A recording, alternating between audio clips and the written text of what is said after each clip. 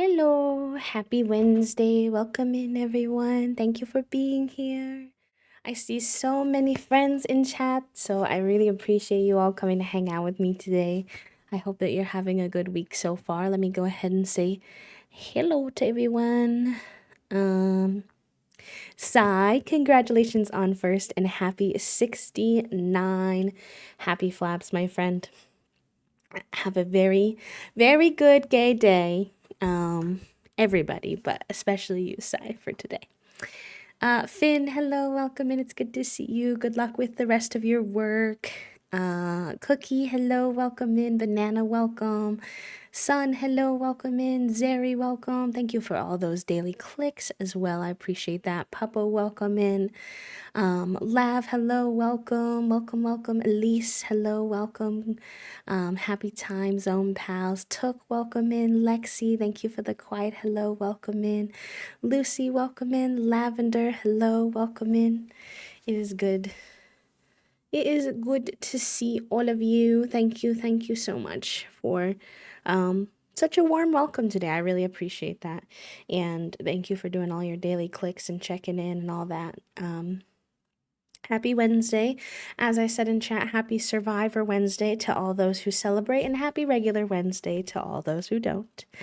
Um, but yeah, I'm hoping today will be a good day. It's been a little bit of a hard week, so I'm excited to hang out and stream today, play some of our Legacy Challenge, and then just end the night with some relaxing Survivor vibes. I think it will be good. I think it's what the brain cell needs. Hi, Leo. Welcome in. But how has everybody else's week been going so far? I know last week, quite a few of us had some hard weeks. I don't know about y'all. Mine's bleeding into this week a little bit, so I'm still feeling like I'm just doing my best. um, but there's been some good stuff mixed in there too, so complicated, but it is what it is. Hi, Error. Welcome in. Welcome in. But yeah, I had yesterday aqua PT in the morning. It is my very last aqua PT session. I know I said that before, but then they were like, "Hey, you actually have one more." And I was like, "Okay, I guess. Fine."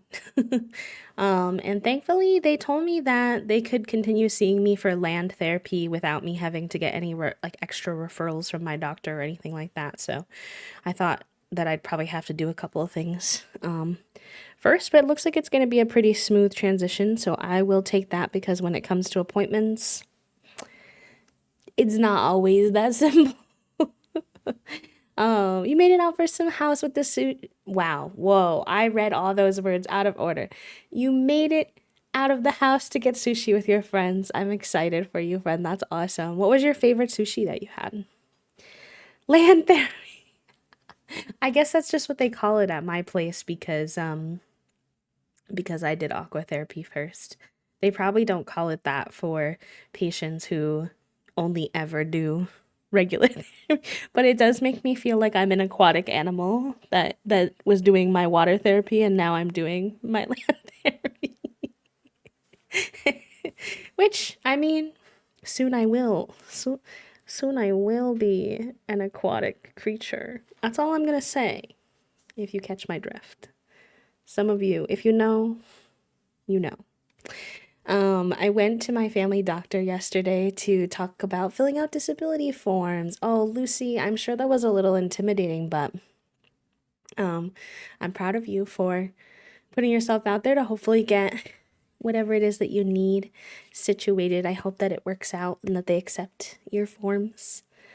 I'm imagining a sea lion doing physical therapy, and yes, I love it. I'm gonna start calling it forest therapy now. Land therapy makes sense if there's aqua therapy. Made me think of that game Spore for some reason. Interesting, interesting. I don't think I've ever played Spore. Let me see. Now I'm curious.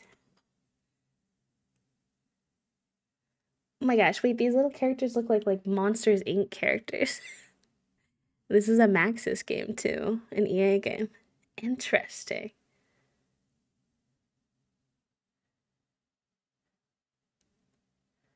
I don't know why I've never heard of this before.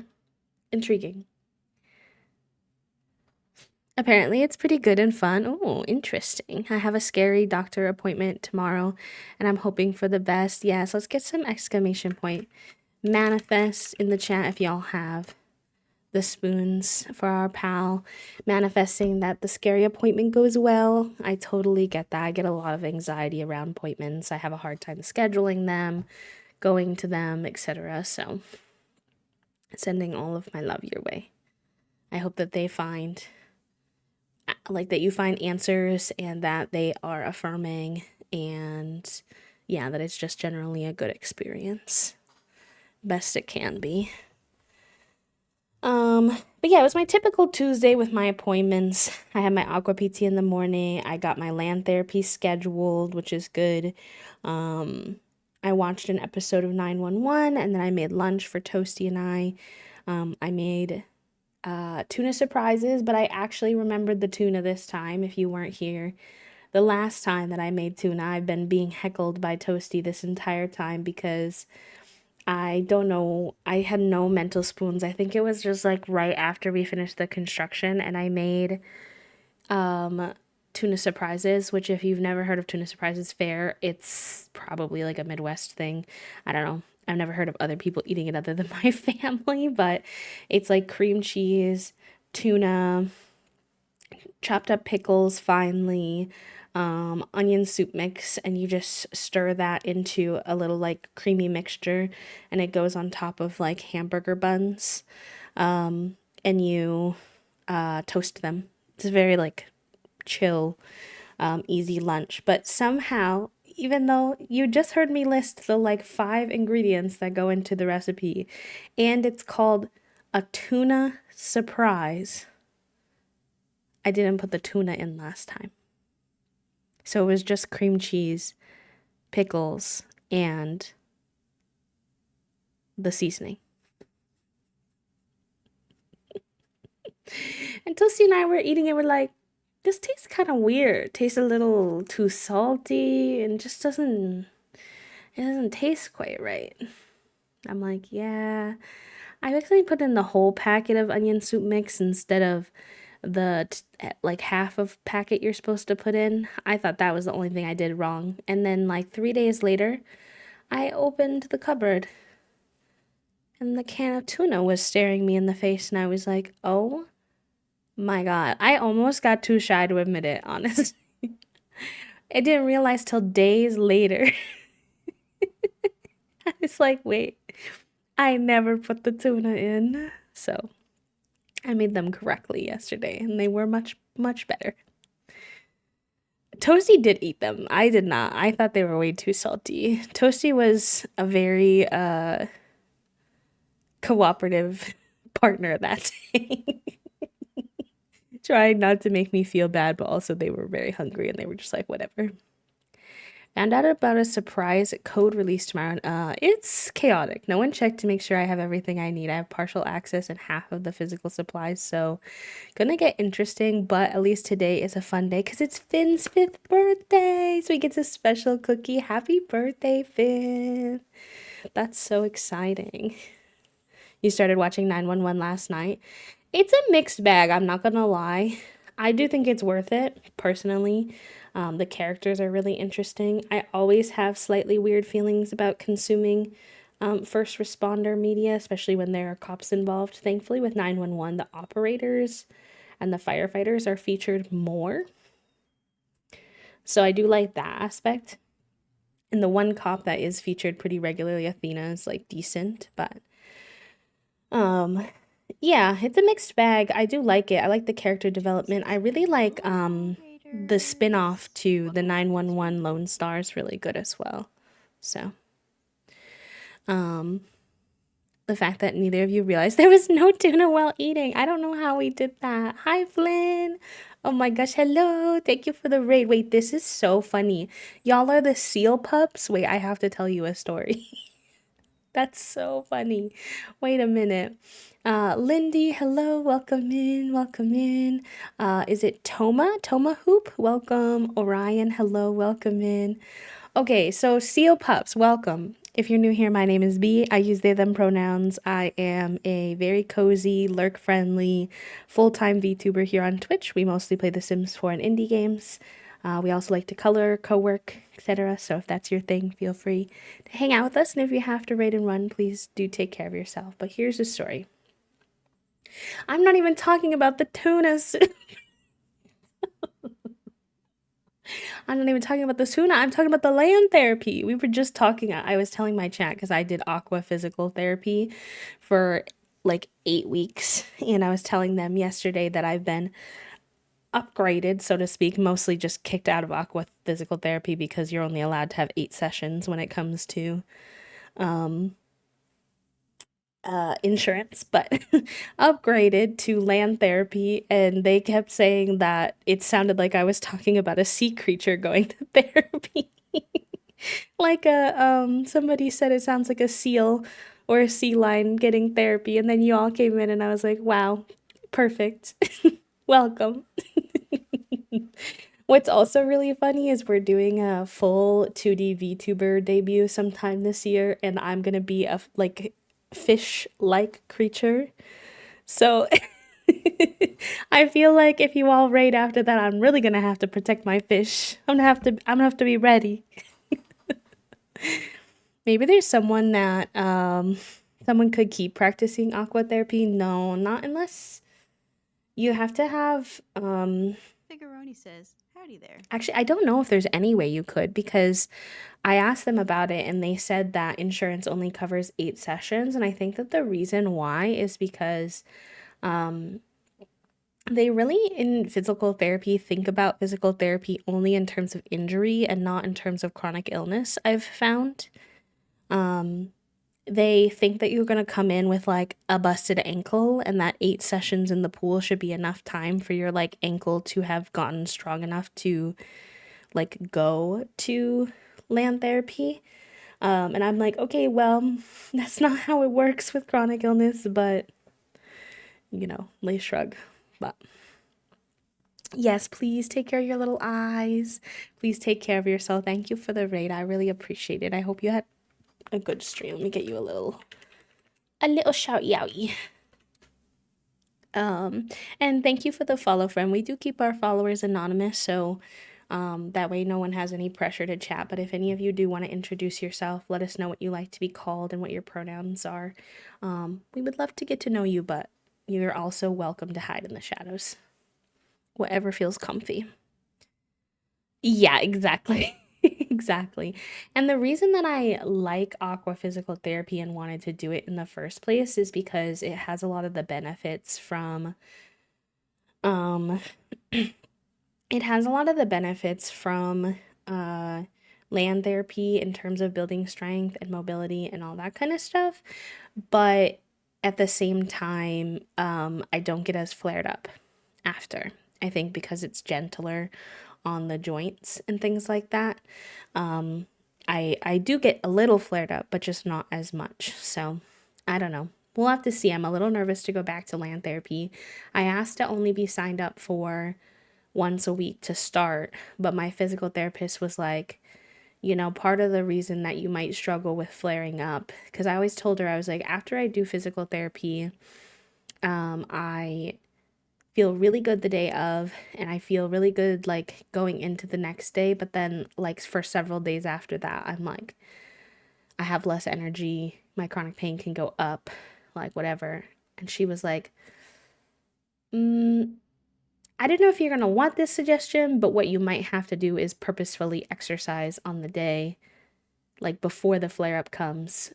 And I'm like, I'll try it, but I'm sus. I'm a little bit sus. I know what she means. Like she wasn't coming from like a problematic like standpoint at all. I think that she was trying to help me because my muscles get really tight. And so I think what she's trying to say is that like I think your muscles are getting really tight after you do the exercise. So if you give yourself a rest day and then the day after that you do the exercises again on your own, you may not get as tight. And I'm like, I hear you, and also I'm scared, but I'll try it. I want to try aqua physical therapy because of that too. I have HEDS. That is my suspicion of what I have, but every doctor says I'm not hypermobile. Well, none of them have actually tested me, but they don't suspect that. And what's really tricky is I feel like I relate mostly to the comorbidities of HEDS than necessarily some of the like Baton scale stuff. I have no idea. I'm not a doctor, just trying to figure it out since no doctors seem to want to figure it out. But either way, there's something wonky going on. Yeah, that I've been trying to figure out what the heck it is. So we'll see. I think if you're able to be submerged in water, it's always easier on the body, even though naturally it has water resistance. Yeah, I think so Toasty and I have there's like a city pass you can get to have access to some of the local pools. And so now that I have a aqua physical therapy routine, although I cannot do it in the aqua physical therapy pool, which is a bummer because the aqua physical therapy pool is made like warm in order to help your muscles and stuff like that. And so it has some like added benefits in that way. I can't do it there anymore, but all the exercises are very doable for me to do on my own. So I think now that I'm out of Aqua PT, we're going to try to get to the pool once a week and let me do my exercises there. So we shall see with that. I do still do some of my physical therapy exercises and stretches on and off years later on my own, but definitely not daily. Various flares interfere. Yeah, that's kind of where I'm at too, actually. I don't do all of my exercises, but I do a couple of them pretty regularly. I do rotate them though, and on good days I try to do more if I can. I have to stretch daily. My doctor appointments yesterday was also talking about being evaluated for HEDS. Yeah. There's a lot of like conversation right now because in 2026 there's supposed to be some changes to how EDS is like evaluated and stuff, and there's been lots of conversations about the Baton scale not being super accurate, especially because when you get older, if you're not diagnosed with when you're younger, hypermobility can turn to stiffness, and I have this suspicion that that might be where I'm at. Again, I'm not diagnosing myself. It could be. There's a lot of autoimmune and nonsense that it could be. It's just the one that I've related to the most when I hear people talk about their experiences. I can't find a physical therapist that's willing to work with me though. I'm in the UK and I've been referred to PT like 5 times, but every time they just say my needs are too complex and discharge you. Oh, Ryan, I'm sure that's really frustrating. I'm sorry. Sorry that that's happening to you. It's like hard because on one hand I'm glad that a physical therapist isn't taking you on and then like causing you more harm than good, which can happen with HEDS. It's something I've always been wary of with being in physical therapy and not being diagnosed. I'm like, is this helping or hurting me? Because sometimes with it if you're not doing it right, you can kind of hurt yourself, but also you need help and you deserve help. So that's very frustrating. There's a lot of negative stereotypes about EDS right now because it's understudied, and not just EDS, disabilities in general, but it's understudied and it's showing up a lot more in the population now that there's more knowledge. And that's the thing that happens. People love to be like, oh well, it's TikTok, like it's a TikTok diagnosis and everybody thinks they have it because of TikTok. And it's like, I have news for you. Figuroni says, I have news "Howdy for you, there." besties. People don't know a thing is a possibility for them until they know it exists. And yeah, TikTok makes people more aware of certain disabilities and certain mental health things and language they can use for the experience that they're having. So it's not like people are just magically more of us. There's lots of reasons for it. There's an increased amount of awareness. There's also, you know, long COVID is causing more people to acquire disabilities and comorbidities of those disabilities and things like that. Like there are reasons for it that are very logical, and I need people to get it together. Thank you for the follow, by the way. Welcome on in. I learned new stuff about HEDS lately and its connection to ADHD, which I definitely do have. Probably found out that I do nervous system making smaller muscles do heavy lifting instead of core muscles, so I'm looking into that now. There are 13 types and some of them don't include the hypermobility and the symptoms. Yeah, I do need to look into the different types more. I'm kind of constantly seeking out more information while trying not to like overload myself, you know. The local YMCA, which has one warm shower pool lane and a both saltwater, which is covered. Oh, interesting. I'm not on disability, but that's still good to know.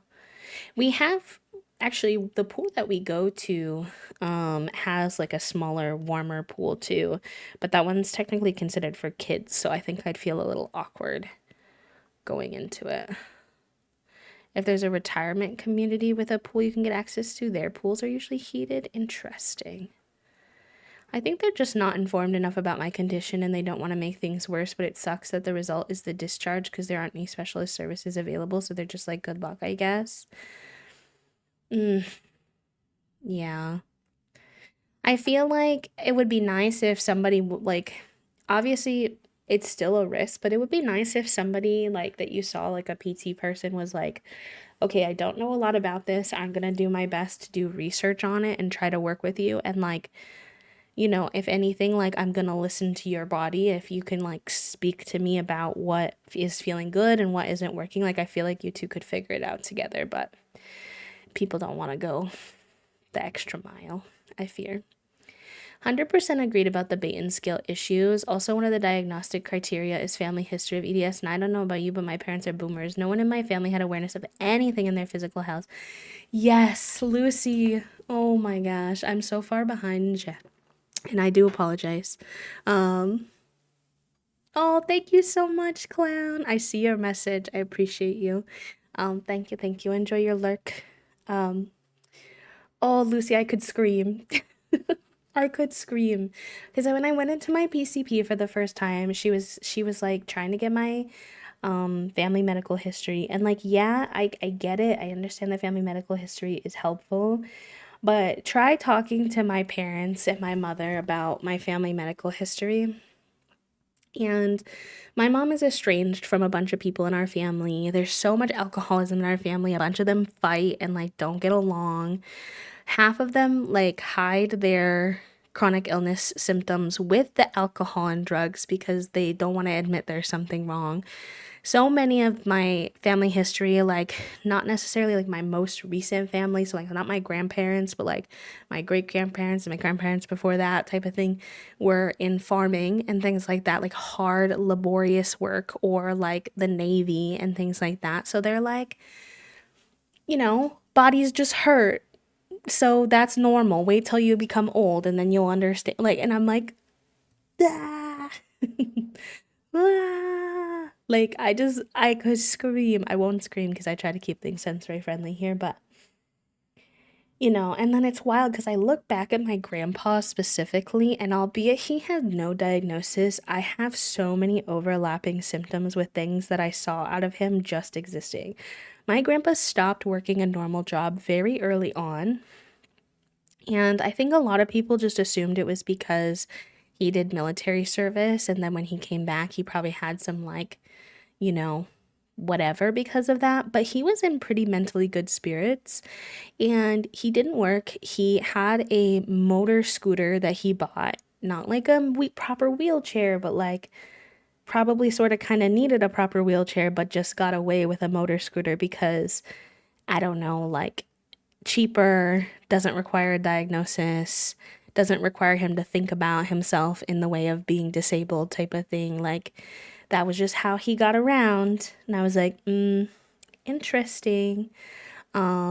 He has a similar body type to me. He struggled with similar like little small aspects too, like digestion problems. He had diabetes as well, but that was diagnosed. And I remembered very distinctly my grandfather had really bad problems with his shoulders, and I have really bad problems with my shoulders. And he went to get his shoulder replaced at one point when he was older, and they put the shoulder replacement piece in him and it shattered inside of him. And listen, I have no idea if that could be anything related to like the experiences that I have, but it was a very unusual experience. And I'm just like, there's something there. There's some stuff there that I'm like, I wish I understood well enough to like really bring forward, but it doesn't. If it's not a diagnosis, it doesn't translate to doctor speak.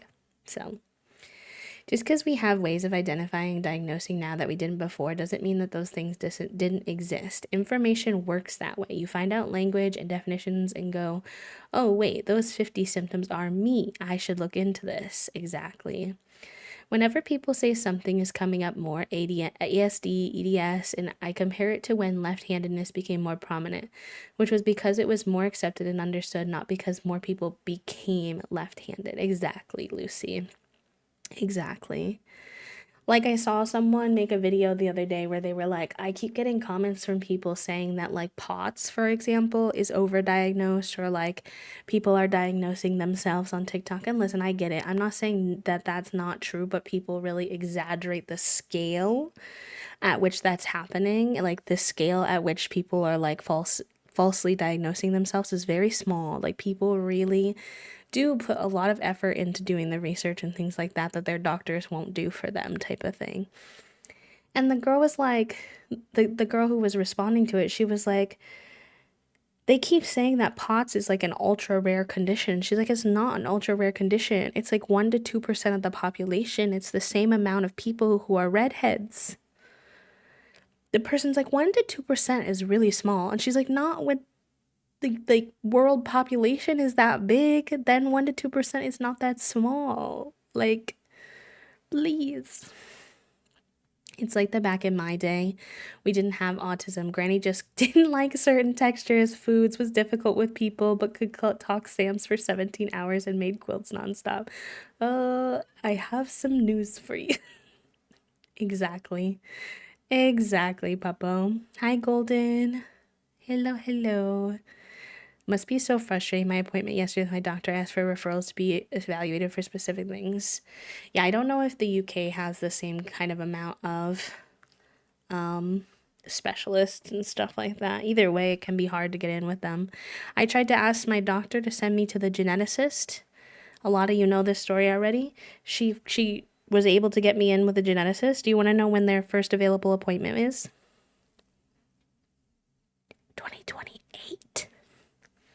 The first available appointment to see the geneticist is in 2028 in my local area. That's obscene. Obscene. Oizave. Anyone convinced that individuals deciding to self-diagnose themselves as a problem is completely unaware of how bad the healthcare system is set up? Yeah, I agree. Hi, Shay. Welcome in. How are you? At the appointment I had yesterday, I had to show up with the diagnostic criteria for the things I wanted to be tested for and give examples to why I think they're relevant to be tested. I've been complaining about so many connected issues for years. The doctor never said anything until I showed her my research. And that's the thing, Lucy. Like, a lot of people feel really anxious to do stuff like that because sometimes doctors will get mad at you for having done your own research. They're like, don't be Dr. Google and like, don't do, and it's like, you've really left us with no choice, number one. And number two, it's kind of like, in some situations, that's the only thing to get a doctor to listen to you and help you. So it's like, what do you expect? It was nuts. When I had that phone call, my jaw dropped when they were like, okay, yeah, let's schedule you for an appointment. He was like, my next available appointment is in February of 2028. And he was like, I'm so sorry. Like, I didn't even realize that we were out that far. He put me on like the wait list, of course. But he was like, oh, so do you want like an 11 a.m. or like a 3 p.m.? And I was like, sir, do you think I know what I'm doing in 2028? I don't care. I'll take the 10 a.m., I guess. Like, and he was like, yeah, I guess that's fair. I don't really know what I'm doing in 2028 either. And I'm like, yeah. Hi, Gabby. Welcome in. Happy Survivor Wednesday. Good to see you. Whether or not I should have gone into genetics research and therapy, because dang, truly my lack of ability to do math is a nightmare. Real. I'll do your math and you do the other good stuff. Speaking of, let's see who has the brain cell. Let's see who has the bots are really doing a number on stealing the brain cell lately. General practitioners are not set up for success. They don't know about specific things. They've been fed a large amount of propaganda that exercise and being skinny will make you healthy. The fat phobia and racism is bonkers. Yeah, that's it too. Like, there's not enough specialists for people to go to. And then the general practitioners don't know enough about the conditions to be able to, like, help you. So, I don't know. Like, my physical therapist was asking me yesterday because I told her, I was like, I struggle with both stiffness, but also feeling like the joints, like, in my body can also be kind of loosey goosey, where they're like not doing what they're supposed to be doing. They get kind of clicky and painful. And I've heard that that kind of both of those things can be correlated with EDS. Not only EDS, but that's one of the things. And so when I mentioned it, she's like, "Oh, like, have you been evaluated for, like, are you hypermobile?" And I was like, "I don't really know." Like, my doctor did like a like half-ass Baton test, but she did like two parts of it and then was like, "Nah, I don't think so." And after I did research on how you're supposed to even test those things, she didn't even test them correctly. And I'm like, okay. And my PT person was like, I didn't notice any hypermobility in you. And I'm like, that's totally fair. I'm not saying that I do have that, but also, like, I feel like that's also the stiffness could be part of the problem. So, I don't know. The robots are taking all the brain cells. My doctor's office books about a month out, and the last time I called, they told me they didn't have the schedule for the next month yet. It was the 21st of the month when I called. I'm like, put you on a wait list and call you back when we know. Oh my gosh. There's a point where if I've done Google searches and found sources with actual medical research and official websites, I will want the doctor to go over and reasonably disprove why they're discounting my research. Exactly. I know. My PCP is not even that bad. And y'all, she tried to diagnose me with fibromyalgia. Like, the first appointment I was there, she was like, yeah, I think you probably have fibromyalgia. And I was like, fibromyalgia is a very real condition that people experience. And I know that sometimes people are dismissive of fibromyalgia, so I don't want to come across that way at all. But fibromyalgia is a diagnosis of exclusion.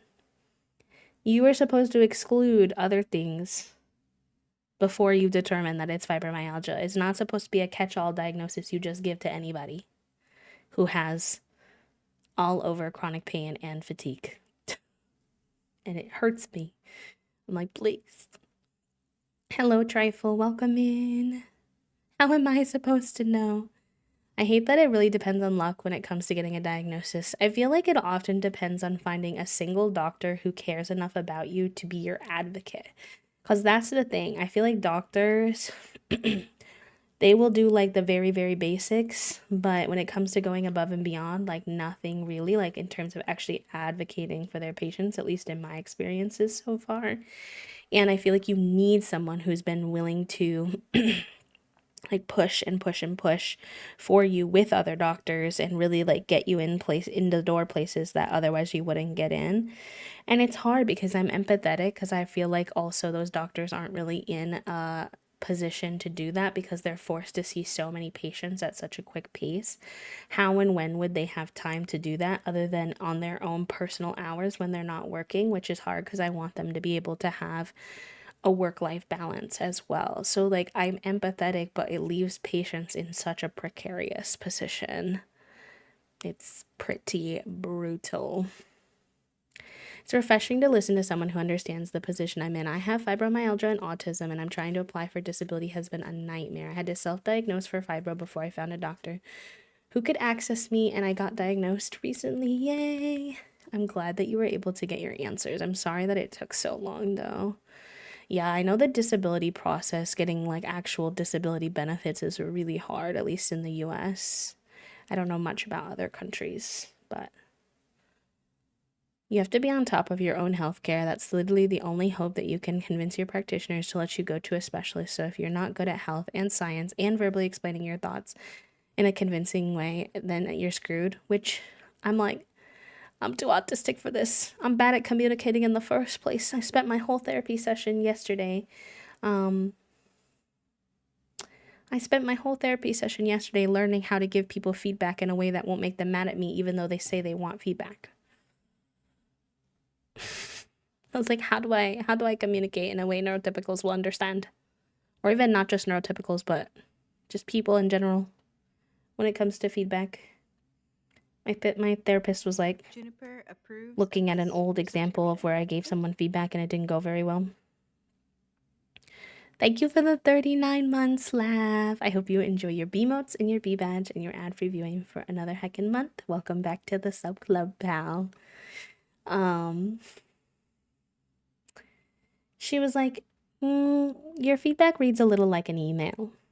She's like, it's very well written, but it kind of reads like an email. And I'm like, it's just the autism and the English major in me, but like, fine, I take your feedback. Like, you're probably not wrong. You're probably not wrong. It probably does, but like, also, ouch.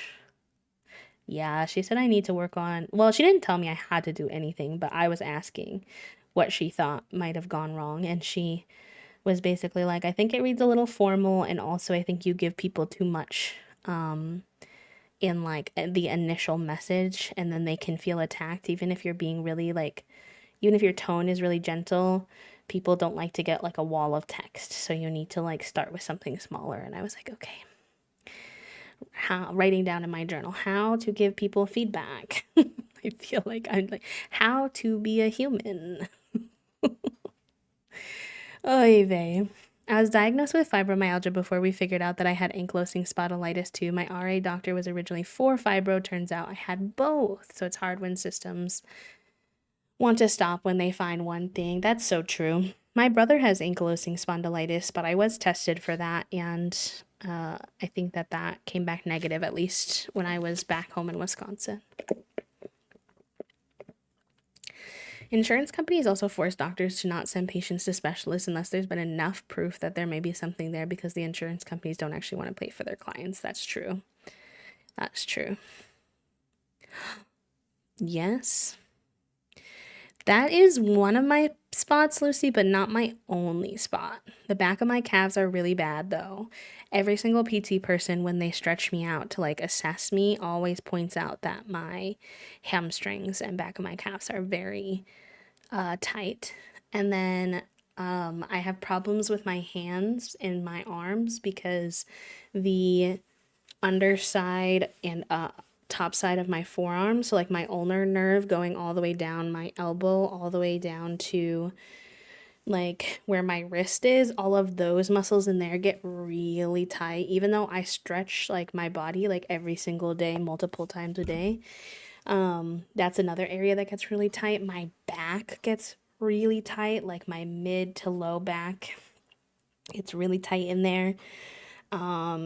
Like all these spots get super tight and cause a lot of pain. And I'm just like, I don't know why this happened to me. Why does this happen to me?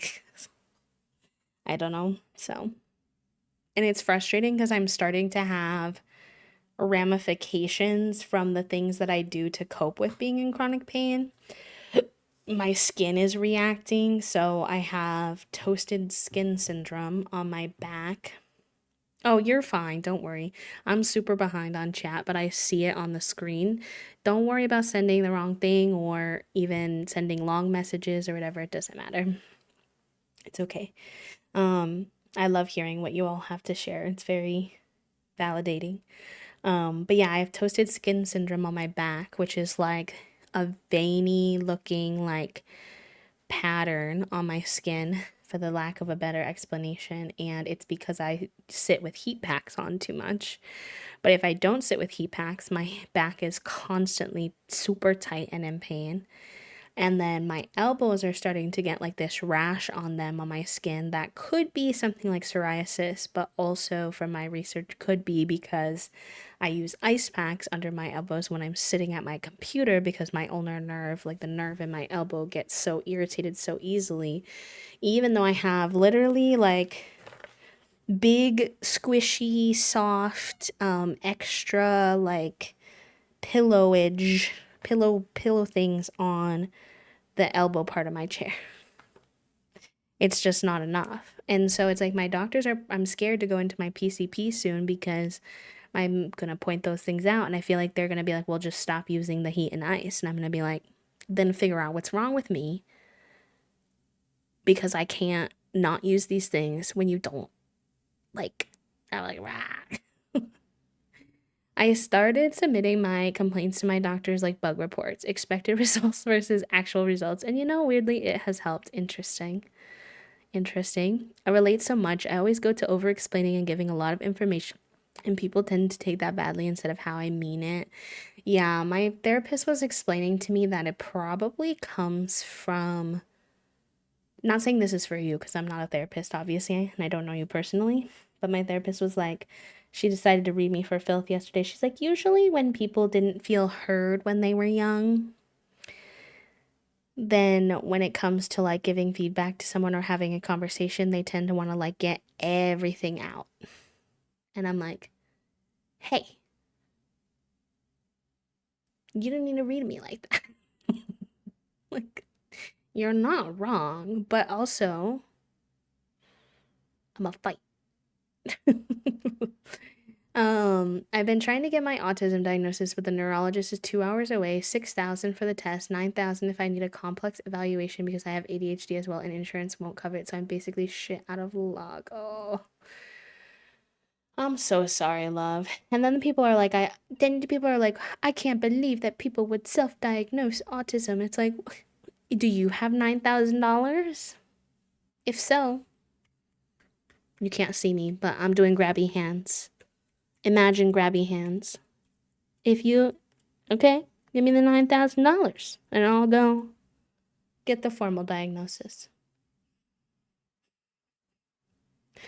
Ugh, ridiculous. Going to the doctor now, just like, okay, fibro, want meds. Yeah, Lace, I get you. That's something that I've been very wary of as well, of kind of like, I do want a diagnosis. I've obviously been seeking a diagnosis to have some answers and have a little bit better sense of direction as to where to go. But I also recognize from following a lot of disabled people, from having a lot of disabled people in our space and talking and stuff, that just because you get a diagnosis does not necessarily mean that you feel better, and doesn't necessarily mean you get the support that you need either. Like, it's still a fight even after you get that answer.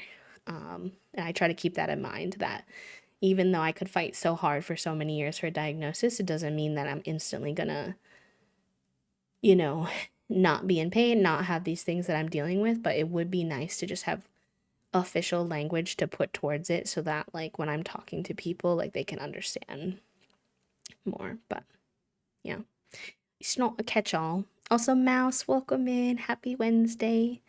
My therapist and I talked about the fact that me needing to be accepting and comfortable with the fact that people actually enjoy my company and think I'm cool, Figuroni and says, not overthink what others whoa, thanks for joining the think or sub say, club. who may misrepresent my good intentions as being fake, and stop convincing myself that I'm a bad person because other people are insecure. Yeah, I get that, Gabe. I relate.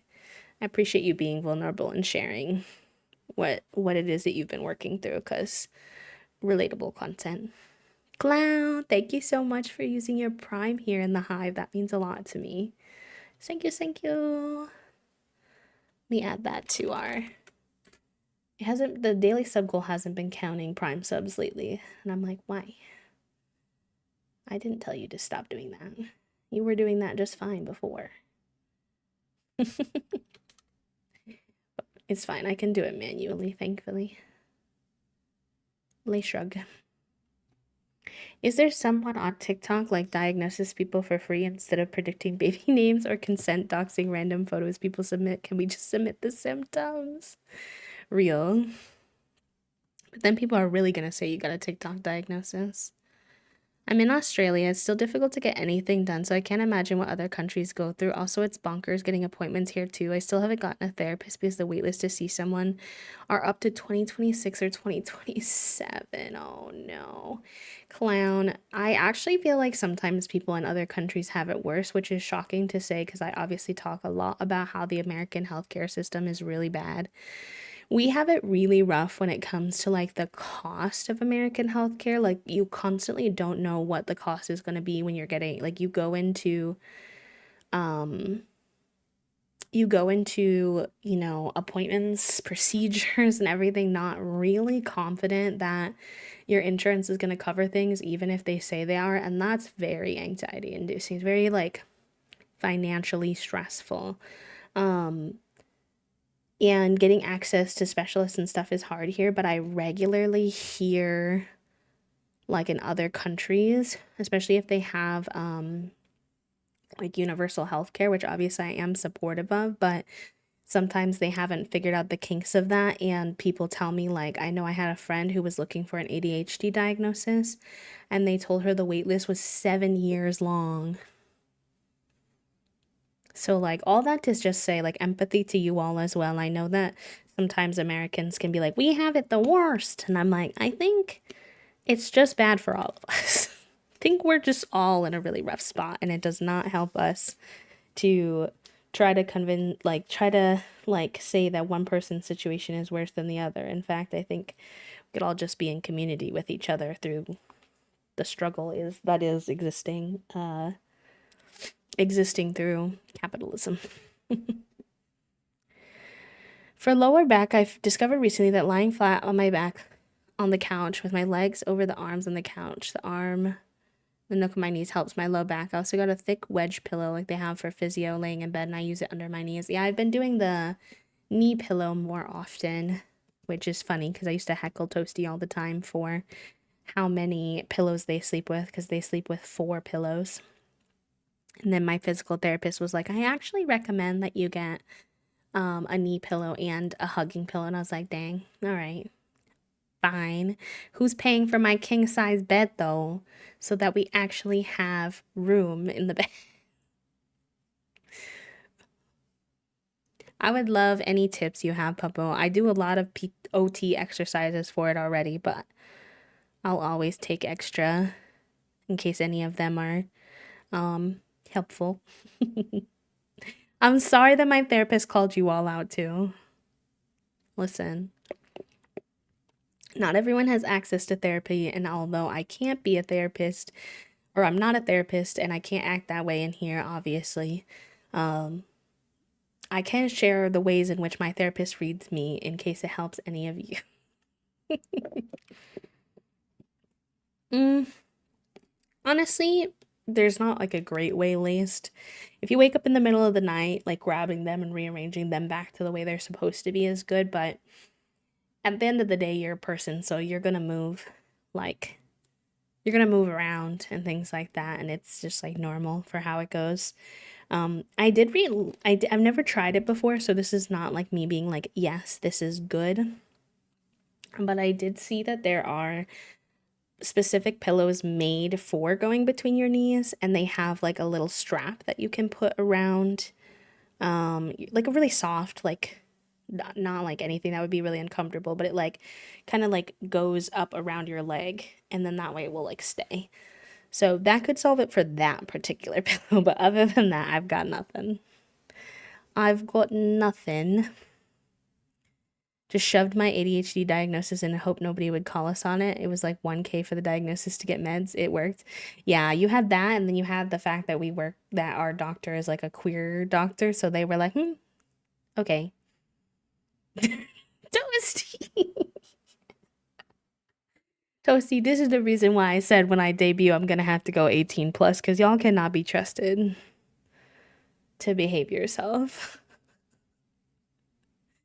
Oh, Isabel. Oh, please, clown, clown, clown, clown. Please don't feel like you have to say sorry about it being a Prime sub. I was complaining because I want the little tracker to count the Prime subs because they're just as valuable and like appreciated, not because you did anything less than. I appreciate anything, honestly. Just company is really like huge. You know, folks coming to hang out, chatting with me means a lot more than y'all will know. So never feel bad if you can't sub.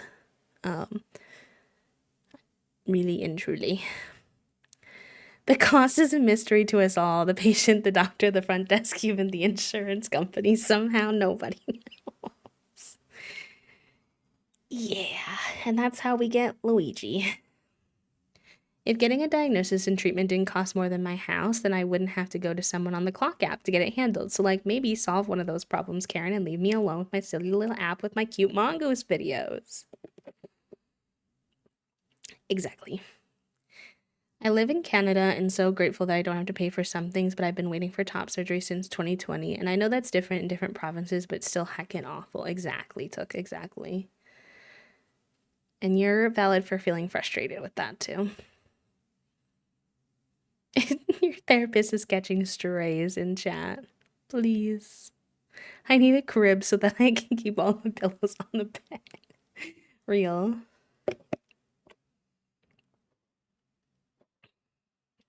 I keep looking at various full body pregnancy pillows, trying to figure out if I could tolerate wrestling with something like that and keeping me from doing barrel rolls in my sleep. And it really depends on your sleep preferences. If you can find any friends who have one that you can try, because they are kind of pricey. We have a pregnancy pill in our house. I really should try it and see what I think of it because I didn't mess with it much. Toasty mostly messed with it, and I got the feeling they didn't like it because now it's shoved underneath one of our beds. It hasn't been taken out in like 8 months. But I haven't given it a go. I find it a little hard when it comes to like pillows and stuff because my I am such a tussler when I sleep. Like I am moving. I'm flipping sides, I'm moving. I sometimes even like put my head to the end of the bed or like I am doing whatever I need to do to try to find a comfy position because finding a comfy position with so many different chronic pain issues is like so hard. That like even sometimes sleeping with the floor pillows like it doesn't really work for me because I like can't get to sleep in the position they want me to. And all of my physical therapists yell at me and tell me they don't actually yell to be clear. Um, but yell at me and tell me that I should not sleep on my stomach. And I'm like, I mean, like, I know you're not wrong, but it's the only sleeping position I actually find comfortable and fall asleep pretty quickly. But I had to stop because I kept having really bad, like, I think it's a pinched nerve or something in my shoulder blades. And I think it would come more often when I was sleeping on my stomach. So I'm like, fine. But I'm not happy about it because now it takes me way longer to fall asleep than it used to. Ugh. I want to be bundled up and then something hurts and I need to be able to move and I don't want anything touching me and then I want to be bundled up again is so real laced. Mm, thank you, Soup. I appreciate that.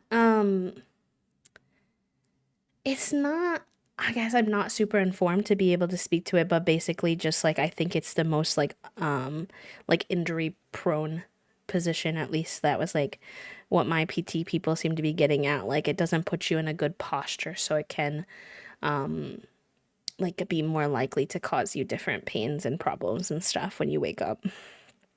But it's the only position that I find comfortable, to be honest. TBH. Tummy sleeping is also the only way I can sleep, and I found out that it's the only way that stabilizes my hips and shoulders. It's comfortable because it takes the pressure off of most of the joints in my body.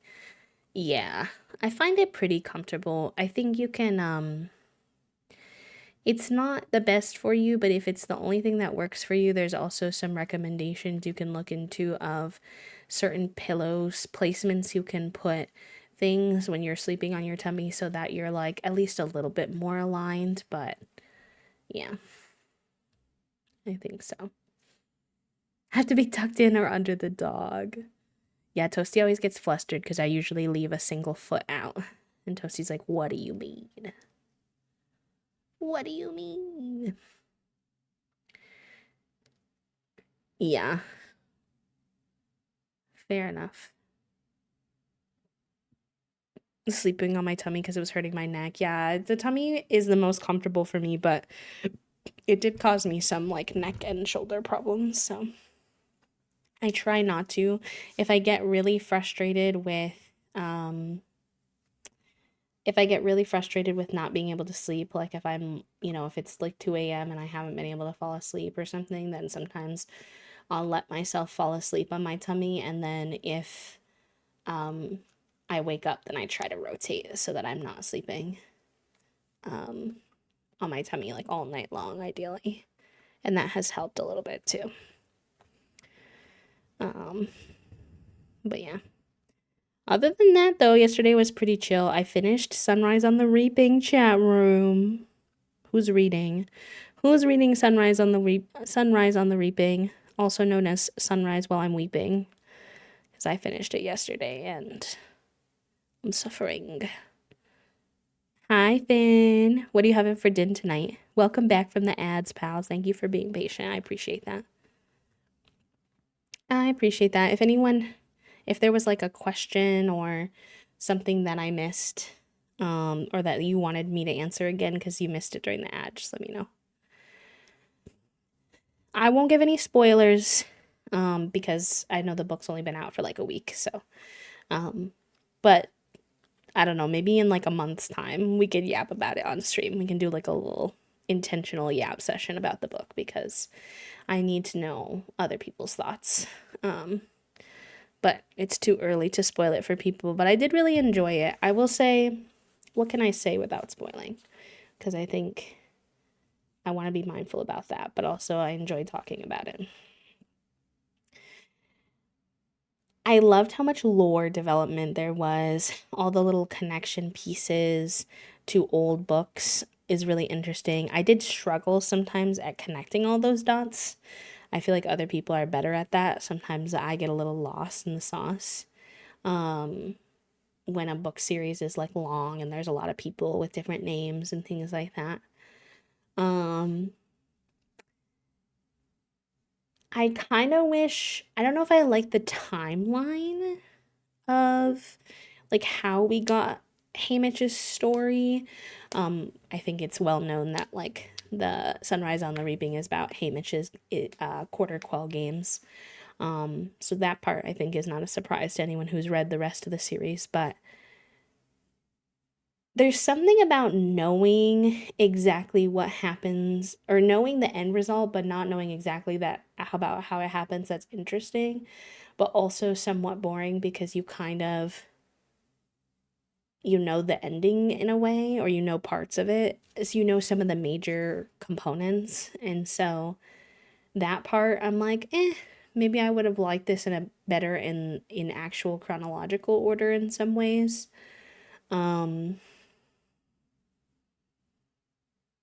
I need Suzanne to give me more, like, what is going on with the cubby. Oh, to, there's so much there, and I think I need to watch some YouTube deep dives on the lore, but overall, very good. Very good, very heartbreaking. Many sad, but also good at the same time. Um, you get yours today, Puppo. I need to buy the book so my wife and I can read it. Let's go. I do recommend. I do recommend. I'm excited to see what you all think about it. That's all I'll say. I feel like that's all I can say without spoiling anything for anybody, but I'm intrigued to see. Yeah, Toasty started theirs last night. You're having lasagna. Yum. Oh, chat. We're making our grocery list tonight. What should we have? What should we add to the grocery list? I'm soliciting suggestions. I have it on hold on Libby. I'm 59th in line. Oh no. Not the 59th. I'm not the unfrosted Pop-Tart. Not sure if I've read it yet. I've only read the original third trilogy, and that was high school. So Thanks Hard 2014 Ooh, yeah. You could read it you could read the whole series again if you wanted. I didn't read the series until last year. Last year was the first time I read. I didn't read it when it was popular, when it first came out. We watched the Songbird movie the other night for the first time, and now the wife wants to read and watch all of them. Yes. Yes, yes, yes. Chili is always a winner. We do like chili. We like regular chili, and we have a recipe for white chicken chili. That's like a go-to for us a lot of times. I was thinking about maybe spaghetti though, and those might be too similar. I wasn't like I want to make spaghetti squash again, but Toasty doesn't like the spaghetti squash, so we might have to make spaghetti squash and noodles if we do that. And I'm like, that's a lot of work. So I don't know. We'll see. We'll see what we wind up deciding on. I found a recipe I kind of want to try that I've never tried before using rice paper, but they use tofu in theirs, and I don't like tofu. Or, I mean, I guess I've not really had a lot of tofu, not enough to say that I don't like it, but I'm hesitant. So I'm like, I wonder if I could think of something to replace the tofu. But I don't really know what would give that same vibe. So, tabada. Tabada, truly. Truly, truly. All right, chat room. Shall we play some Sims before it gets too late? Shall we, shall we? I think we shall. Egg or chicken? I wonder if egg would work. I guess sometimes I think of egg as being breakfasty, but it's not always because egg is also in like fried rice and stuff. So that might be a good shout. I'll show the recipe to Toasty and we'll see what they think. Okay. We are gonna go ahead and get back into our Legends and Llamas challenge, or Llamas and Legends, excuse me. I always say it backwards. Because the OG is Legends and Lattes. But I think the actual name is Llamas and Legends for this one. And I will give everyone a reminder in case you weren't here on Monday that we did wheel spin ourselves, or not wheel spin, dice roll ourselves into being bald at the moment. So if you're like, why is she bald? It's because I had a bet. The dice don't like me. The dice don't like me. And if you're like, dice, this is The Sims. Llamas and Legends is a D&D inspired legacy challenge where once a week you have to roll a die and it has different effects on your sim. So that would be why. You gonna go nom on some food? Yes. It was good to see you, Lav. I hope to catch up with you soon. My DMs are always open. I hope you have a good rest of your day. Take care. The challenge Legends and Lattes instead of Llamas and Legends. See, I always want to call it Llamas or Legends and Llamas backwards. Why is this still here? I thought I got rid of this yesterday. Okay, I think I did it all the other outfits. Maybe I just missed the main outfit somehow. She's bald. I know, she is very pretty with the bald look. If she didn't wear the little flower hat, I probably wouldn't mind her bald. I just think the flower hat winds up looking kind of big on her head without hair. I really liked that one too. And the follow-up book too. What was the follow-up, the second book called? It was Legends and Lattes, and then what was it? Bookshops and Bone Dust was really good too. And then this year, he's coming out. Travis Balderay, I think is the author's name, is a third one. The second one is actually technically, I believe, what is it called? It comes before. It's like a prologue or what, I don't forget what the word is. Comes before the original book. What is the new book called? Yeah, prequel. Yes, thank you.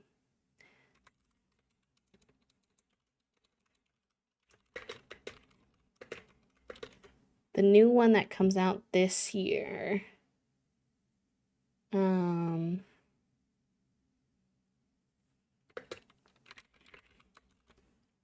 is brigands. I don't know what that word means, and bread knives.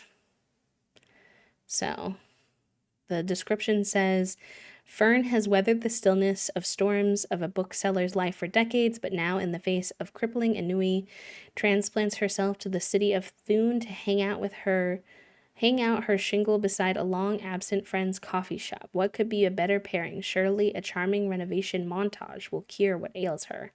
If only things were so simple. It turns out that fixing your life isn't a one-time prospect, nor is it as easy as a change of scenery and a lick of paint. A drunken, desperate knight sees the ratkin waking far from home in the company of a legendary warrior and an imprisoned chaos goblin with a fondness for silverware and an absolute thumping hangover. As they together fend off a rogue's gallery of ne'er-do-wells trying to claim the bounty of the goblin represents, Fern may finally reconnect with the person she actually is when nothing seems inevitable. A brigand is like a mercenary. Interesting. It seems like this one's going to be a lot more about Fern rather than the main character that we usually hear about, which is interesting. I forgot her name because I haven't read this book in forever. Viv. Seems like it's going to be more about Fern than Viv, which is very interesting. But yeah, good series. Good series. Actually, chat room, before we get too deep into our llamas and legends, I'm realizing that my water is nearly empty and my tea is almost gone. So I'm going to go fill my water bottle and grab myself a soda for some caffeine and do a wee little stretch. So I will BRB and I will see you all in a few minutes.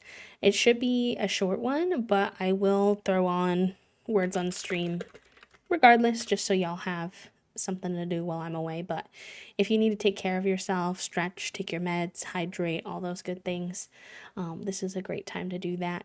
Just see what you might need. And I will see you all in just a few. BRB.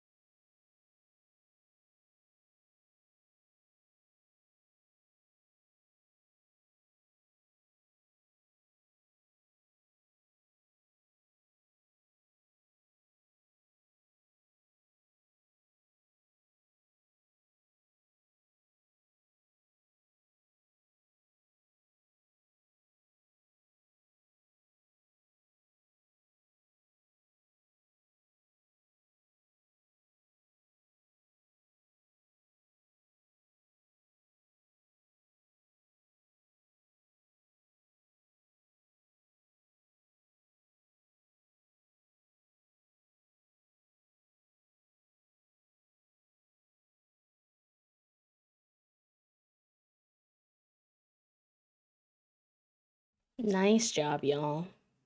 Good work.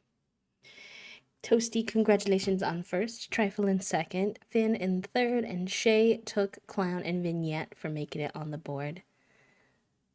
Good work, good work. All right, water has been acquired. Caffeine has been acquired. I went piss pal. I stretched a little. And now I am ready to be, I was going to say a pro gamer, but we'll see. I don't want to be too cocky with this save because they like to test me and my capabilities to deal with chaos. And we're about to have a toddler in a haunted tavern, so we'll see how that goes. Look at him, he can sit up now. Oh, he went back down, but you know, that's fine. We're not gonna think about that too much. Can you tummy time in this? He can. He can like tummy time on his own now. Wow. That's cool. He's getting really far with his milestones. That's what we were working on last episode on Monday. By the way, if you're new here, I guess I should introduce our Sims. This is Gardini. Whoa, the sky. Whoa. It looks like the northern lights in the sky. Anyways, I got distracted immediately. This is Gardenia. She's our main sim that we originally created. They don't normally have no hair, as you know. But they do for this week as the challenge. This is their girlfriend, Zuelika, who they met through the tavern. Zuelika is our bartender. Should you date your employee? Probably not. I wouldn't recommend it IRL, but it's working out pretty good for these two. And we rolled a die to see how many children we needed to have for this legacy challenge, and we got just numero uno, just one baby. So this is Cypress, and he is the only baby coming out of these two cutie lesbians. It took us a long time to get here, though. If you haven't been here, our sim, when they met Zuelika, she was a ghost already, a livable ghost, a living ghost. It's kind of an oxymoron, but you know what I mean. And then Gardenia died. Day 3 of our challenge, Gardenia died. And so she was also a ghost, and we had to bring them both back to life before they could have a baby. In order to do that, we had to make a pact with Grimm, and now Cypress has to have all of his children with the Grim Reaper in the next generation. So super normal, really chill. Nothing weird going on here at all. We also run this haunted tavern, which is currently open because it's Friday night, and so you can see a lot of the neighborhood comes and hangs out here and plays, you know, games and eats and drinks and all that kind of stuff. So, yes, yes, yes, yes. Welcome to our tavern if you have never been here. Oh, are you pranking? I thought I sent this disruptive customer away. I'll ask her to not prank people. Oh my gosh. Why are you always flirty, Gardenia, please? Stop pranking my customers or I'm gonna send you away. Zoelika usually runs the bar, but Tormund is running the bar right now, so we'll have her get some food. We'll bring the food in for everyone else as well. Hopefully that'll prevent people from trying to grill and lighting my tavern on fire for the 70 bazillionth time. Literally. No, they don't. No, not generally speaking. She's considered a disruptive customer. She's basically a Karen. A Karen of the real world, but in The Sims. I don't know if she's actually gonna listen to us, though. So I might try to send her away again, even though I did try that already. What are you crying about, Bubs? You're just sleepy. You could go night-night. Do you need to be, like, soothed to sleep? Perhaps. We have the time to do that, I think. They always come and cry at this because Tormund died. And I'm like, y'all, Tormund literally still works here as a ghost. Like, he's right here. You could go talk to him. You don't have to cry. It's okay. I promise it's gonna be alright.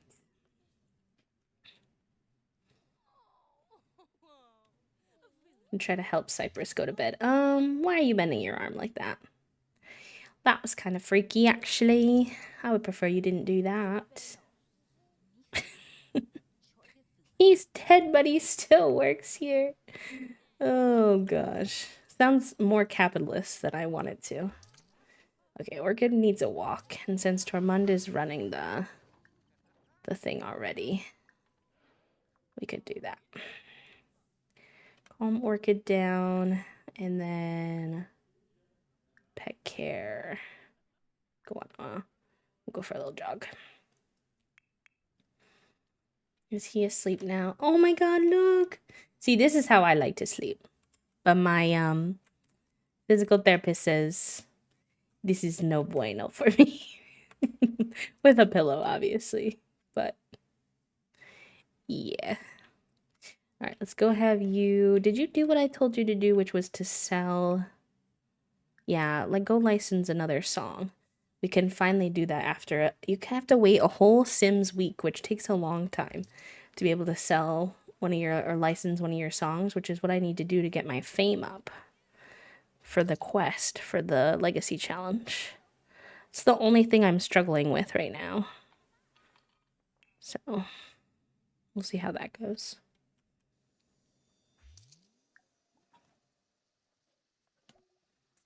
Nice.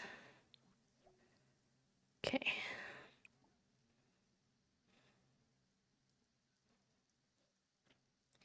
Alright, that's done. That should help with our fame a little bit. You go piss pow. Do one song per instrument. Oh, we haven't really worked on getting our skill up in any other instrument. Maybe we could work on that?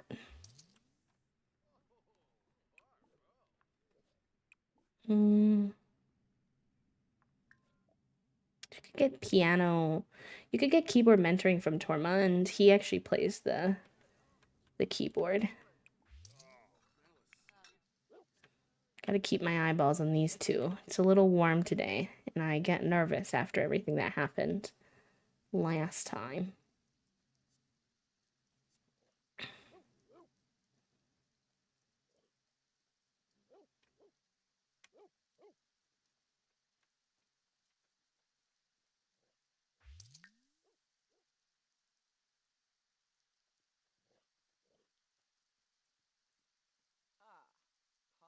Okay, I think that's good. You can head home. And I think you need to steal one of Gardenia's potions, which I need to make her make more then, because that's our last one. Oh, excuse me. These potions are potions of plentiful needs, fills your Sims needs completely, which is really handy in situations like this. Although, actually, now that I see that it's like 1 a.m., maybe I'll just put you to bed, because the shop should close soon anyway. That way we can save this. So you can clean up a little bit, and then... Oofta, it's dirty in here. Alright, yeah, we'll close the business for now. And actually, I won't make you do the cleaning up because you're pretty tired. If it's going to be closed anyway, I'll let you go take a little bathski. Take a bath, and then you can get some sleep. Gardenia's in pretty good spirits, so when she's done getting her mentoring, we can have her do that. Sorry you all have to listen to her be bad at another instrument. You lived through her being bad at violin for so long, and now you have to listen to her be bad at keyboard.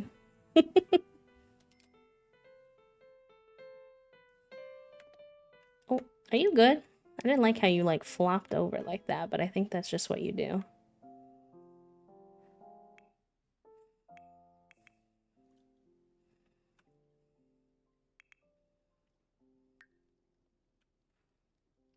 than keyboard when they don't know how to play. I do agree. I do agree. I always tried to keep the camera from being too close to her when she was first learning how to. You're being weird. Are you sick? I need to check on you. I don't like your energy. All right, we're going to take a pause on that because you have to clean a lot of things.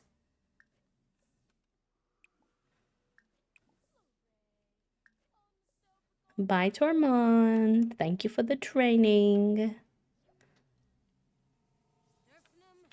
You just need attention and cuddles. Okay. You seemed like you were sick, but I guess not.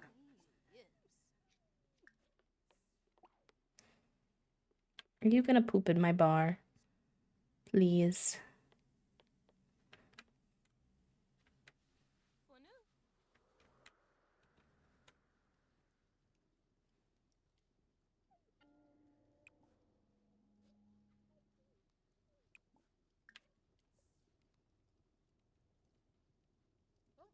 Yeah, that might be helpful. Because obviously I know you can do it with just one, but I feel like it would take forever.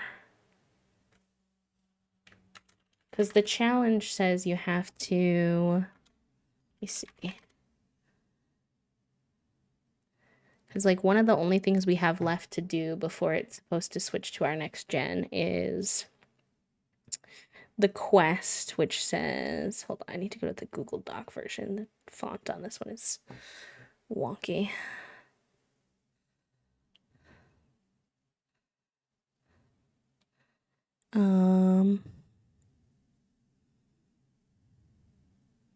So far we've managed to... Oh, sorry.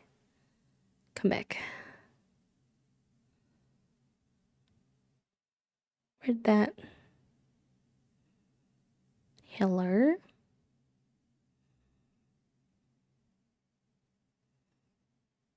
I don't know where that tab went. My tabs have been, like, opening in a strange way lately. Okay, here we go.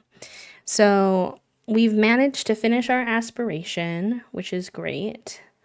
We managed to get to violin level 10. I need to check on our comedy and dancing, but I think we're close on that. It's just not opening in Google Chrome anymore for some reason, which is strange, but like shrug.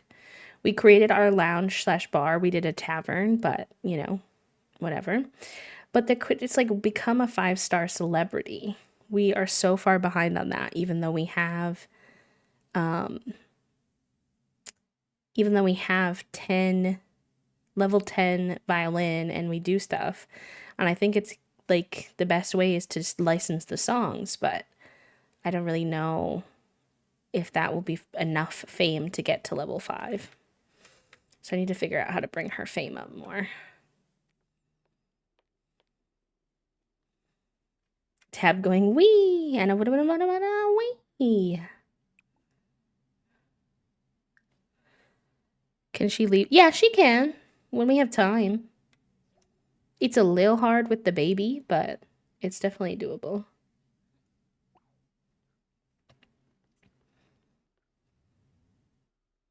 Because she could play in public. I wonder if I can just put another playing station like out here. Would that be considered like public or no? Does she have to like go somewhere?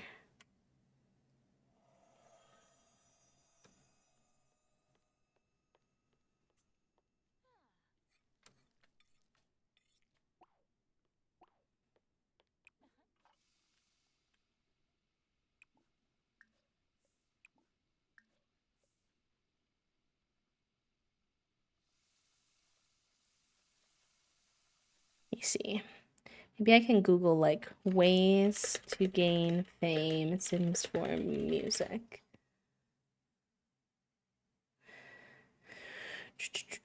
Playing for tips makes your fame go up. You can also use the drone to make a stream of your sim playing.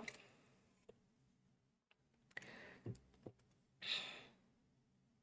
can also make a jingle.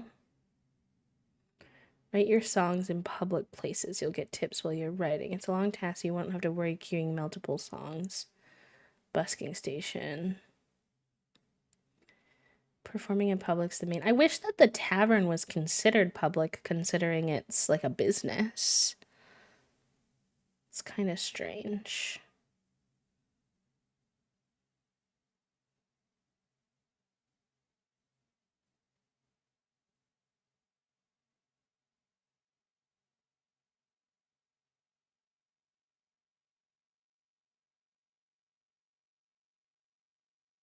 Streaming.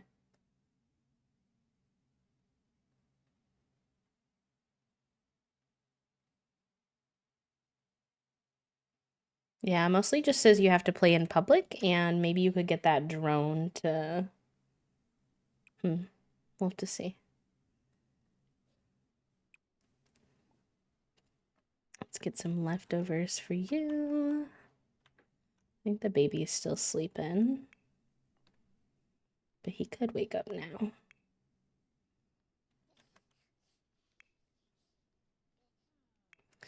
She has like super high aspiration stuff. Maybe we can buy. I want to get, yeah. I've been thinking of grabbing this one for her, where she doesn't have to sleep. I've never ever purchased that before. Very cool. Ooh, and we got a thing for being the most interesting sim. Have a sim with 12 or more traits. Woot woot.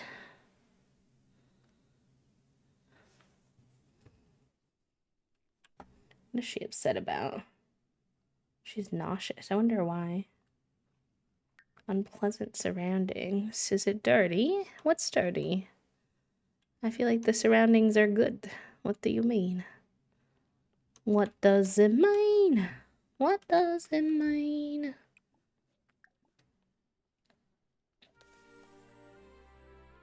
And it's almost Cypress's birthday, too.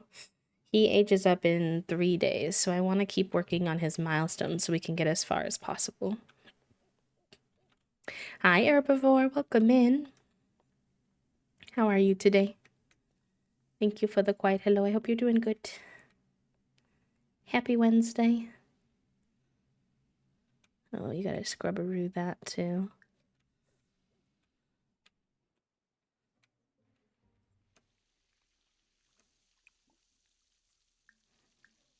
Oh my gosh. I will say one thing that I never knew how useful it could be is to be a spellcaster and be able to repair things with the click of a button, where your sim can just use magic to repair things. Number one best spell I've learned of. Honestly.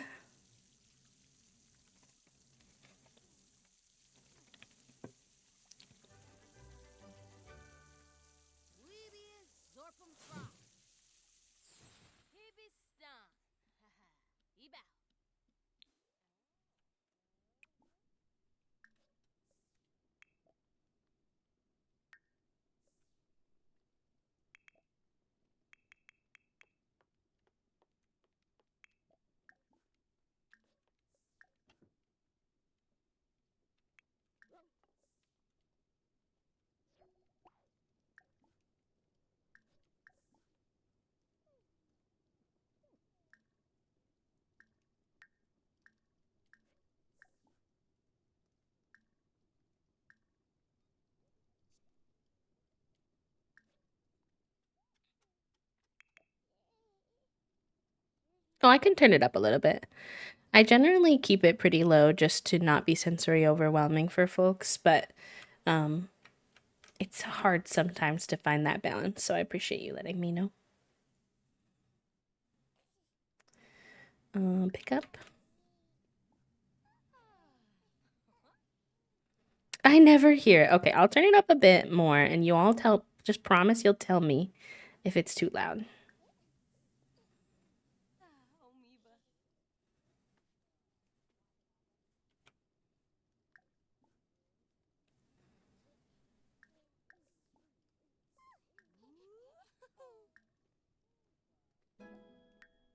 Oh, nice. Zwilika reached pet level 3 of the pet training skill. I'm glad that we're finding some hobbies for Zwilika, because obviously I didn't make her as a sim, so trying to figure out what she likes has been a process. But she seems to be really into the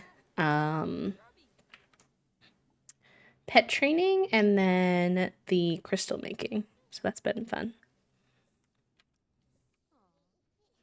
Me too, Toasty. Me too. That's been something that, like, I don't know if technologically would ever be possible, but such a dream.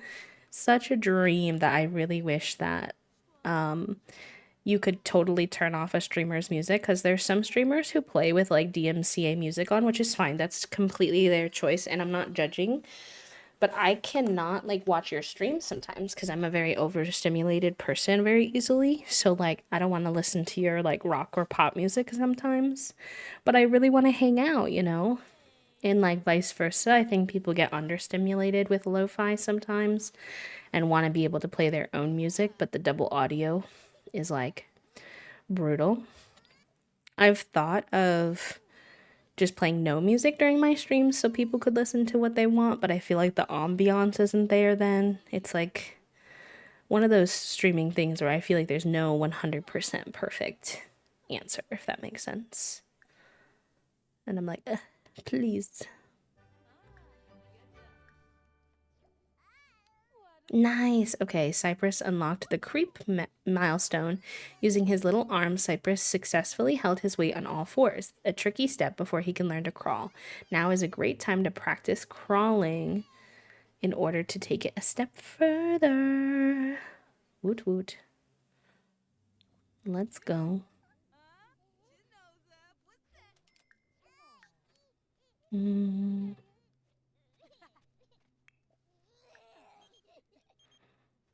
let's see. What did it say? Orchid has learned how to speak. Cute. Practice crawling. Find it hard to find an in between with music. I've always been tempted to add rain noises though. That always relaxes me. Ooh. I was listening to someone the other day um who had it wasn't rain noises only. It was like lo-fi, like light lo-fi with a lot of like bird and rain, like naturey background sounds, and I was vibing to that personally. I was into it. But I know again it's like hard because it's not for everyone. One nice thing to note if you all ever um have like a certain preference.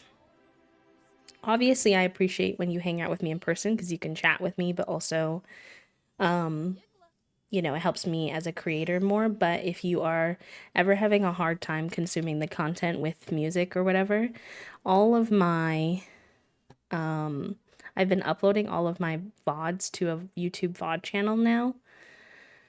Um because Twitch is taking away our highlight ability, which is kind of annoying, but it has led to a good thing, obviously, in that sense. And the VOD ones never have music in the background, which is nice. Cypress has learned to sit up. Now he can experience more things life has to offer. Practice standing to work those leg muscles and use the high chair for the first time to explore baby foods or scoot around to explore the world. Fun. Can practice his standing. Um, I looked around. I didn't really see anything else. So probably just the whatchamacallit. Popeyes is fine. Oh, we're practicing our standing. Stop, that's so cute. I've never gotten this far with a baby development. I think that the furthest that we've ever gotten was creeping or sitting, somewhere along those lines. All right, let's try your first food, see little cutie pie. The controversial Popeyes, indeed. I might need to move this over a bit for that to not be a problem. We'll see how that goes.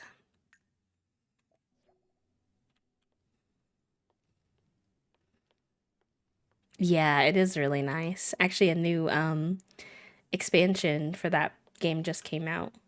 the kitchen expansion looks really cool.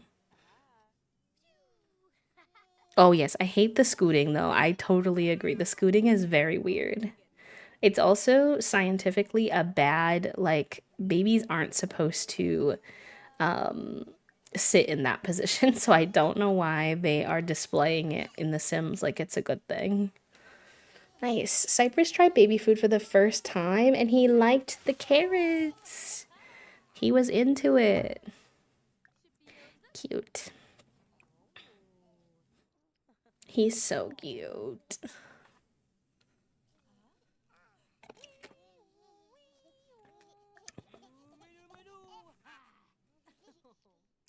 My little carrot boy, huh? We'll give him some other stuff. He liked the carrot. What do you feel about avocado, bud? What are our thoughts? He's so messy though. Oh my god, look at him.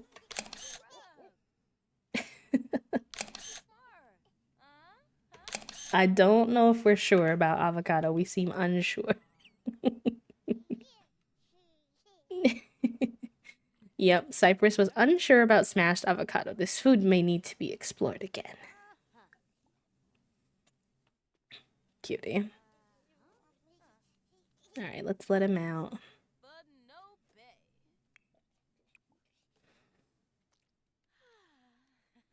What? A crawl milestone must be unlocked to let him out? That doesn't make any sense. Free my boy. I'm debugging him so he can get out. Okay. Let's see. Practice his standing. And then practice the crawling. I love them too. Do you want a little tip herbivore to keep your ohuhus nice that I didn't know about when I first got mine that I definitely had wished that I did know about? Yeah, it's not very good for their bones to sit like that. Why'd you put him back in that thing? Take him out. It's a little tricky to do because of space, so totally understand if you can't, but this game is so annoying. I'm gonna put this in our inventory for now because I think it's being a little spicy. But you're technically supposed to keep your alcohol markers horizontal if you can. Otherwise, all the ink sometimes runs to the bottom and it can make one side of your marker dried out, which I found very annoying because they are quite expensive. So if you want to help prevent that, then storing them horizontally is your best bet.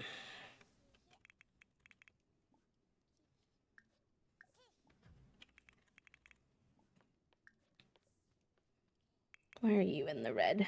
Girl, you can go piss pal on your own. You don't need me to tell you to do that.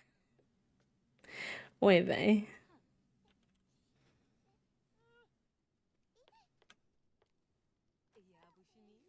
Alright, we're working on this little one's standing. They're so cute when they're all wobbly trying to stand. Please. Yeah, there are boxes you can get, depending on how stationary you are, like if you only like to color in one spot, there are like cute wooden display stands you can get. They're a little more expensive, but you can slot your markers into each slot. You can just take the things that they come in and turn them on their sides. It's not as glamorous, but it works. I tried to get a horizontal thing and I don't like how it worked out, so I need to figure out a different strategy, but okay, perfect. That's good. That's very good. Oh, he's working on his crawling. It's so precious. Please. I think he can't until he's done with it. I've never ever seen an infant in this game crawl, only the little scooch. I've never gotten that far. So I would love to see him crawl for real. Did he fall asleep, buddy? Oh my gosh. He's so cute.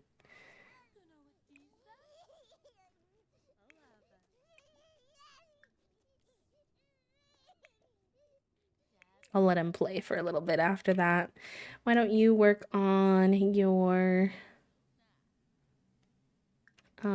jewelry practice?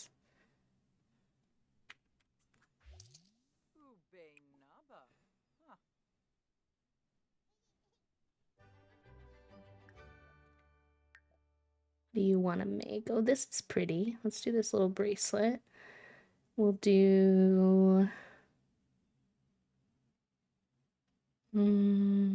let's do the ozonoid. And let's do it with, wish I had a yellow. I guess I'll do the citrine.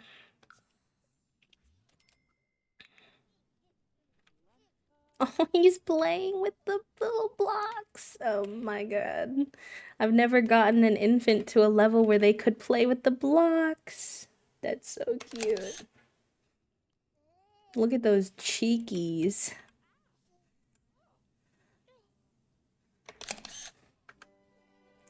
With transparent Copic marker refill, but yeah, only a little bit.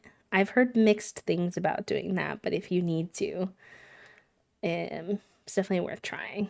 I've never done it personally, but I've been thinking about it because a couple of mine have dried out and I'm frustrated because they're pretty new, so I feel like there's still ink in there. I think it's just like stuck to the other side. I'm not too sure exactly. Okay. Why don't you go spend a little bit of time doing something for yourself before the space has to open? Why don't you do a little yoga routine? And then Zoilika can take care of the bub. It works? Okay, Trifle, that's good to know. I've got a giant set of Faber-Castells that came in this massive case that the markers lay horizontally in. I never knew why it was so big and flat, but I bet that's why. Yeah. Mine are in like little, they almost look like little briefcases that open, and then there's like these little pieces that hold them flat. I don't know how to explain it exactly. Almost like a book. My problem is I have so many now that I have to have 2 books full of them, and I still don't have enough slots. And I don't like that because then when I'm coloring, I have to take up so much space by having these like open, and they feel kind of clunky. So I've been trying to find a better way. Thank you for the follow, friend. Welcome in. Welcome, welcome. All right, let's have you hang out with him for a little bit. Practice our crawling.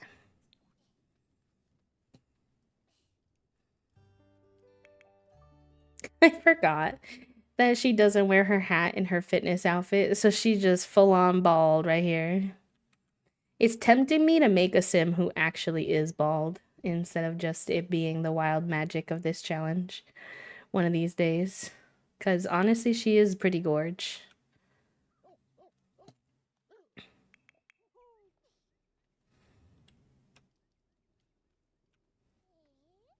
I really want to get this kid crawling before he ages up. I want to see what the little crawling animation is like.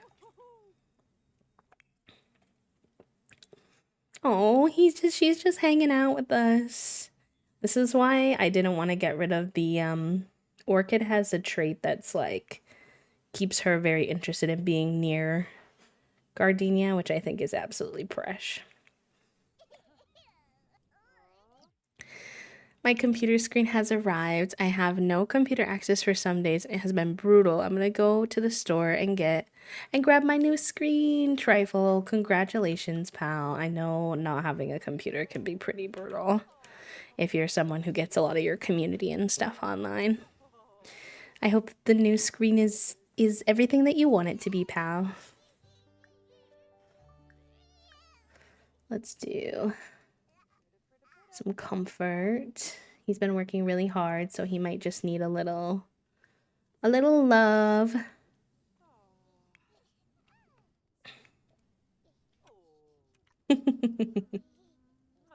What a cutie pie.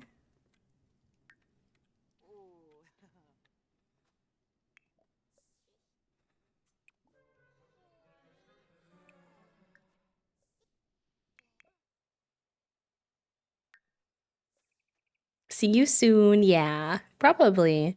We'll still be on for quite a while depending on how setting everything up goes for you.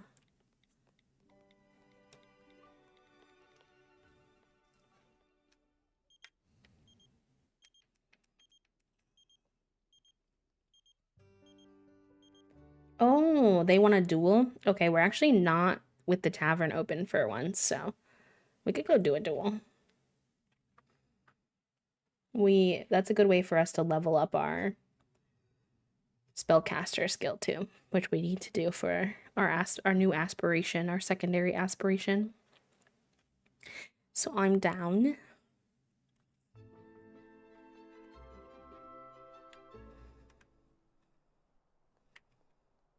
I feel so funny being bald. I feel so exposed.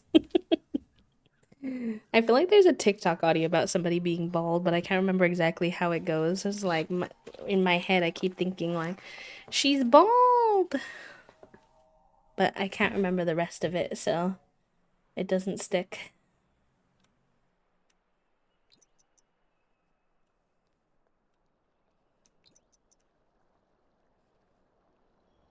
Probably means we're gonna be opening the tavern a little late, but it's okay. She needs to get her duels in. Where's your dueling partner? Okay, I was like, there. Where'd they go? Where'd they go?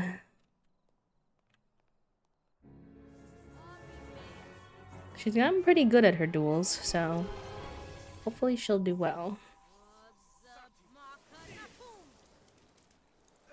Honey, you got a big brain cell coming. Actually, it's probably brain cell time too.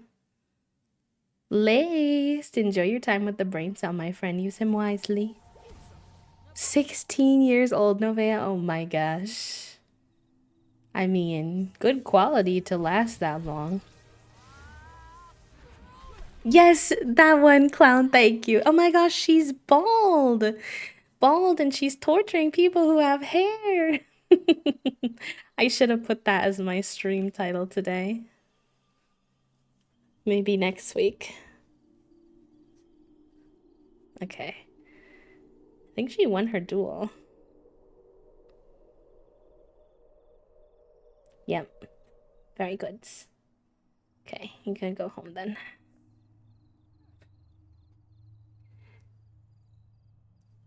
Oh yeah, didn't you get your monitors? Would you get your monitors off Facebook Marketplace when we were in Chicago, Toasty?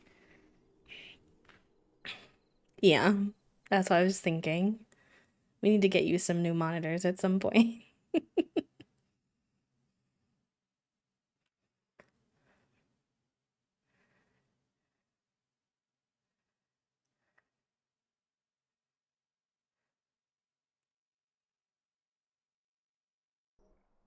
Whoa. Can you like go home faster? Thank you.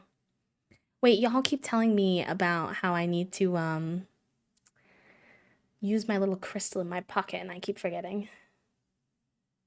Instead of walking everywhere to the magic world.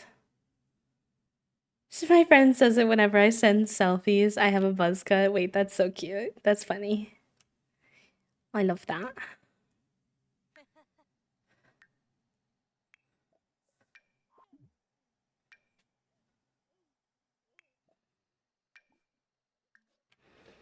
I got my monitor from a family friend. It's the same monitor she had for her computer I used to play on as a kid. Listen, if it still works, then can't blame ya. All right, we're gonna try and see what happens if I move this outside, if this is considered like public or not. I'm not really sure. Most people come in through this back door, so if I block this, I think it'll be okay.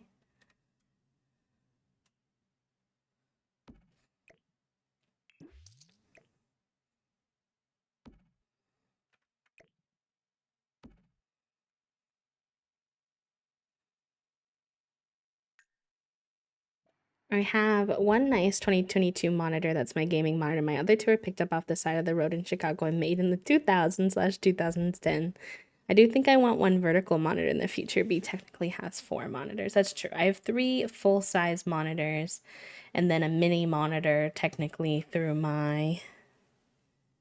um through my what is it called? Elgato teleprompter.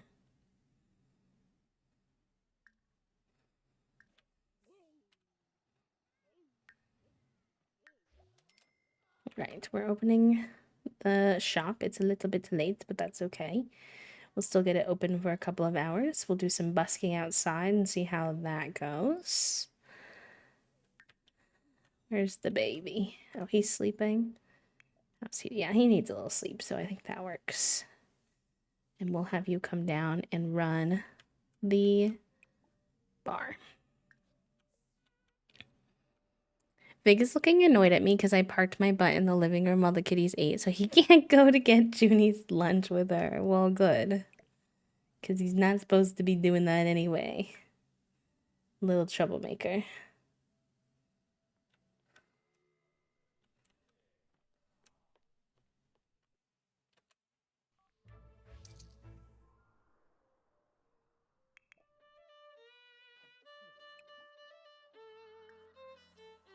It's like, this doesn't seem to be bringing up her fame level, unfortunately. I'll have to see. What if she solicits tips too?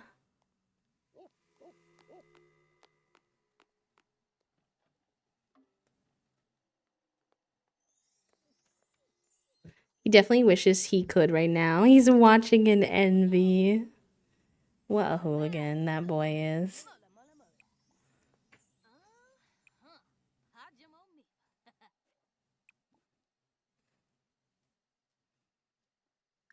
Okay.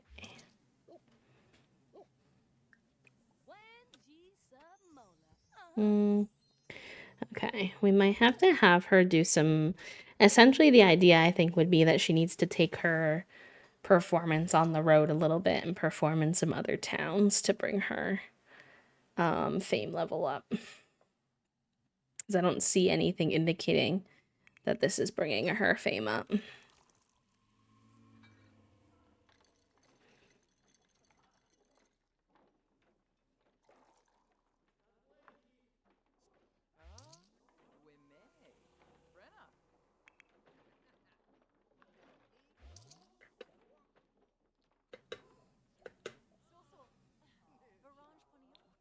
Maybe we close the tavern for like a week so she can go on some on the road performances because we really don't need the money. We don't have to have the tavern open as much anymore.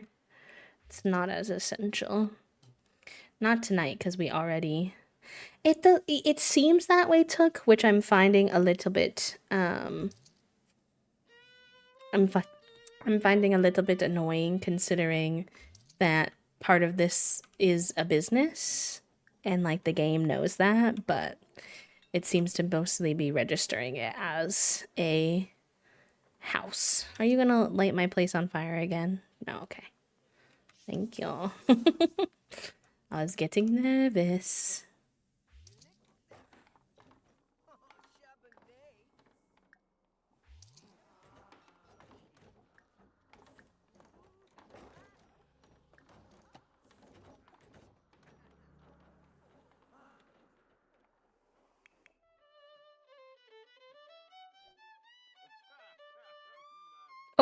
Oh, not Zoilika saying she's very attracted to Morgan.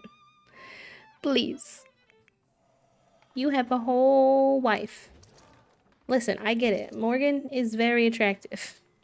But I need you to keep it together.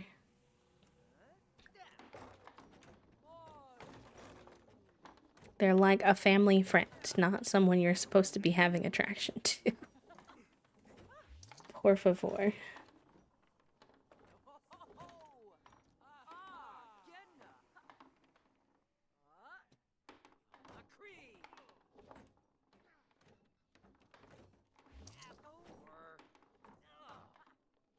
I love how many like friends these two have though.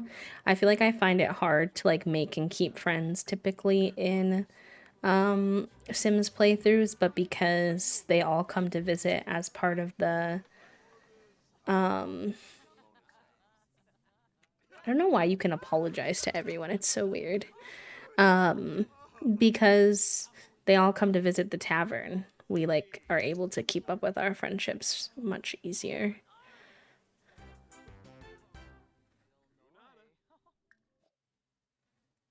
Oh, Zuelika likes romantic enthusiasts. Fair enough. I think that makes sense. Why is Zuelika getting attracted to everyone though? You're killing me, Smalls.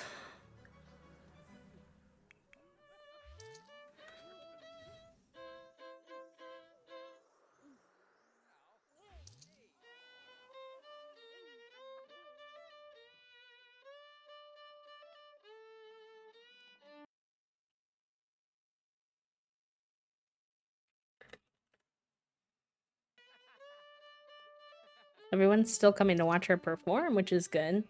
I just desperately wish that it would count as fame. Give me the fame, game. I should save. If you're simming, make sure you save. If you're not simming, make sure you hydrate. Actually, everybody should really do both, TBH. I just didn't know what I was saying before I said it.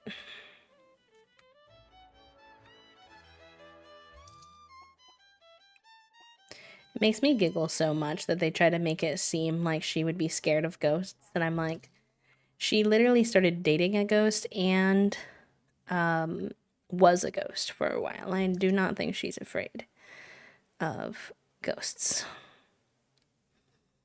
Respectfully.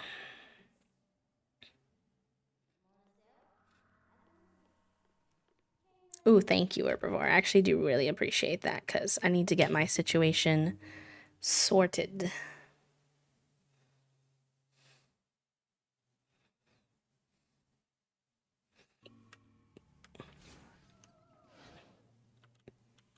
How did I know it was gonna be Willow? There are other, or Winter. There are other vampires who come to hang out, but Winter loves to pop around like that in her little bat form.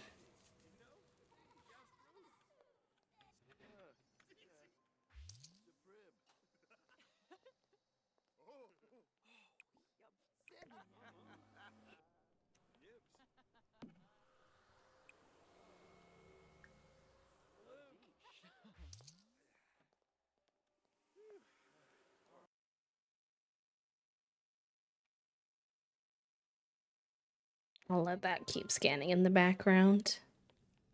We'll get everyone eating some food.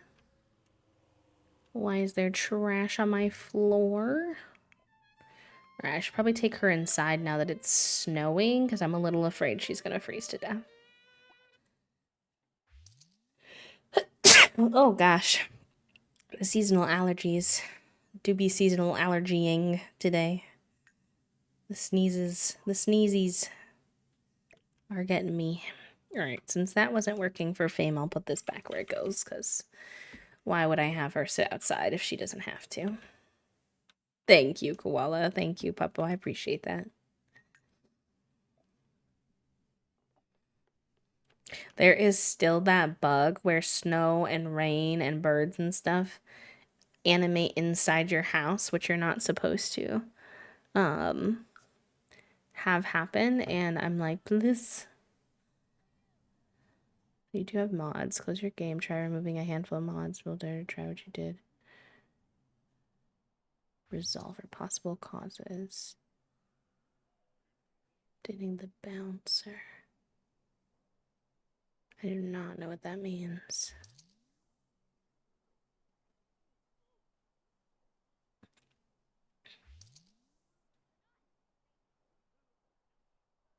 Interesting. Well, everything is running fine for now, so I'm not stressed about it too much, but to keep my eyeballs on it.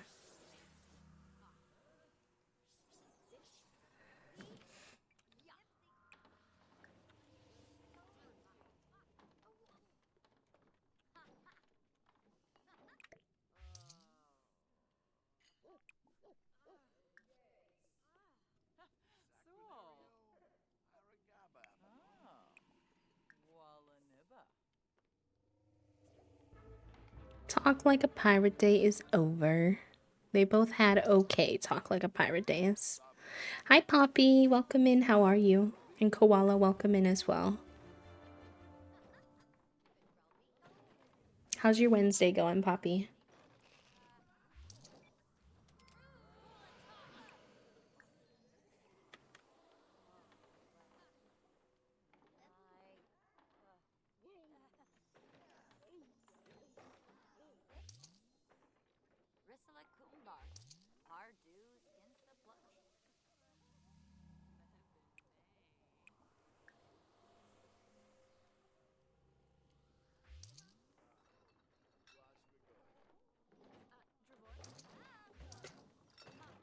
Oh, he's sad. Why is he sad? Freezing! No, now I'm panicking. Is the air conditioning on still? Is that why? Why are you freezing? Do you need me to turn the heat on? My little infant cannot be freezing. This is unacceptable. I have all the money. Go turn the heat on.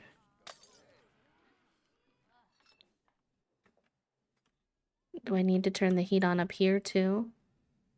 I forgot if we had one up here.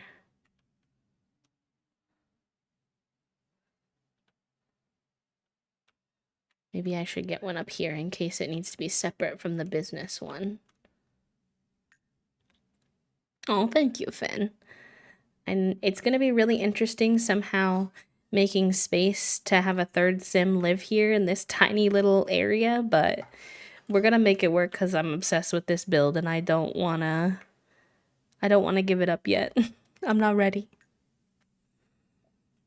It's not actually like The Sims don't think it's snowing inside. It's just a visual bug, thankfully, but it is visually a little annoying. I find. All right, let's go check on the baby. Are you still freezing? No, you seem happy now. Okay, good. But you are hungry, so let's get you fed.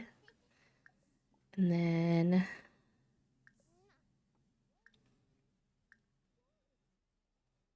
give you a little bit of a cuddle. Hello? Why is it saying you can't do that? This build gets a little finagly sometimes because it's so, cluttered. Oh my god, it's the turkeys! Puppo, you solved the turkey mysteries. Oh my gosh. That answers so much. It answers where the turkeys went. It answers why they kept complaining that it was dirty in their surroundings. It answers so much. Oh my gosh. That's so funny. Okay. Good to know. Good to know. We kept trying to make turkeys on I forget. It's like the Thanksgiving of The Sims, and the turkeys would just disappear. They would just go into the abyss. And I was like, where are our turkeys going? Like, I don't understand. Well, you can see now. We never even got to have those turkeys. Wolfgang, why are you in my house? You're not supposed to be able to be up here when you're one of my business customers.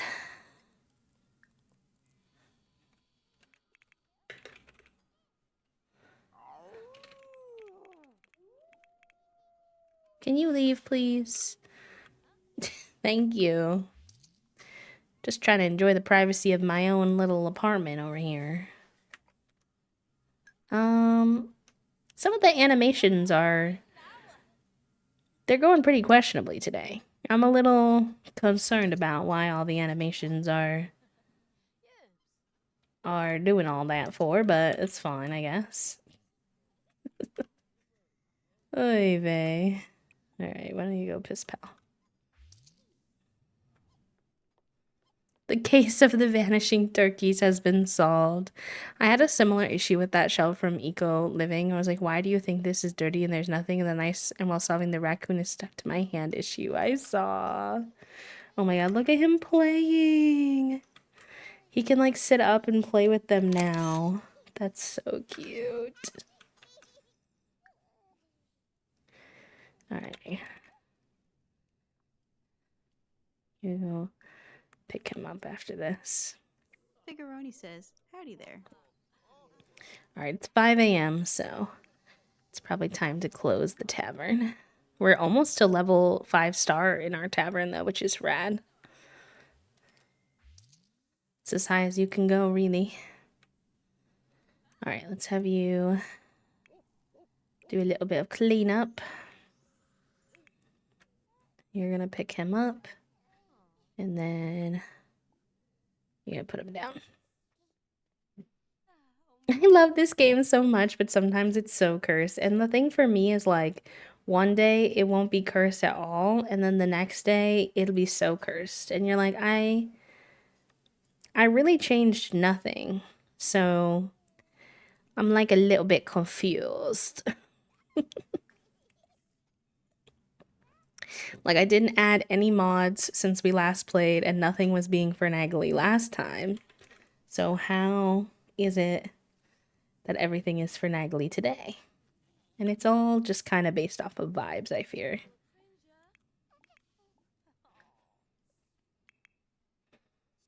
All right. Did you clean up everything? No, there's still so much to be cleaned up. Oh my gosh.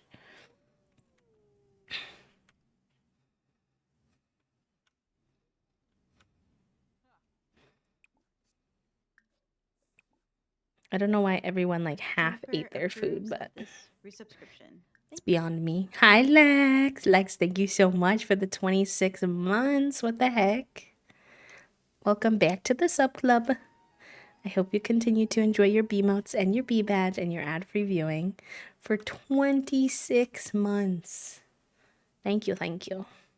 How are you doing?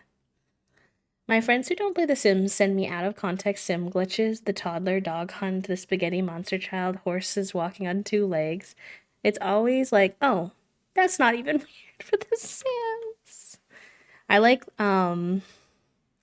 looking on the Reddit sometimes when people will oh my god, something is so busted with like romance, I think, in The Sims, because why is it telling me that I can like tender neck kiss this man I've never like romanced at all? Oy vey. But I like looking on the Reddit sometimes and people will post like out of context sim experiences and not make it clear that it's from The Sims, and people be like, what the fuck? And then they realize and they're like, oh, you should have said it was The Sims. Oh, are you hungry? I thought she fed you first. Oh, sorry, Bubs. Here. I'll have her feed you next. That way you're not hungry while you're practicing.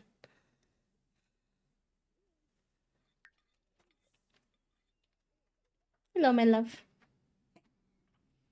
Oh, you here for my trash? Fair enough. Don't try to wheel him out tonight, though. No. It's only Wednesday. I'm getting him now. That I will be doing any wheeling. I simply heckle from last week. I love you. The roommates will go, please tell us you're talking about a Sims save. I bet the best part is when you can say, nope. I'm talking about real life. Have you fed him now? Please feed the baby. Why will you not listen to me? He's hungry. Feed him. Feed him right now, please.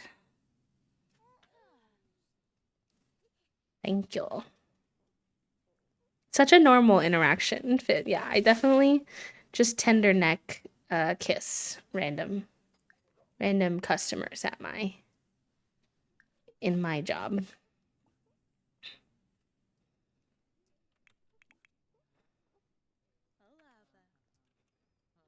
The cat's trying to jump up, trying to jump while still on drugs. You can barely walk standing up. Why you think you can jump on the kitchen counter? Oh no. Oh, real. When Fig had his dental surgery, he came back so high out of his mind. And he was trying to jump on things, but his feet were so clumsy. And he kept trying to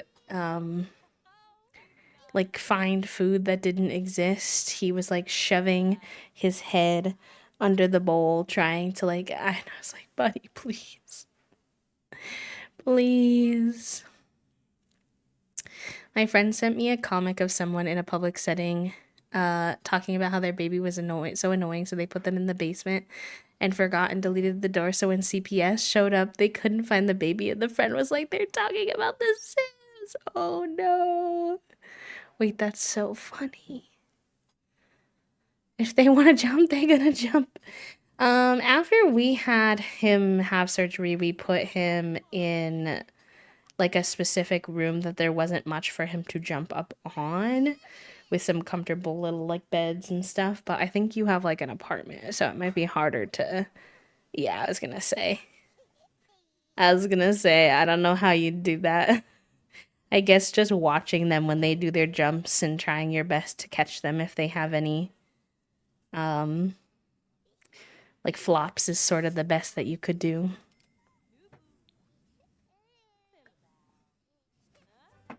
Oh my god. Junie is running full speed NASCAR racing through my house right now. Hi, Bawagwa. There's big Bawagwa hours happening right now. You keep missing. Hello, Junie. You working off your lunch with your new ball? Your name's not Junie, your name is Bawagwa. Hi, Bawagwa. Yeah, with cats, they'll probably just jump out of the playpen, honestly. Unfortunately. How many times do I have to do practice crawling with this boy before he can crawl? I feel like we've done it like 10 plus times.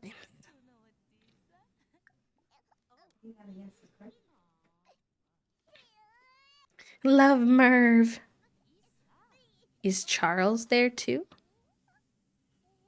Who's Charles? Is that a Merv reference? I only know a little bit about Merv.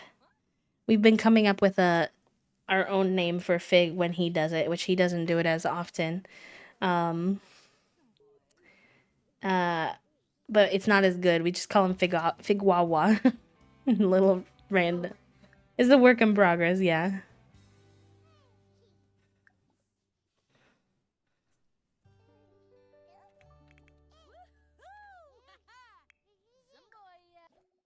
Oops.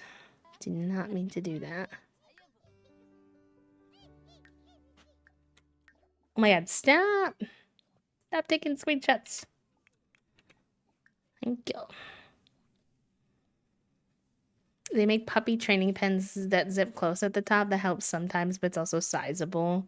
Yeah, it's also probably like too late for that for now, unfortunately. Just do your best to keep your eyeballs on them, honestly. Nice days you're gonna go on the walk with your puppy. I love that. It's like a weird like in between today for us. It's like 50, but the wind is kind of chilly. And then it's like gray, so it's like kind of nice, but also a little bit meh.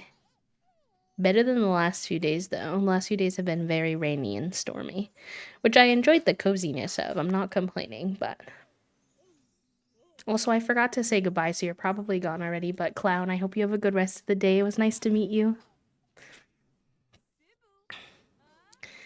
And they're allowed to eat little bits. That was like the struggle we were having with Fig when he got back from his surgery, is he was ravenous. Ravenous in a way I'd never seen him, and he wanted to eat so much food, and we were only allowed to give him food in bits, and anytime we gave him a little bit of food and then didn't give him more, he would just sit and complain the whole time. And I'm like, please, buddy, there's only so much I can do. That's real, Finn. Hi, Ernesto. Welcome in. How are you?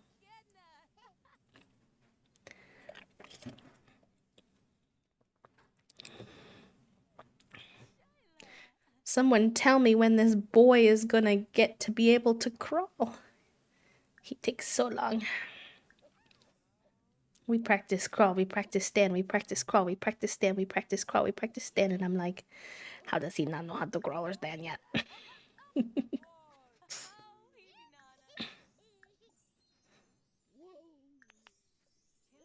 I'm trying to teach Orchid to stop waking them up by barking. Oh, nice. She learned it finally. Thank goodness. I keep misgendering our dog and our baby because I usually do boy dogs and most often have girl babies in The Sims, and so I keep doing it backwards. Which, not the end of the world, but Not the intended outcome. no, and probably a bit confusing. It freaks me out that he can get places by himself now. The toddler, because he can scoot now. He's got places to be. I'm like, how do you get over there? Bitches to see. What's happening right now? He's. I'm scared. Does he have hands? He's definitely glitching at the moment. What was that? What can I do for you, Jennifer? I don't know what that was. Jenny, there's nothing in here. Why is she screaming like she hasn't been fed? Did Toasty just say the baby has bitches to see? Maybe. You didn't like my strap joke? No, I did. It just wasn't appropriate. You know, innuendos. Mm-hmm. As one does. I mean, it wasn't much worse than what you see on TV. That's something that I do try to keep in mind, but... True.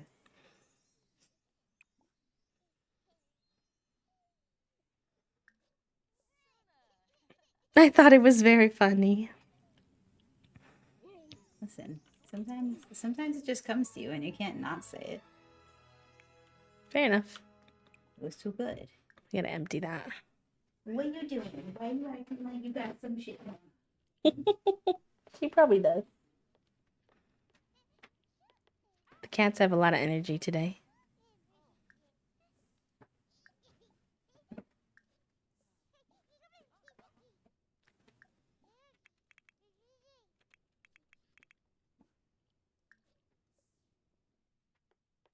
I wish that I could send her out to do the busking in the public places without having to control her, because I want to be working on toddler skills soon with Cypress, and it's going to be hard to do both of those things at the same time. But she doesn't need to sleep now, so maybe what we can do is have her go out at night and then hang out with Cypress during the day. Maybe it'll be okay. Maybe he had beaches to see.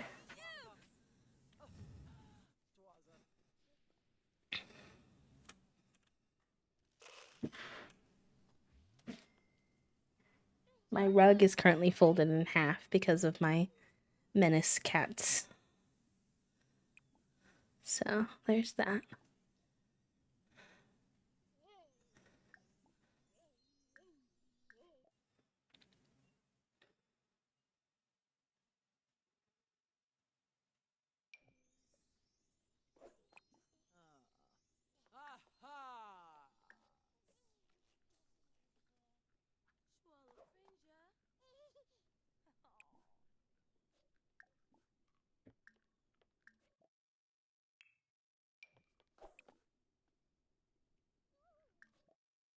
Alright, what do you want to work on next? You haven't made any necklaces, so we could do one of those.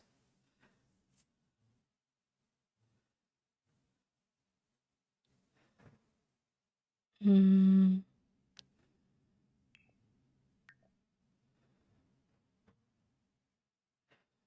we go.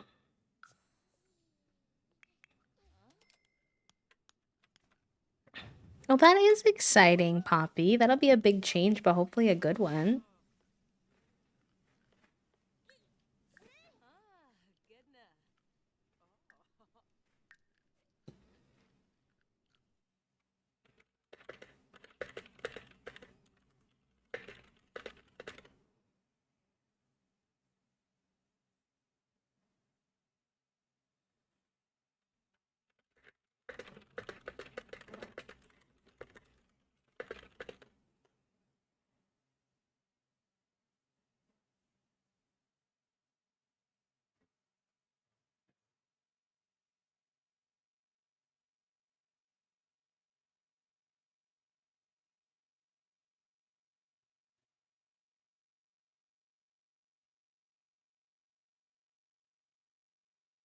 Okay.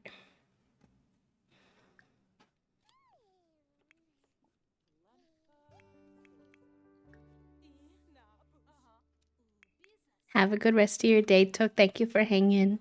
The Bawagwa will be everywhere. Let's go. We also got Zuelika got gemstone stuff to level 4, which is really cool. She's killing it.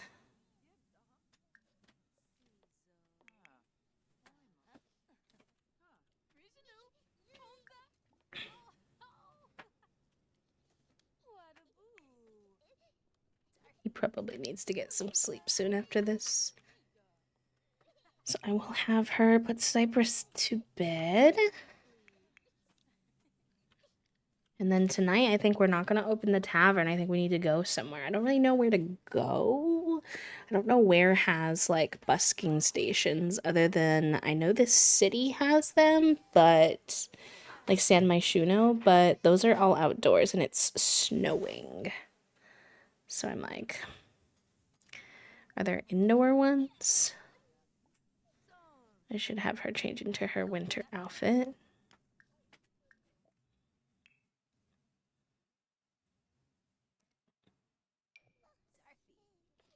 What are you doing? Toasty has tossed our rug over the top of some of the cat beds to make like a fort for the children. Let's see. Where can you busk Sims for?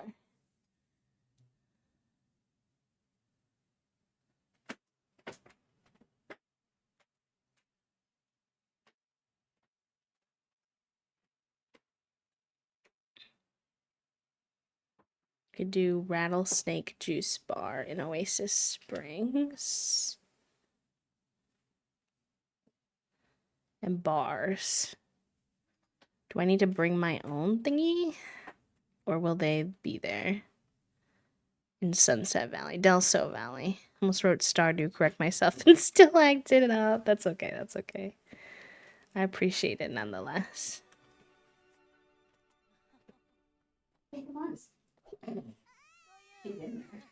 You're funny.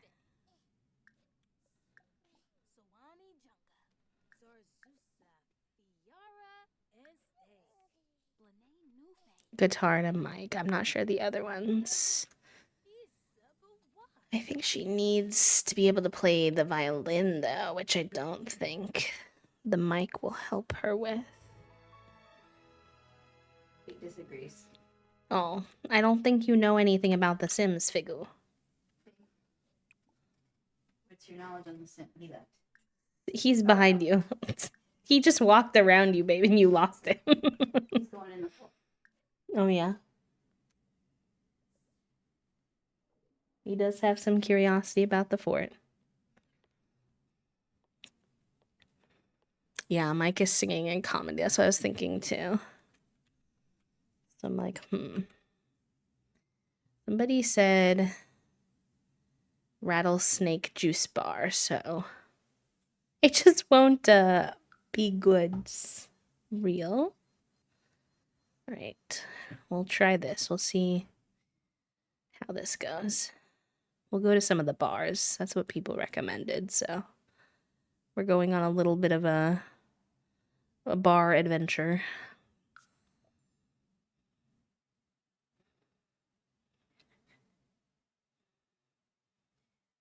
Why is this the chosen activity? With the Because she's a little weirdo. He says, this is the perfect spot to clean my butthole. Perfect. Well, of course. Meanwhile, Fig's just in the fort, hanging out. Hanging out down the street. Same old thing that you did last week.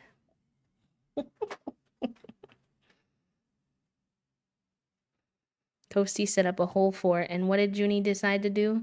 Sit on top of the fort and clean her butthole. Welcome to having a cat. Oh, so funny to me. Okay, people said this was a good bar to perform at, but I don't see any performance stations or anything. So I'm suspicious. Like, can I just straight up put my busking station down somewhere in public and then play it, and will that work? I think the street is a questionable place to do it, but it says we're gonna get fame, so I guess we're doing it on the side of the road. I actually didn't watch the show very much, but it was always a kind of like casual, funny interest because it's set in Wisconsin. I've seen a few episodes here and there. Please don't get hit by a car. Why are you playing on the actual road? I don't know, but oh boy. Thank you for lunch, my love. I'll get you some pepper. Bye.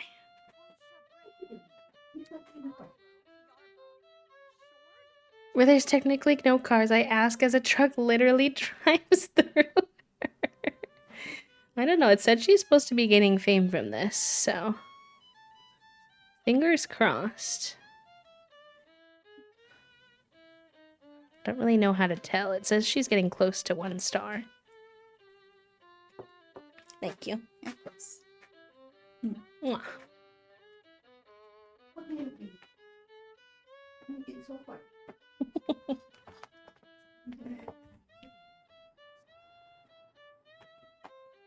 She seems to think that something of hers is in the closet, even though you already opened the closet and showed her that's not true.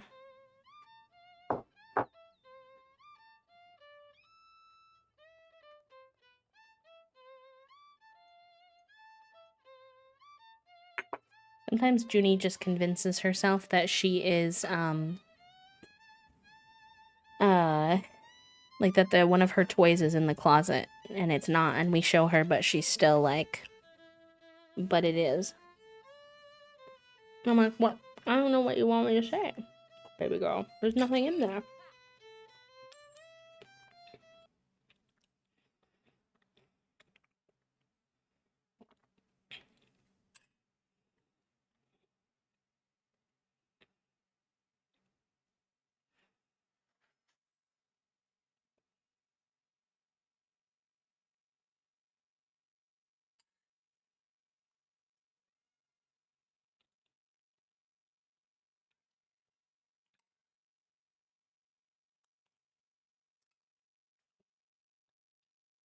She's just doing a really lot of yelling today.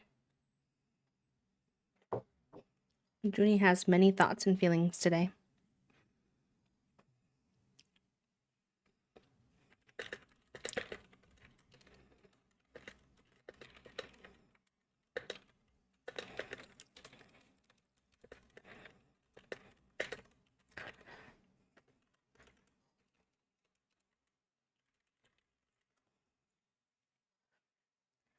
Oh, these two are being cuties. Look at them together. Dina threw a toy behind the couch last week and then looked at me all offended, like, baby girl, light of my heart. I have no idea why you're looking at me when you go feral when I touch your toys. So that was all on you. I didn't throw it back there. And I don't fit. Real. Cats are so silly. Junie likes to put her ball into her water fountain sometimes and then be upset that her ball is wet. And I'm like, girl, Junie says hello. you're really doing this to yourself. I don't really know what you want me to say. Hello, friends. Oh my goodness. Hi. Welcome. Mihar Kula, hello, welcome in. Hands, welcome. Katie, hello, welcome in. Lil Bambi Joe, hello, welcome in. Crimson, welcome. Ninja, hello. Combat, welcome. Hi, friends. I found you all. Thank you, Poppy. Elgato, thank you for the raid, y'all. I appreciate it. And Glasses, hello, welcome. It's good to see you. Let me get you a little shout out. Y'all, if you like cozy VTubers, good, positive, happy energy, good chats, good life chats, I like to hang out over in Glass's stream. They're a variety creator, but I love to watch their Sims 100 Baby Challenge too. So definitely go show them some love. Figuroni says, How was your "Howdy there." takeover, pal? I hope it went good. I hope it went good. Keys, thank you for the follow. Welcome. Thank you, thank you. I really appreciate the raid. We're actually, I'm just saying, only 11 followers away from hitting 10K. So if you like cozy Sims storytelling, lurk friendly vibes, good life chats, especially about things like disability, queerness, cats, etc. I would appreciate any and all folks to help us with that, but of course, there's no pressure. I want it to feel like a good vibe for you. So, welcome on in. And if you need to go take care of yourself, you need to go stretch, take your meds, hydrate, all the good things, please do. But oh yes, it's pure chaos here, by the way. We're currently bald because we're playing a Dungeons and Dragons inspired legacy challenge. And once a week we have to spin a d20 or roll a d20. And when we roll the d20, it doesn't go well for us. So now we're bald for a week. We get to be unbald on Thursday, thankfully. How long does it take to gain fame? My goodness. We're spinning like a ballerina.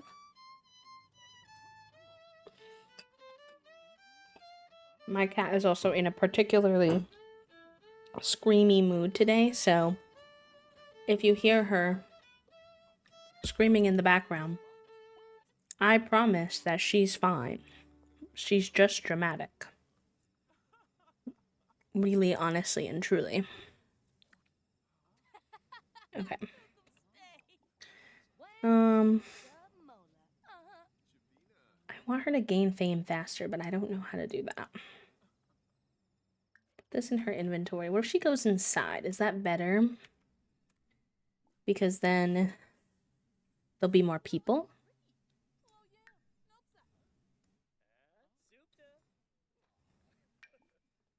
Is she just gonna go put it out on the road no matter where I tell her to put it? I know the wild magic was like, let us be green for the third time, 3 weeks in a row, truly. I was starting to wonder if the wild magic gods just wanted us to be green permanently, which, like, I mean, I'm not opposed to, but wasn't quite what I think the challenge was intended for, either.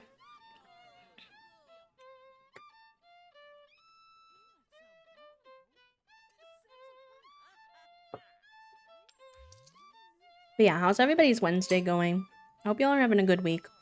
I'm having a very good time hanging out with y'all, and I'm very excited for it to be Survivor Wednesday, finally.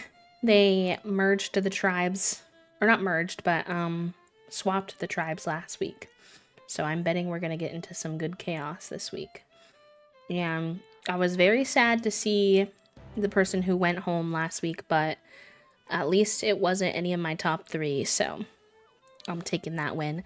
Okay, finally, yes, we are a notable newcomer. Gardenia has started down the path of stardom. Gardenia has earned their very first fame point, which is theirs to keep.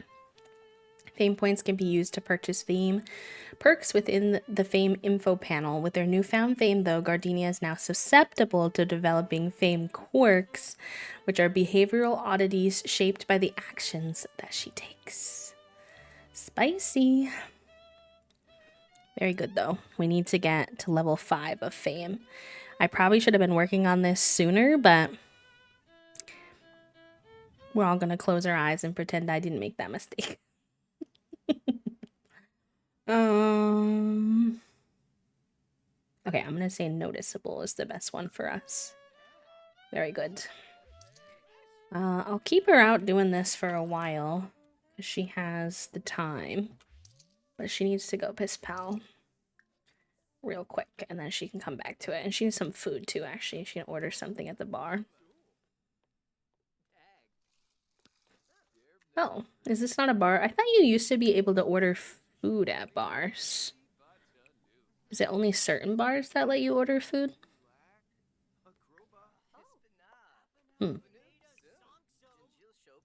Can't even order a drink even though she's giving out drinks. That doesn't make any sense. I'm gonna assume that that's a glitch. There was a lot of early getting started chaos. I feel like it's fine. True. And also we have to like wait for Cypress to age up anyway. So I think it's fine. Because they're only gonna be he's only gonna be a toddler here. So we've got some time. She was a bit busy. She was licensing songs and building up her violin skill and all that, so. And dying and then undying and then making sure that her girlfriend also was brought back to life. You know, just really casual stuff.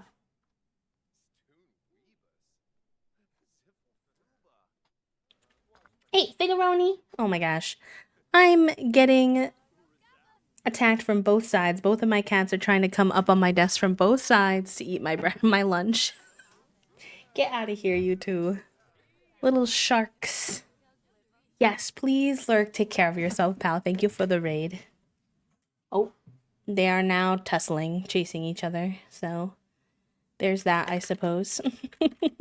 Also give a little shout out to the Elgato page. Elgato is and has been one of my longest sponsors, which is really cool because basically almost all the tools that I use to stream to be able to be here are from them. So shout out to y'all.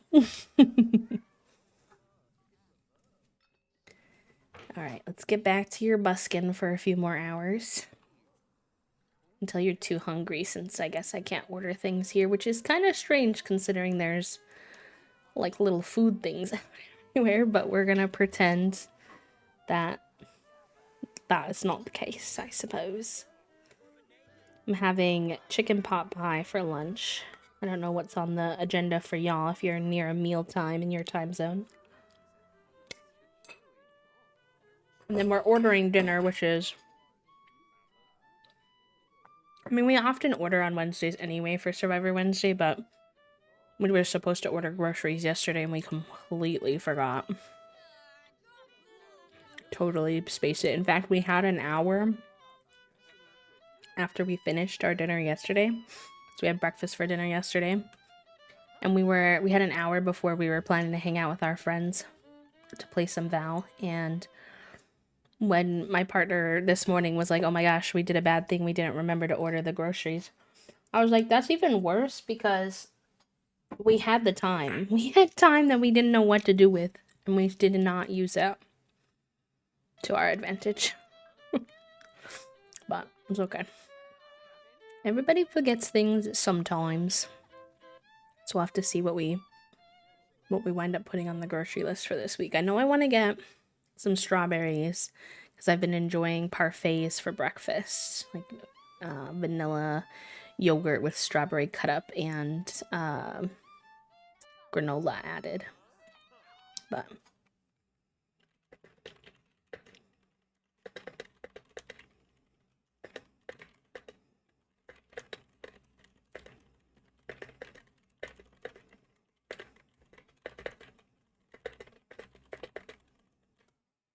I also realized this morning that we did the neurodivergent out of sight, out of mind nonsense with a cantaloupe that we bought last week. We never cut it open. So, I don't know. Fingers crossed that maybe it will still be good, but I feel like my odds are... I feel like my odds are a little bit poor. So, TBD about that one.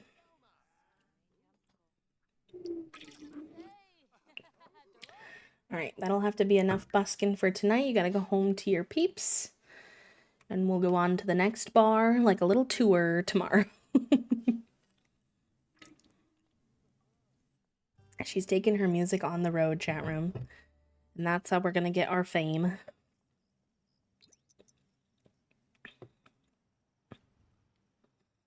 It's interesting because it's weird going from our town, which is currently snowy, to a different town where it's not snowy, but I guess it makes sense because that town is supposed to be like deserty.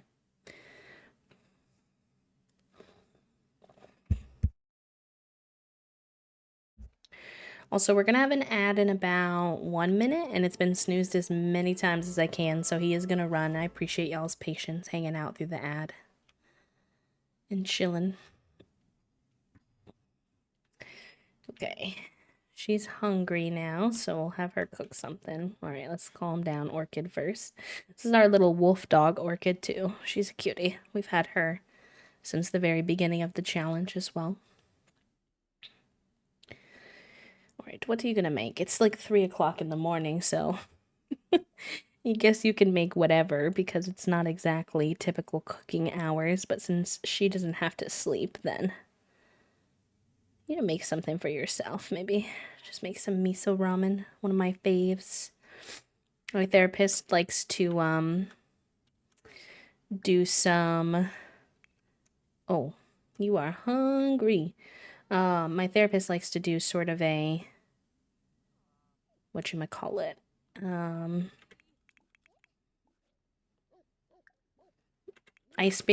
Icebreaker question at the beginning of our sessions because I told her I was like it feels like I struggle with Zoom a little bit when it comes to like therapy versus like in person, but she doesn't have any like in-person slots that work with my schedule right now. So we started doing those so that I could get to know her a little bit more. It's like hard to be vulnerable with someone you don't really know through a video call. And she was asking me yesterday what my like go-to comfort food is. And I was like, ramen for sure.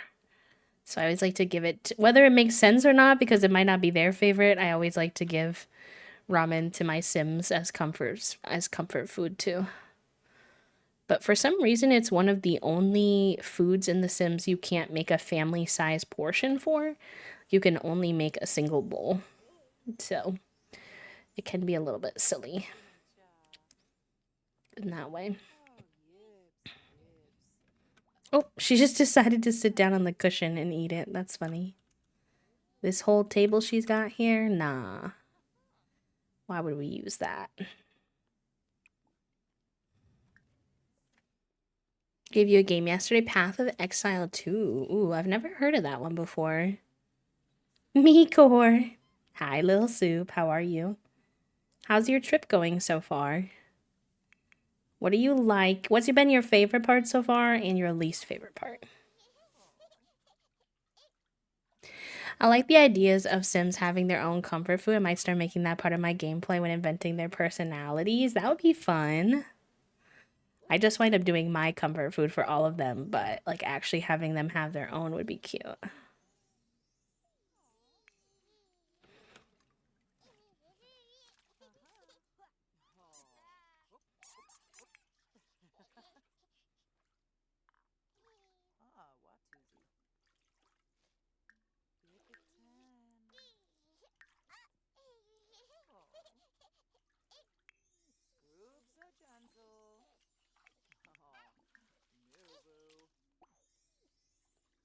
I love the kids and being here and everywhere. I don't like having to cook for myself, but alas, adult. I'm cooking right now. It's not that bad. No, I get it though. Like you're living by yourself right now. If you're used, even though like obviously you can cook for yourself, if you're used to sometimes having oh, I hated that. Why do you do this to me, Sims? Why do you do this to me? If you are used to sometimes having someone else cook something, even then it can be like a lot to have to cook for yourself every single day. But it's probably a good practice. But I get you.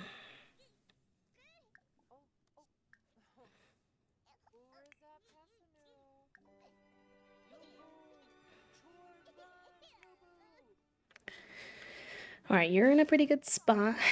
Maybe we'll have you do meditation.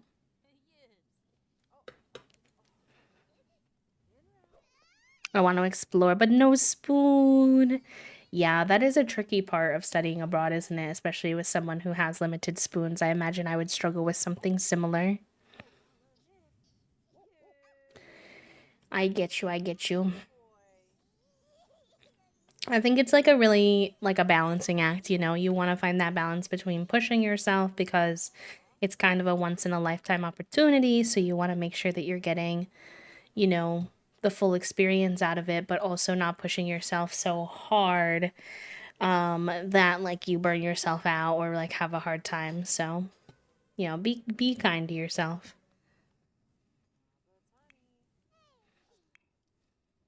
Uh-oh. You're looking stinky. I think there is a rank diaper on this baby right now. Even though his hygiene is high, I think that diaper needs to be changed pronto. Look at how stinky he is.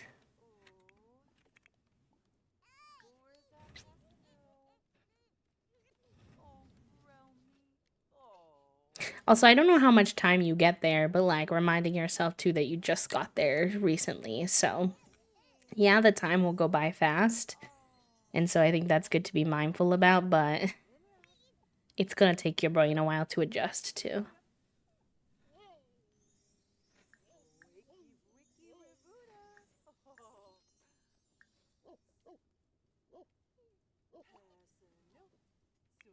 Hello, son. How are you?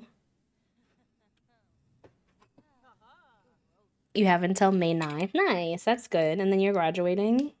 Is it weird to end like your college career like abroad instead of like with your peeps back at campus?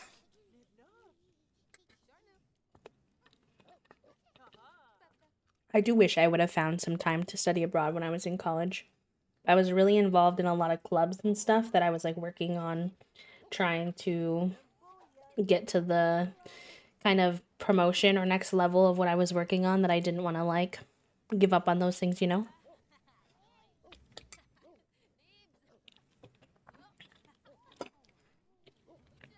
100% EP. Whoa.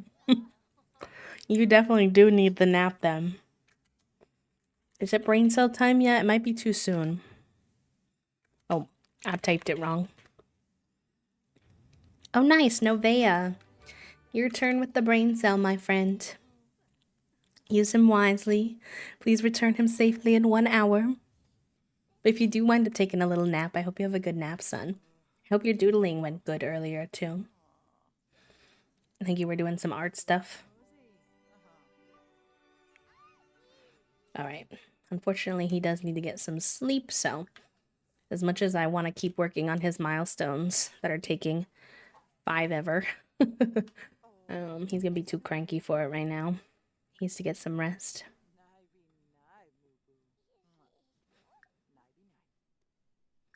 Won't you tell him a bedtime story and soothe him to sleep? Let's ask you. You're potty trained. I don't know why you're doing that now, but it's fine.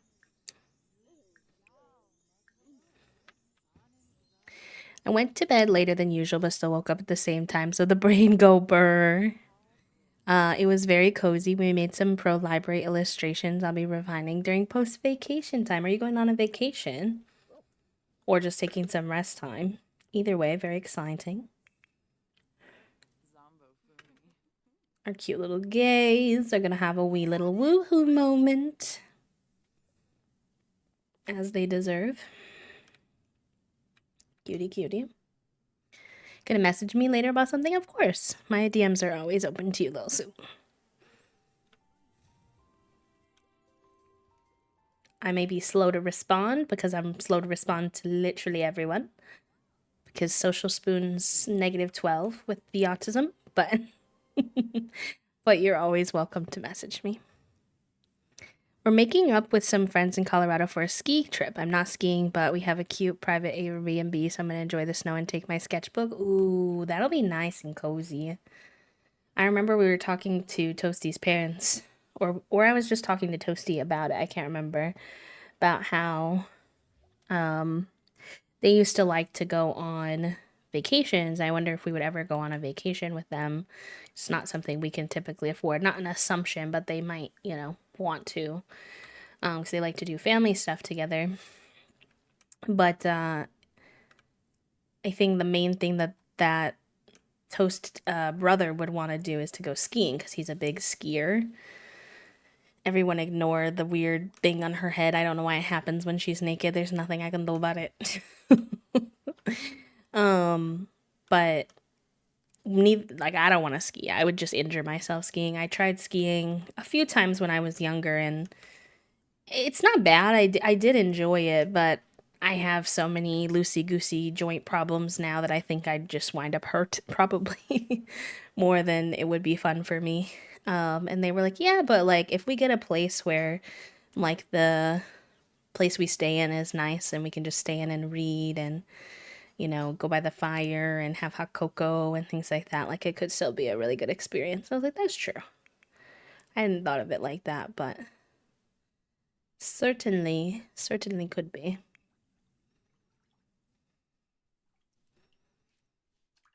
We're having some friends over in May, which is very exciting, but we like to have our pals here once a year and host since we have the space. And we're kind of not like in the middle of our friends, but a little more in the middle. And you know, we just have everyone mask for the 2 weeks before and test when they get here and things like that. And then we like to hang out and do some stuff. And this year we were thinking about grilling because it should be nice because it's going to be in May.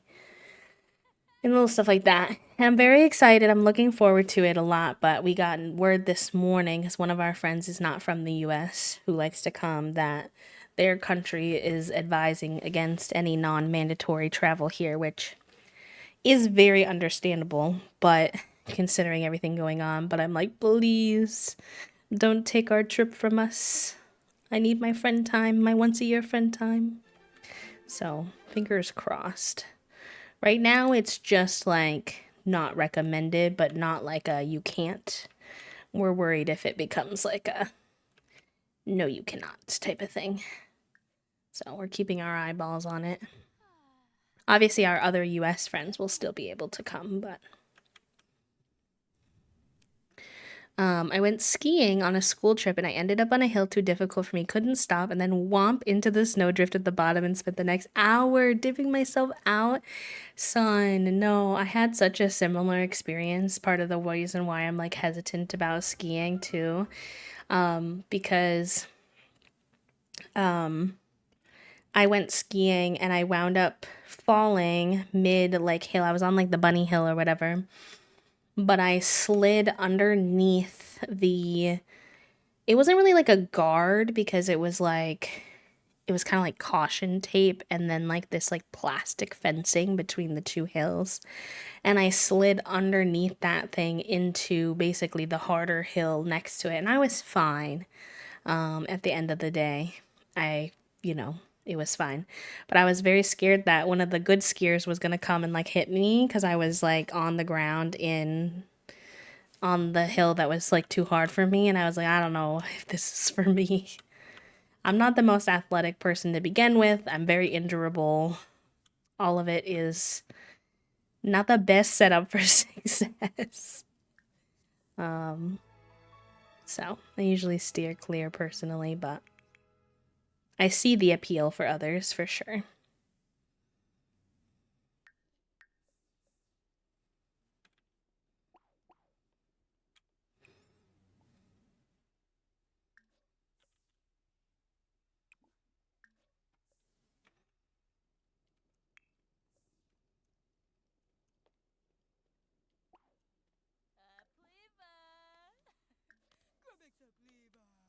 I love visiting snow and I might go trail walking, but otherwise I love hot cocoa and playing and cuddling. My spouse has promised cuddles. Yes, my husband felt bad that I didn't want to ski, but I reminded him I'm a major introvert who will love having comfy house time to myself with YouTuber music and my sketchbook. Yeah, it can be hard, like, I think for people who are more extroverted to, I guess, like, believe introverts when we say that, like, it'll be fun for us, even if we're not, like, doing the thing. But I'm glad that you were able to, like, explain that to him, because I definitely get you. For me, I need, like, a balance of both. I don't like to do, like, all the things because it quickly becomes too much for me. But I don't necessarily mind some like inside time sometimes. So yeah, it'll be good. Thank you for doing your daily clicks, y'all. I appreciate that. If you haven't yet, you can click the link that Lil Soup just put in the chat and click it real easy. It's just a small thing that you can do to support the folks in Palestine. It helps donate funds to them.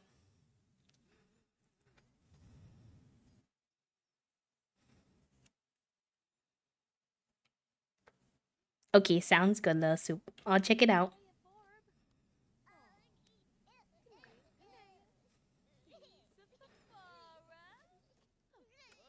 I always feel so bad helping these infants hit their milestones because they cry the whole time, and I'm like, I feel like I'm torturing them. It's like the bald phrase again that we were saying earlier. She's bald. She's bald and she's torturing people who have hair, i.e., her own infant. Even though it's something they absolutely need to do. I'm like, bliss.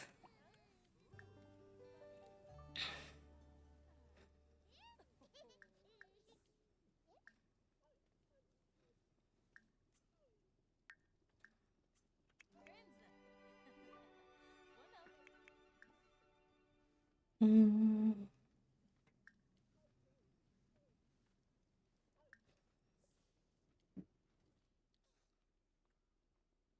Oh no, it's totally fine. So I know how that goes sometimes. Sometimes you just get started on doing some life stuff. So not the very unsatisfied. Not this again. This is a glitch that's been happening, but it stresses me out every time.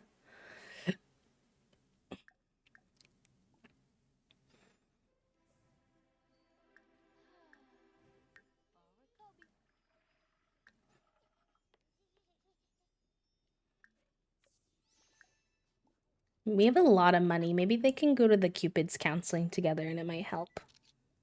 Um, why is the only option on my phone just this? Hello? Hello? What is going on? My save is so wonky today. I'm worried. I feel like it wasn't like that before, like literally the other day. Burglar? Do we have a burglar? Should I be afraid? Am I being burgled and I don't know it?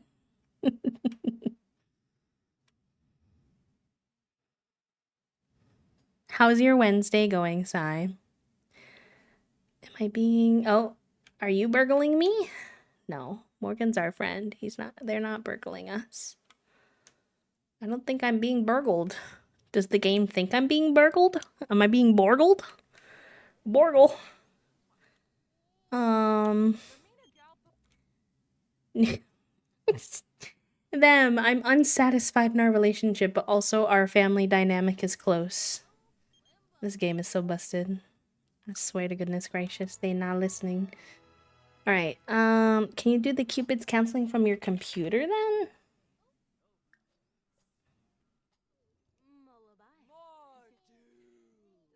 Hello, Aries. Welcome in. Oh my god, the tongue one.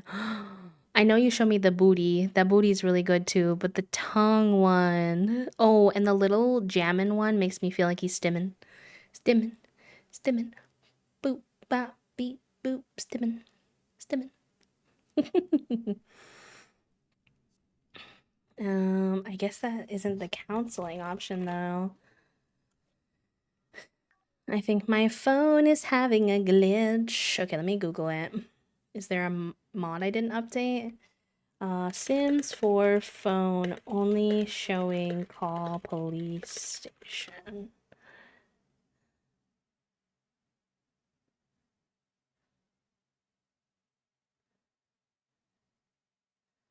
Only showing Sims for phone only showing home.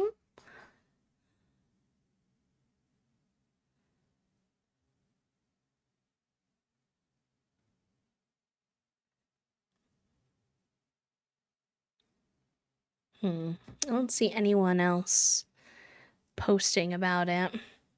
Those are good stimming ones. Let's see what I have. I like this one. Let's see. I got a couple good ones.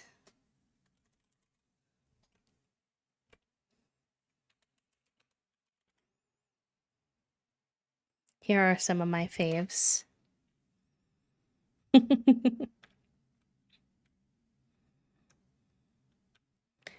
don't know what to do about this phone situation, chat room. Okay, what if I save and then reopen?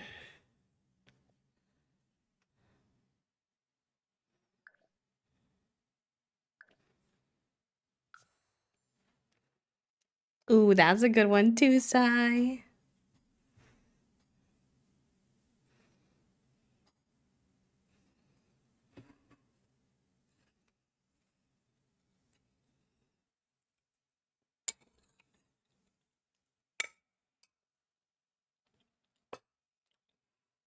Zuelika literally are always having RBF is so funny to me. They're like all smiling and she looks so serious, but the funny thing is I know she's having a good time. The Annie Squiggle. That one's so good. I love that one. Honestly, all of Root Circuit's emotes are some of my fave. I probably would have commissioned them for my new emotes if I could afford them, but they deserve everything they're charging. It's nothing against them, just like I had to work within my budget, but I use their emotes so much. Big fave, for sure. They're all so good.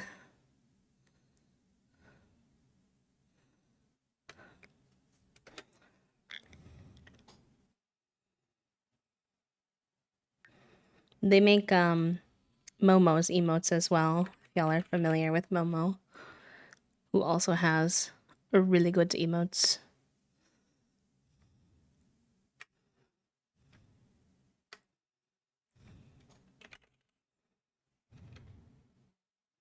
Okay, nice. They unlocked another milestone. Very good.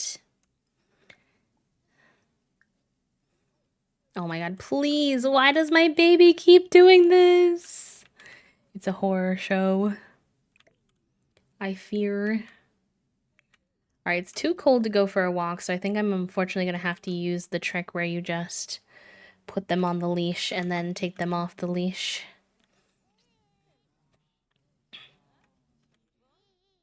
And see if that works this time around. Oh, I'm excited to see what you do with yours, Sai. Even your current emotes are so cute. I feel like you're gonna come up with some good stuff.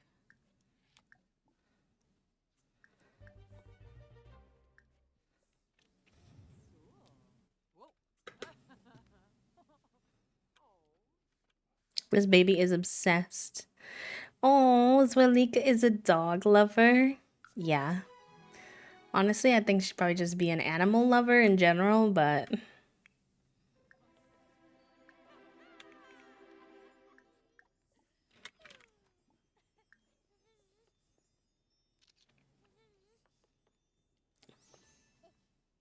Oh my god, the baby keeps tweaking out, chat room. Okay, well, he did learn how to stand, which is cool, but I wish he didn't look so creepy while he was doing it. Oh my gosh. Please. That sounds good, son.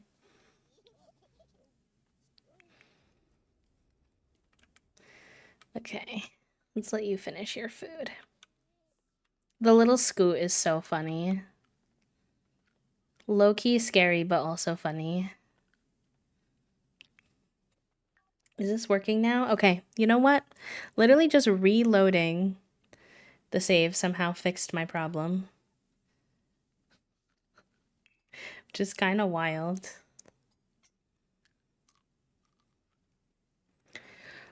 Learning things, childcare worker. Usually you have to teach babies to unlearn sitting like that, though, let alone scooching like that. I think their little hips would be busted.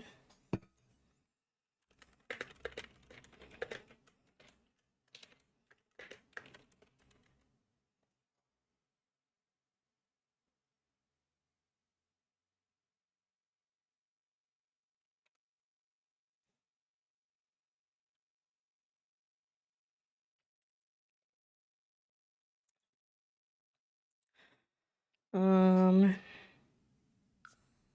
have the nanny with them for now.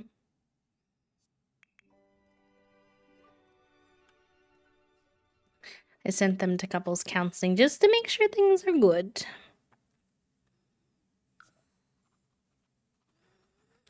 How are you feeling? I'm feeling flirty. It's so good to hear that you're feeling well. Let the feeling wash over you like syrup on pancakes. The spongy bread of your relationship can soak up the gooey positivity and provide you with years of delicious happiness.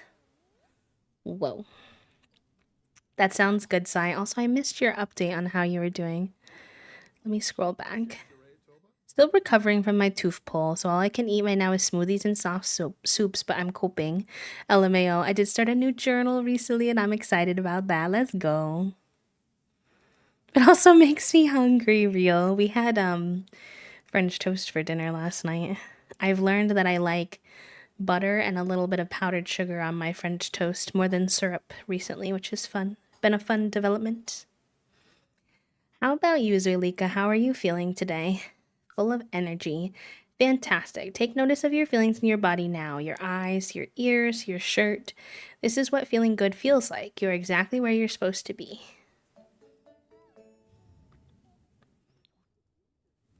Oh, first visitor milestone. Interesting. Let's get to the root of some issues. What are you having trouble with in your relationship? Romantic satisfaction. You're having trouble with the satisfaction in the relationship. Let's talk about it. They shouldn't actually be having trouble with their satisfaction, but it's a glitch. Doesn't feel meaningful for me. What are we even doing anymore? Is this relationship going anywhere? Ask for advice. Have you discussed your romantic boundaries with one another? We all have different expectations from one another. If we don't make those known, we might find out our boundaries are being violated, which can greatly affect the romantic satisfaction. Oh, hello. Our nanny has such a sassy little walk. I would love to dive into this more, but that's all the time we have for today. What is a goal that you both have for the next week?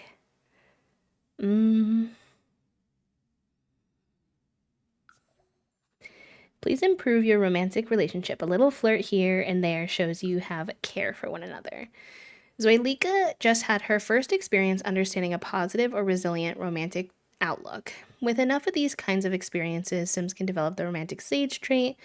As she already passed her impressionable formative years, this trait will only be slightly harder for her to develop. Doing some work such as learning about healthy romance, like researching on the computer, talking to Sims, and healthy relationships will help her increase her understanding. Interesting. Okay. Figuroni says, howdy there.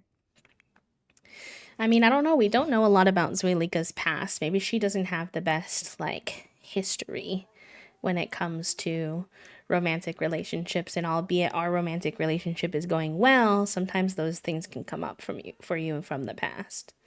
So that could definitely be part of it.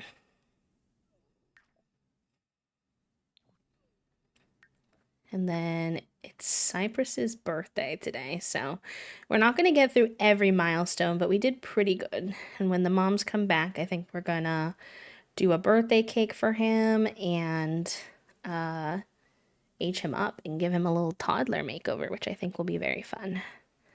I might need to go grab a fresh ice pack before we do that, though, because my elbow's getting a little sore. Thank you for the follow, friend. Welcome on in. I hope you're doing well. Y'all, I try not to be someone who worries too much about numbers or makes that a focus, but I cannot believe that we're 10 followers away from 10K. We're doing so good. Thank you to everyone who's joined us today. I appreciate it. It's very exciting. It's a big milestone.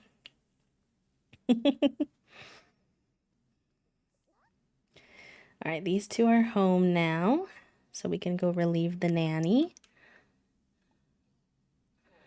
We'll give you a good tip. You did good. You weren't here for long, but how do you just like send them home? Like, I don't need you here anymore. Is it dismiss? Okay. I don't want to fire him. I just. Growth? I know. It's wild. What were you? You were my 200th follower or something like that? What was it, Little Soup? So. 4 years ago, 4 years, 3 months, and 17 days ago, we had 200 followers in the hive, and now we are gonna hit 10K. Wild. Kinda unbelievable, I'm not gonna lie.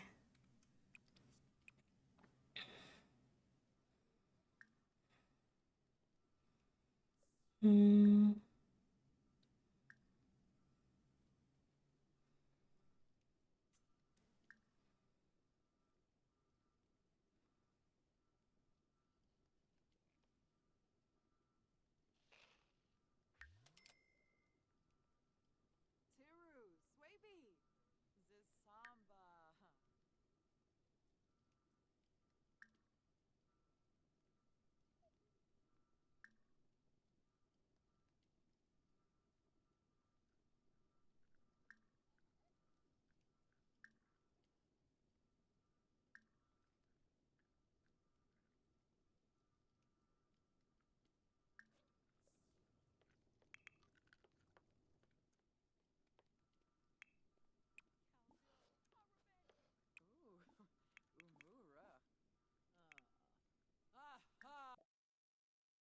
Oh, cute. You can buy sweetheart boxes for your partner. We'll get the mochi ones. Mochi? Is it mochi or mochi? I think it's mochi. Okay, you need to go piss pal, as I always say. We'll have you clean out the bad food. We need to keep our eyeballs on this shelf, make sure they're not putting anything funky up there anymore. And then I will have you cook a cake for Cypress's birthday, which is very exciting.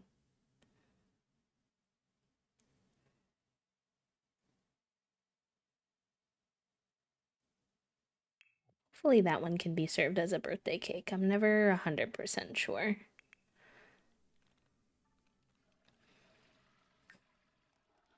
Feeling the love, cozy fire, good company, discovering a personality trait, and goal of romantic improvement. Cute.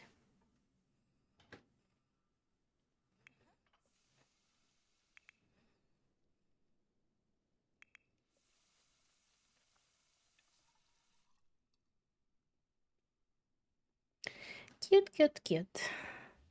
All right, we're baking his birthday cake. I'm excited.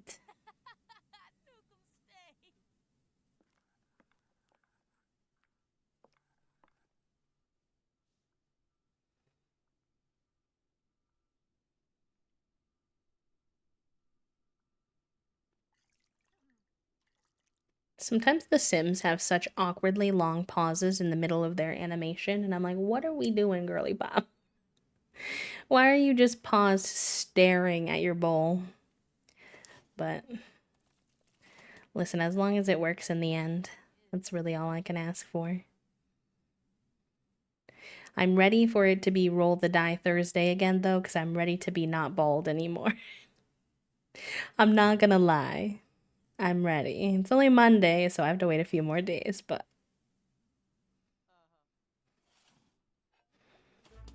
Ooh, nice! Gardenia got level 10 of the cooking skill, and then, of course, she put our cake up on the shelf. It's funny because when we first like moved in here, I feel like she didn't really do that, so I'm not really sure what's up with that. But let's add some birthday candles. We gotta wake up the baby because otherwise she won't be able to do it. Do not take cake from this. Okay, we'll do some celebrating and then help blow out candles for Cypress.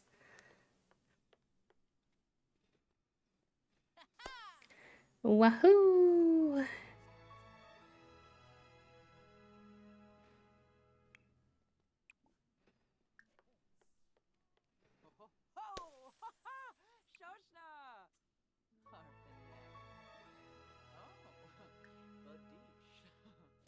Why did she do finger guns? Oh my gosh, where's Toasty? My sim was doing finger guns. All right, birthday boy. Happy birthday. You're always going to remember your first birthday as your mom being bald. All right. What kind of vibe do we think? Little Mister. He was a calm baby. He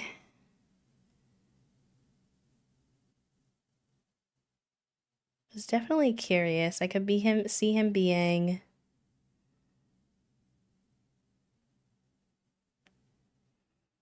a charmer or maybe inquisitive. There's Toasty with the finger guns.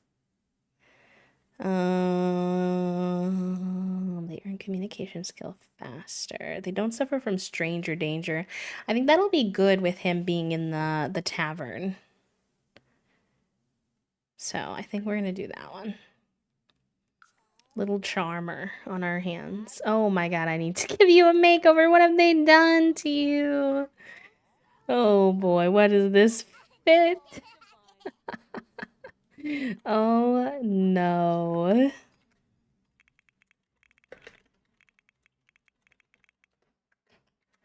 I'm scared. All right, before we get into the makeover fully, I'm gonna go grab a fresh ice pack real quick for my elbow and then stretch a smidge. So I'll be back in a few, and I will see you all in just a few minutes. Make sure you take care of yourself. If you need to get some water, if you need to stretch, if you need to take some meds, all the good things, and I will see you all in just a moment. BRB.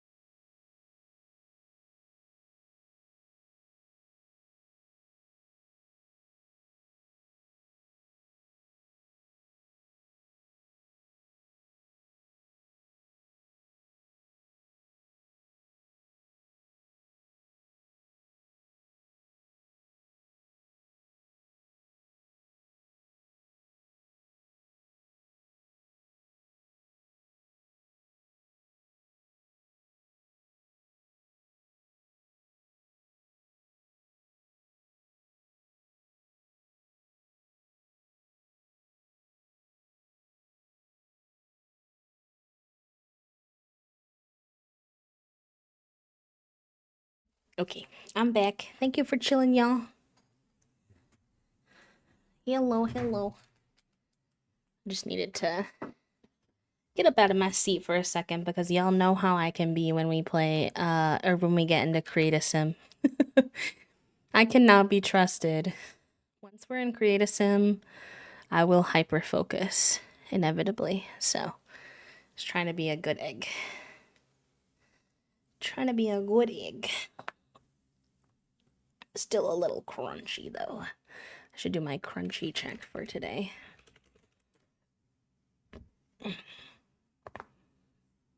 I think I'm a little crunchier than that, but I'll take it. Not bad. Not bad. Wish you could change the additional traits that they have within here, but that's okay. I think I might get rid of this. Oh, interesting. That didn't work how I thought it was gonna work. Never mind. That's fine. Okay. Let me not get distracted anyway. Cypress, I need to help you. There's nothing wrong with this hairstyle. It's very cute, but you did not have that hair texture as an infant, so. Also, your skin details are all kinds of wonky because the game doesn't know what to do with CC. Like, why has your birthmark moved sides of your face? I do not know. All right. I love the color of his eyes, though. Those are so pretty.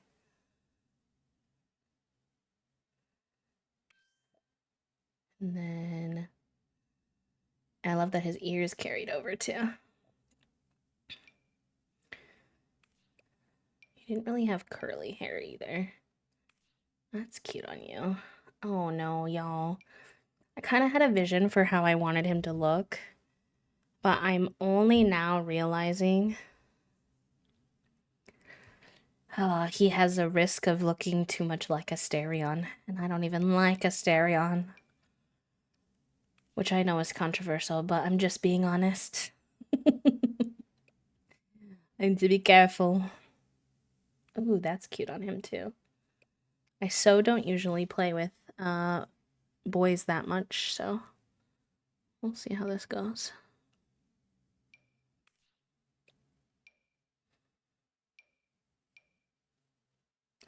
How did we have baby Asterion? I don't know. I don't know. How did I wind up here?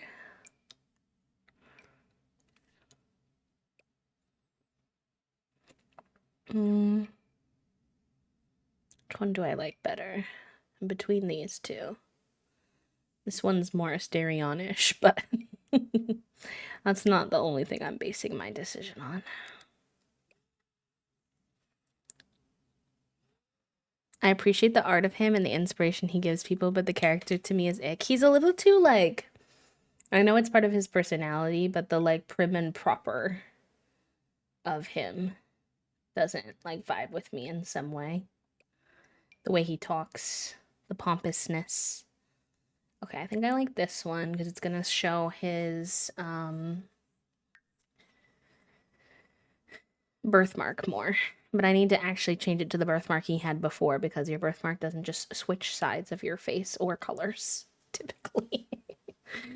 I don't know why that happened. Need to work on the ones on his body too, because he didn't have vitiligo before, so I don't know why the game has given it to him.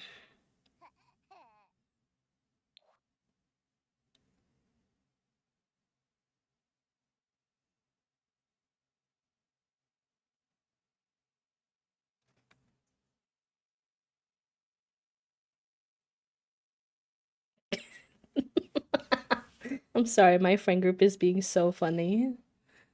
I feel like this doesn't give you too much explanation, but the someone said, "Chat, is this Riz or is it autism?" Find out next week.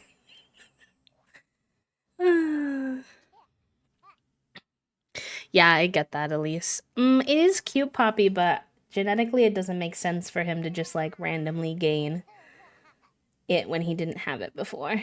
So I probably won't carry it over. He had some birthmark stuff on his body too, though. So we can carry over that part. Where's this little one from the on the back coming from, though? He didn't have that.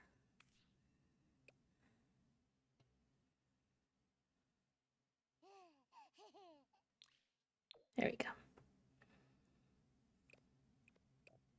Oh, that's cool, Poppy. I love that for you. Obviously, I'm sure it comes with its challenges, but I just want to make sure that he still looks like himself when he was younger. Like he had freckles too, which I would like to add back in.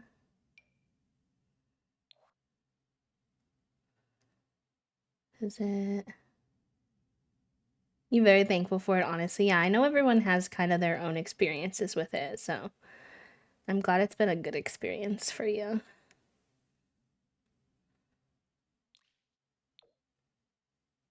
They were like dull freckles though, and I feel like not so much across his whole face. Yeah, like that is a good vibe. I want to give him the effect that his mom has as a skin detail when he gets older, which is like this little white. Oh, where did hers go? Wait a minute. Did it not apply to everything? Is that why? Hold on. Realizing now that something happened with her skin details too.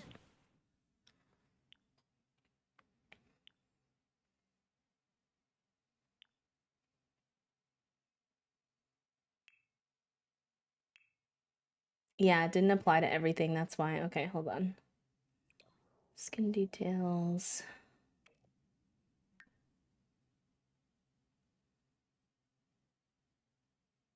Oh, I forgot that. I need them, you know, the copy button that we have where you can copy it to everything. I really wish that you could do that with skin details.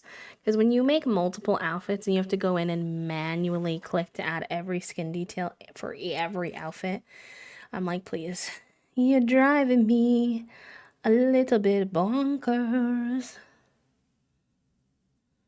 Where is what I'm looking for anyway?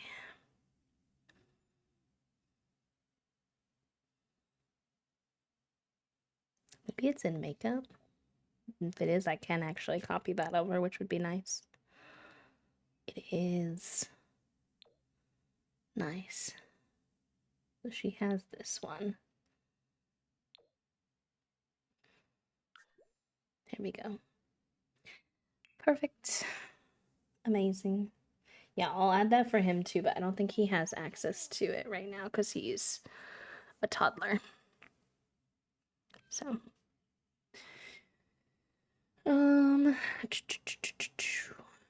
he had these little earrings before. He has such a pouty down mouth. I wonder how that's gonna go genetically for him when he ages up. This fit makes no sense though.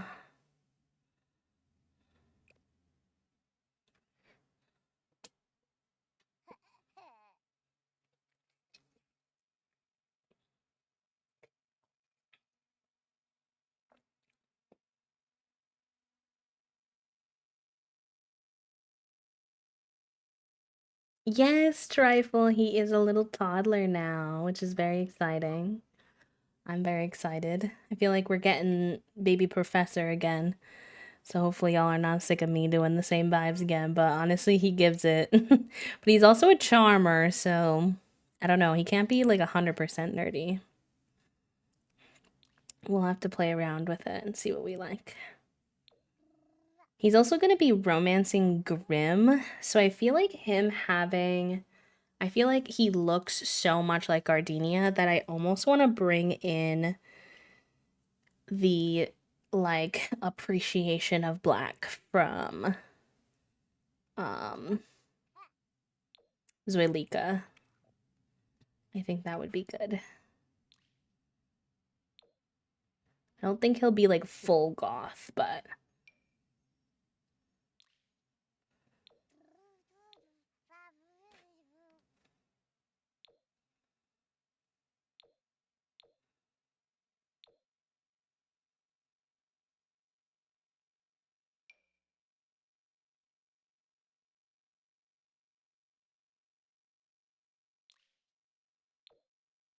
Oh, those are cute. I always like these too.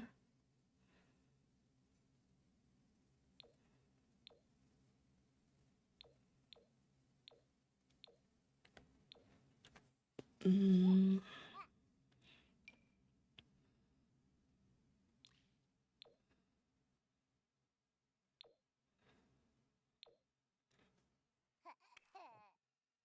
I like those.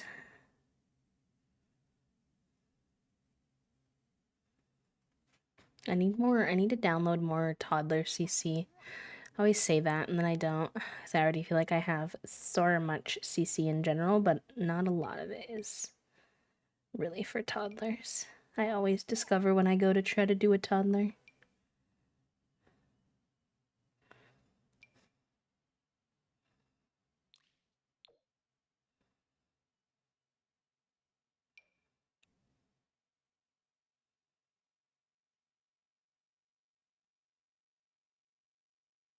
Like, none of these are really like dress shoes. What would he wear? What are they categorized as? Dress? I guess these. Yeah, he could wear those. And then some little sockies.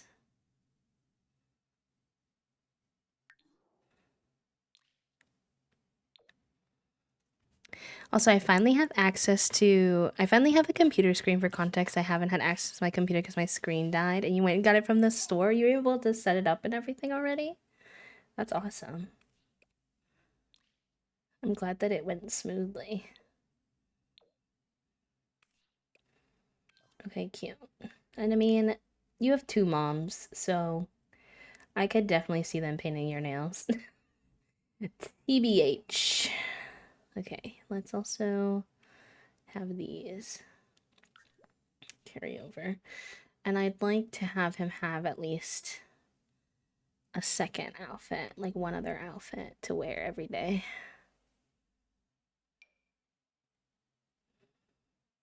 It's just a computer screen. Listen, maybe this is the byproduct of me having I have streamer brain rot when it comes to setting anything up on my setup is such a process because I have so many cords and things that get in the way.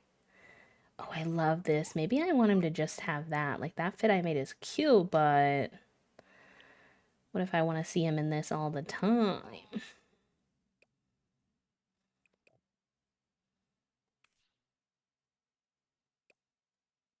There's also these. Wish they had a plain version. Just like plain black would be cute.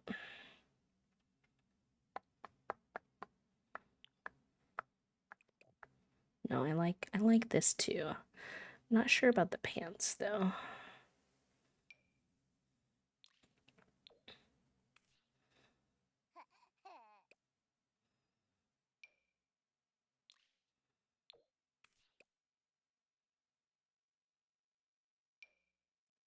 Listen, Linda, listen.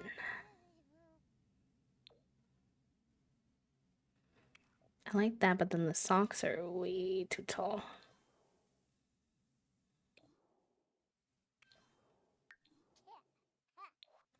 I wish there were shorter kids' socks. Why are they all so tall?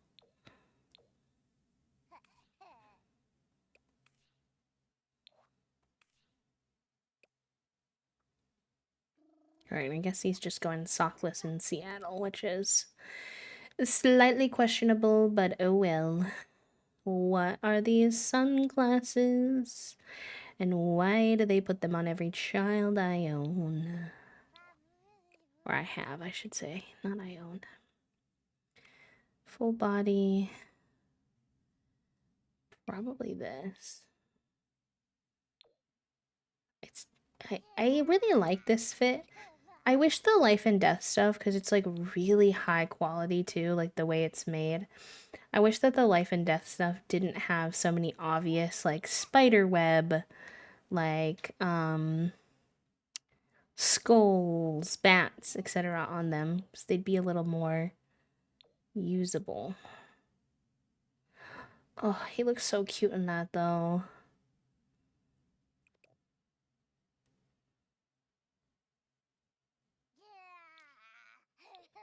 Maybe I put it back in this. I wish the pants for this wasn't brown. I'm gonna do that one.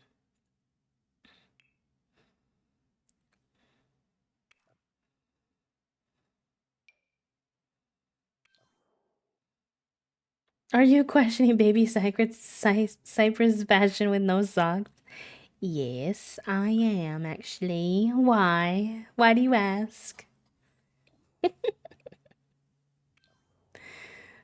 Put some socks on ya. You look so cute. Because he's a baby.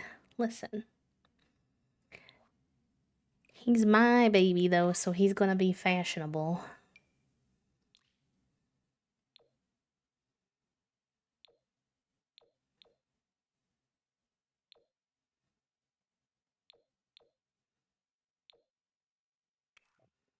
I like this one.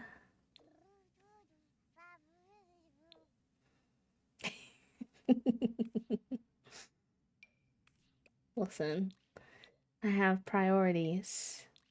Are they in order? You could question that. You could question that. But it is what it is. Oh my god, the little baby. The little baby. Oh my god, he can wear a little beret. Oh no. Sorry. Oh god, he can wear a little beret.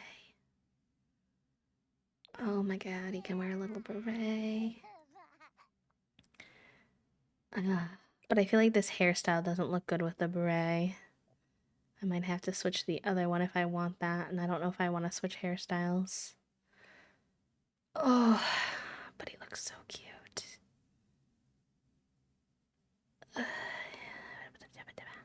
Let me see what the, what is our career for Gen 2?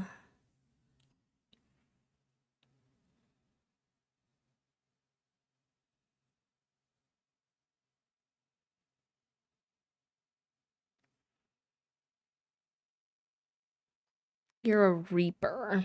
I don't really think that fits the beret, though, as cute as it is. I don't know, let me see. You see it without, and then...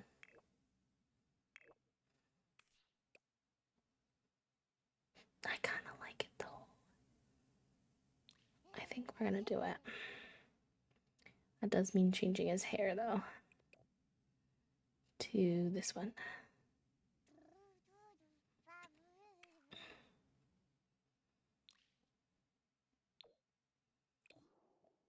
He's so stylish. Please. I can't take it. Let's see. Nothing else I could imagine really having him wear, so that'll be good. We'll put his little beret back on for party.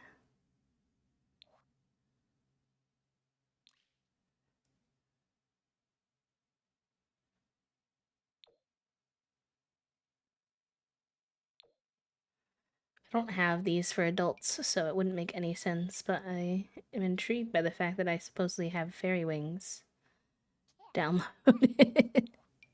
I didn't know I had those. Oh, nice, Poppy. Very good. Okay, party wear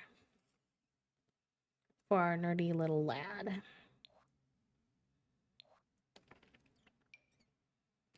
That could be good for cold weather.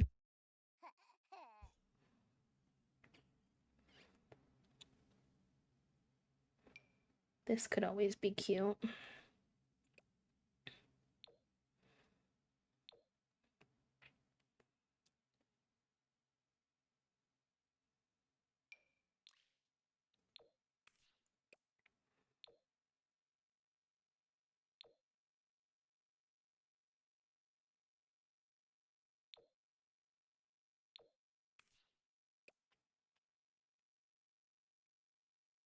Would also be cute for cold weather. We could do this for party.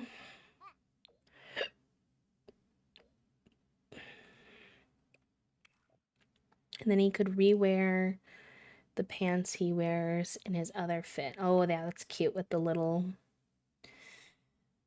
That's cute with the little matching frog. For party, maybe give him a different pair of shoes, though. Something a little more casual.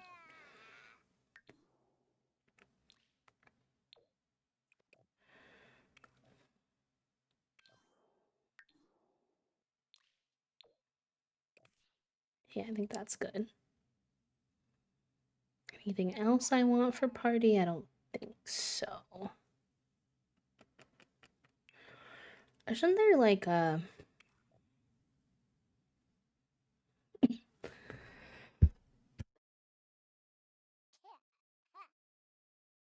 I thought there was a new... What is it called? Overall look, but I think maybe that was only for infants. And it didn't translate to toddlers.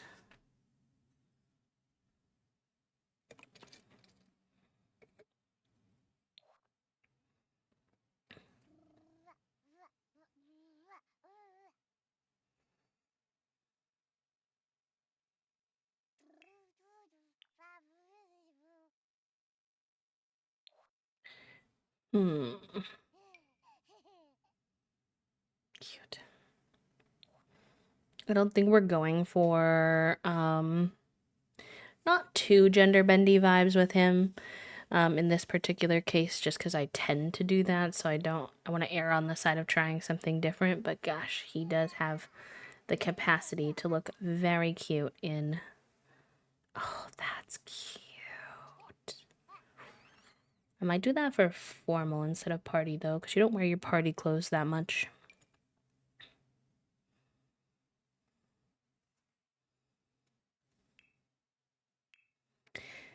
Little Soup, I just said I was trying not to do that. I tend to do that, so I need to be good. And you were like, do that though. Do it anyways. I'm not gonna give him a dress, but I am gonna give him this really cute jumper, which is technically for girls, but I do not care. I think he looks very good in it. Where did it go, though? I've lost it. It has big floofy sleeves. Here it is. Amazing. Look at how cute he looks in that. Look at how cute he looks in that. Please, I'm obsessed with him. No, you can't be doing lace to bed. That's too much.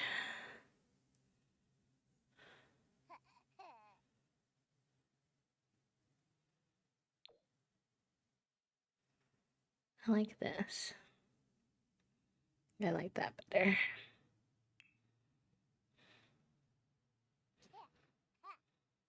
Yes, me too. I follow actually I'm getting big inspired by this creator I follow on YouTube who has a little boy, and she is big into like vintage fashion, and so she dresses her little boy.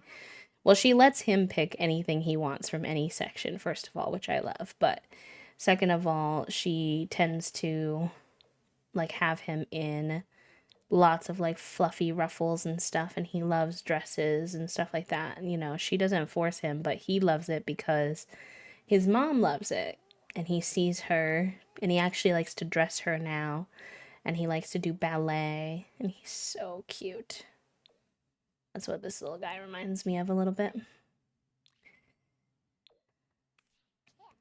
I like this little like number, but I think you can't put a top on when you have that, which I wish you could.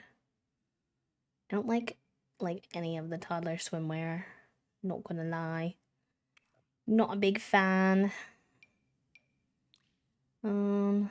Let's put him in something basic probably, huh? These are cute. That'll work. Maybe.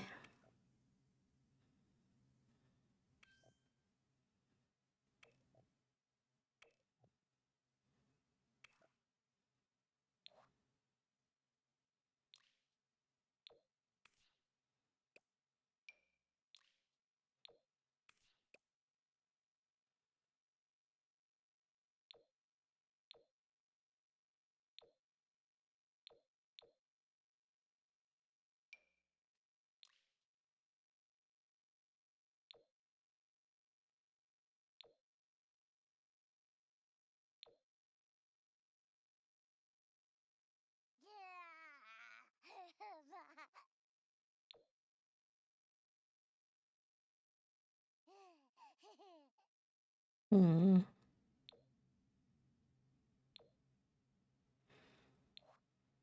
What is this? Oh my god. Not that being a little chef hat, please. That's so cute.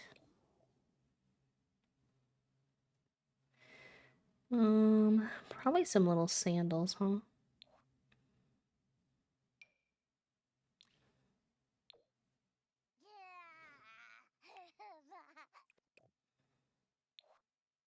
Also, does he have his little, he should have his little beret on with this hat, or with this fit that we added. That would look so cute.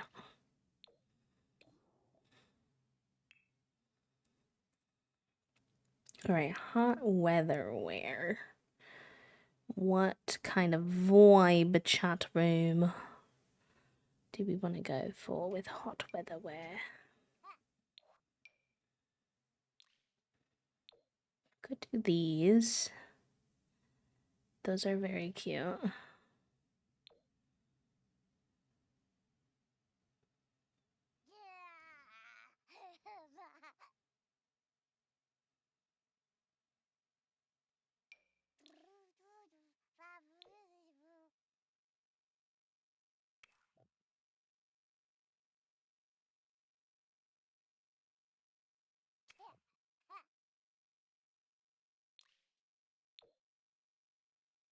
Yeah, that's cute.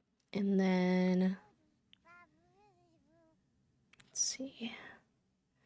There was also, I like this too for him. There's no black, so we could do like white and then some bottoms. Like we did.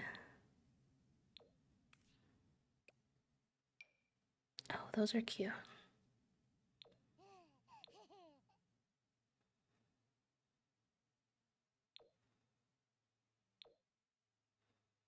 Yeah, I like that. That's cute.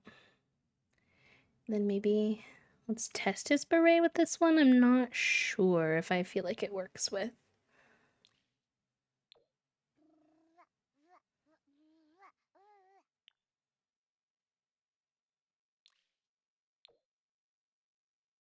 No, I think maybe not for hot weather wear.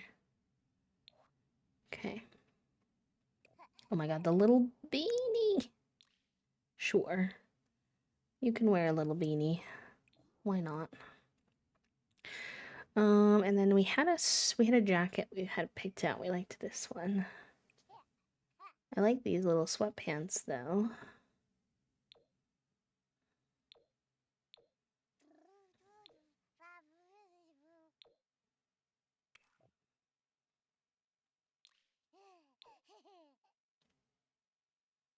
Hmm. He has these in another fit. So we'll get him some socks. And then I think that was good. Oh my gosh, cute. My 15-year-old brother and I went shopping in secondhand, and he was looking at very feminine earrings, like with lots of diamonds, and he couldn't stop looking at them. I asked him what he thought, and he was like, maybe I should get my ears pierced so I can wear them. It was very wholesome.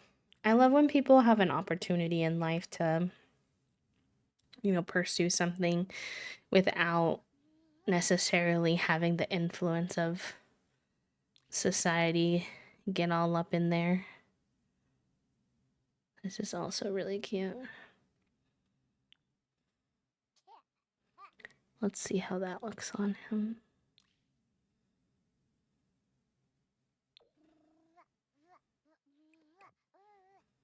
Hmm.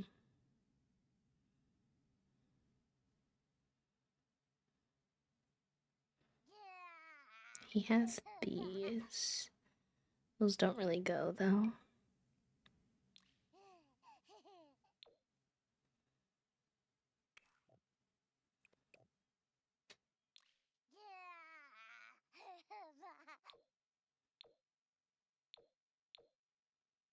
Oh, that's cute. Yeah, I like that. Okay, that's a good number of outfits. He's a toddler, so he's gonna age up probably relatively quickly.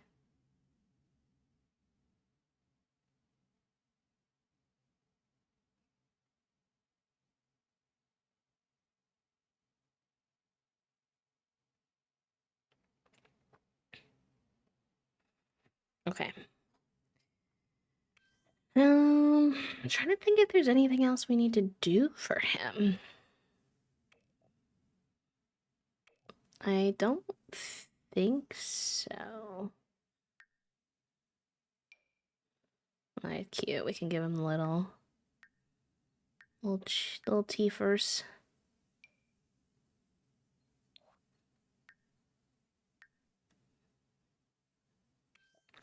Do we want him to have glasses? There's not really any good toddler glasses, is there? So maybe not right now, but maybe consider it for later.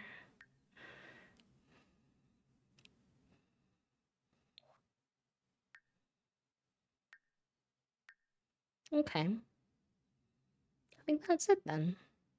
I think he looks very dapper.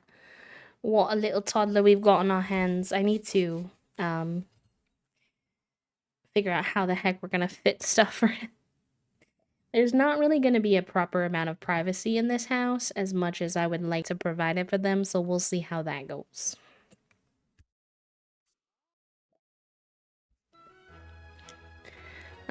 He used to have a pink bag and got bullied for it, but I hope one day he can express himself. Yeah, me too. Everybody deserves pretty earrings, really and truly. Skeet. Alright. We gotta swap this stuff out for toddler stuff.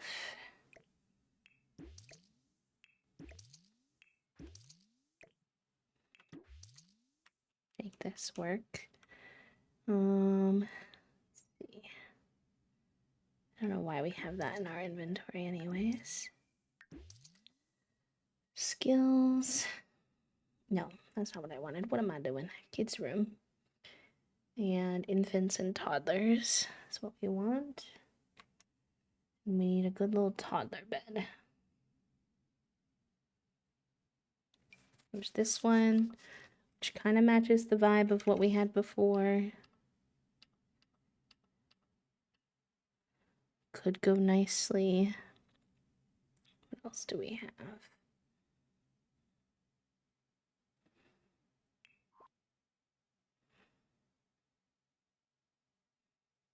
Mm-hmm.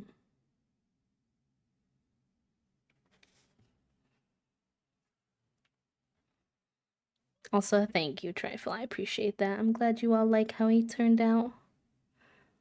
Well, I think he turned out pretty cute, if I do say so myself.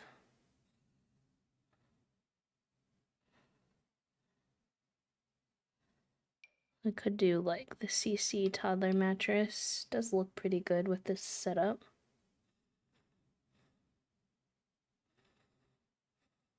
Actually, don't have very many toddler beds now that I look at it, which is interesting. Right, let's do this one then. I think that'll be best. Put that there, or yeah, probably here.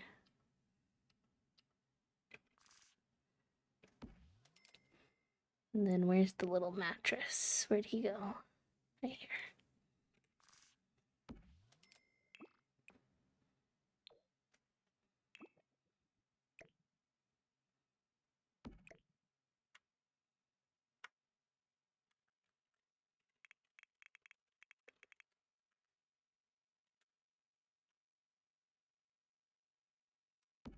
Okay, hopefully that will work. And then what else do we need for toddlers? Put his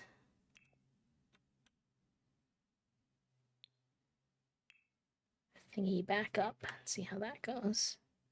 Is being a little finagly.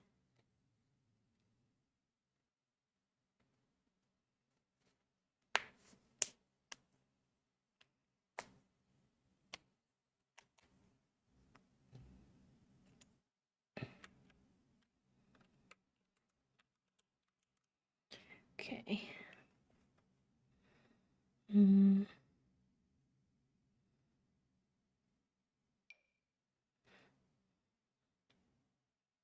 We'll need a toddler potty. Can we fit one of those in our bathroom? We might need to get rid of this shower towel rack and put it here.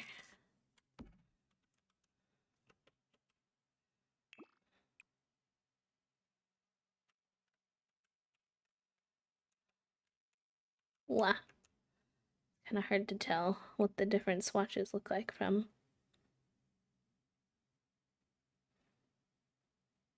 Guess I'll just go with the OG one then.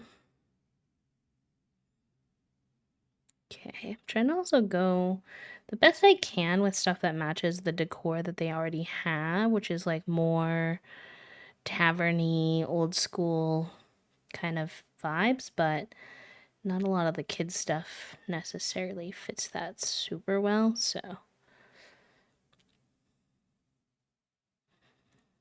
we will have to make it do.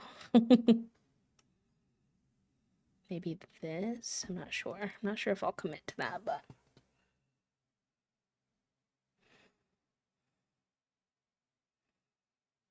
like, see, this would be so cute, but it's just for display. It doesn't actually work.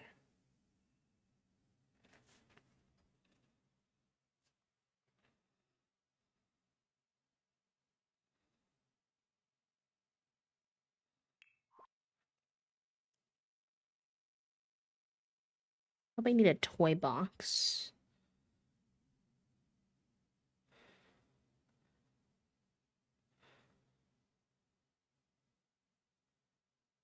Oh, and I probably want to get him a little dollhouse too.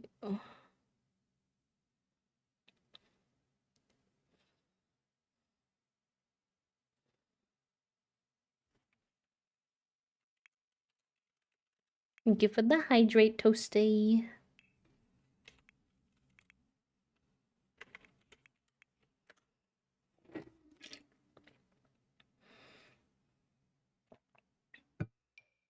And the stretch. We did do a pretty good stretch on break before we started, but I will do a little desk stretch. That will be good. Shoulders are a little cranky today.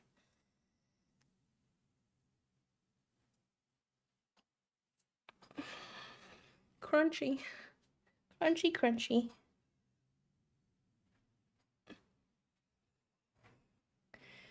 I like this one because it looks kind of vintagey. My local streamer lives with me. Much more local. Not that toasty.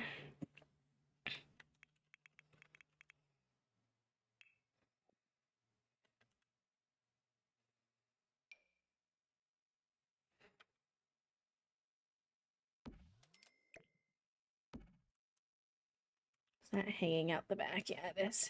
It needs to be.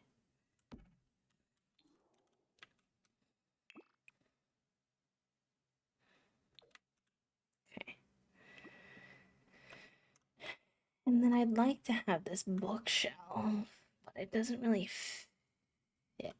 Can you get toddler books from any bookshelf? Do we have any bookshelf in this house?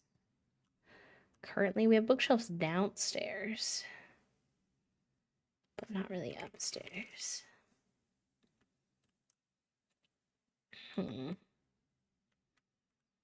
We're a wee bit trapped for spice in this house, which I knew was going to be a problem. I originally planned to get rid of this, but then Zwelika became very attached to doing crystals. And that became more complicated.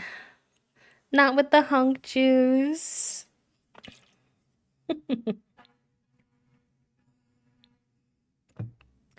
Not with the hunk juice. I'm dead. I always forget about the hunk juice, and then you mention it in it, and I'm like, oh boy. With love, with love. Oh, this is cute. Is that playable, though? I think it's just cute, but I think we could fit it anyway. If it's not getting in the way. I think toddlers can still play with those. Oh. Can't use a design tool on that, really? Okay, well, then I'll just do it that way.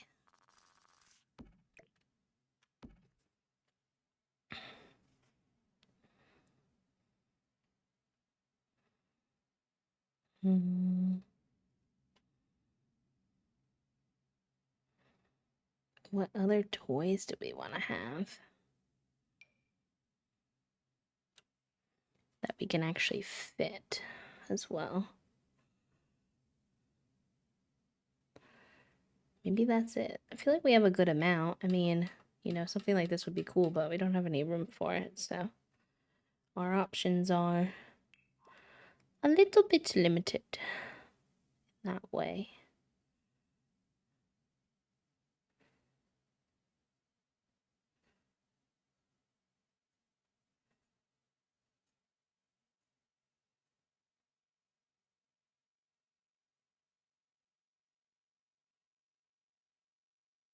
Well, he can have this little goose just for cutesies.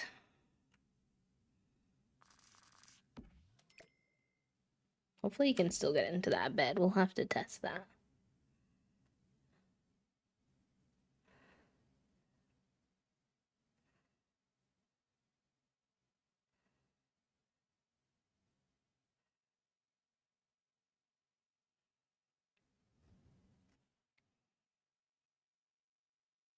Okay.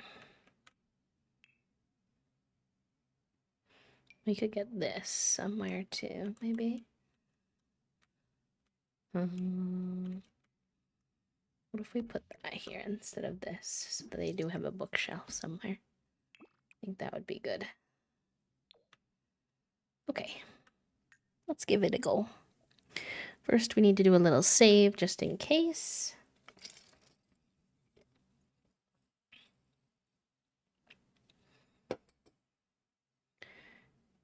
And then let's see if everything is working.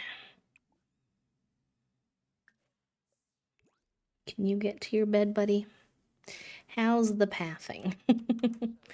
I feel like in real life, you definitely couldn't have all these candles out and exposed to a toddler, but, you know, we're gonna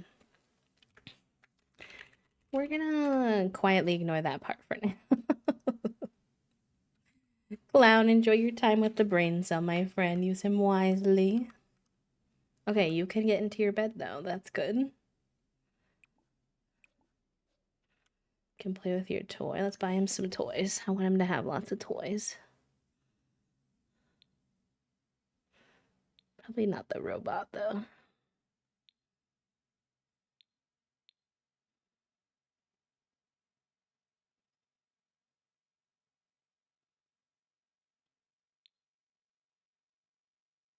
Oh my god, the Mr. Corn is so cute.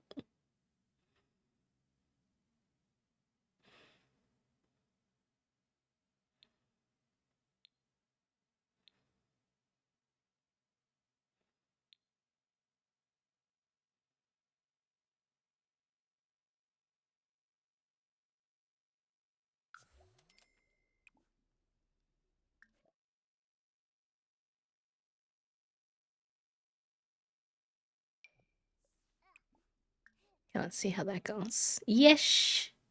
I have a brain cell. That explains why I'm able to draw. I hope that your drawing is going well, pal. Okay, I think this is pretty functional. You know, it's small, but he has a lot of space, at least, to to play. Look at him playing with his little dragon. I love him. Cute. Nice. I love that. All right. I do need to flop him on the toddler potty though, because he's gonna pee his pants, I fear, which is not ideal. Why don't you make some food?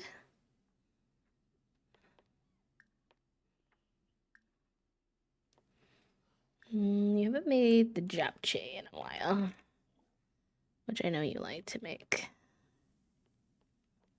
I don't know why there's two different ones, but we'll go with that. No, I don't think, did that work? I don't know if that's gonna make a full family size though.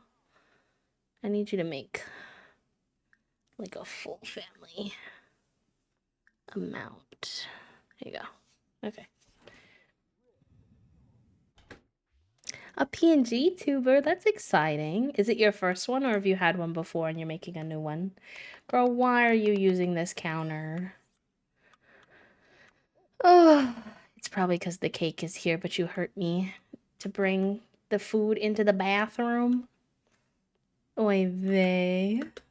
People who are able to make their own streaming stuff because they have like artistic skills is so cool to me.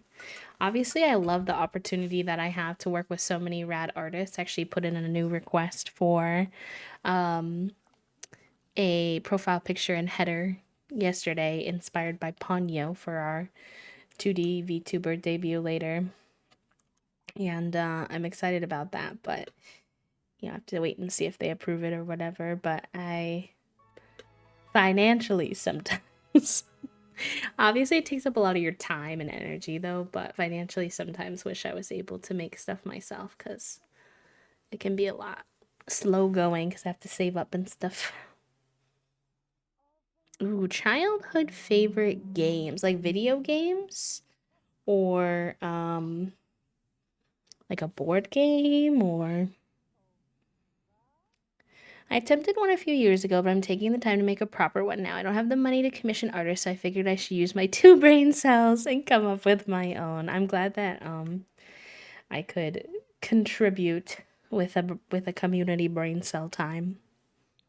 Any game. I mean, there were so many, it's hard to narrow it down. I liked lots of old online games like Diner Dash was a fave. I still play Diner Dash sometimes now. What else? I liked the Lilo and Stitch sandwich making game. I played Webkins and I liked the smoothie game on Webkins. Those were all like when I was younger. I also had a Game Boy and I would play lots of Pokemon, some of the older Pokemon cartridges. When I got a little older, I pretty much like to play whatever my like older siblings were playing. So we played a lot of the Dragon Ball Z fighting game. I always lost my booty cheeks though because they were a lot older than I was. I also played this kind of off the wall game on I think it was GameCube called Iggy's Wrecking Ball, which was a fave for a long time.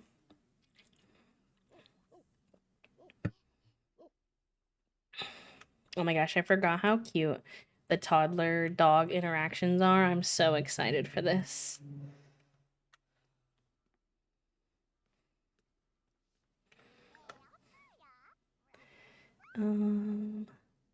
See. If you see me doing things, no you don't.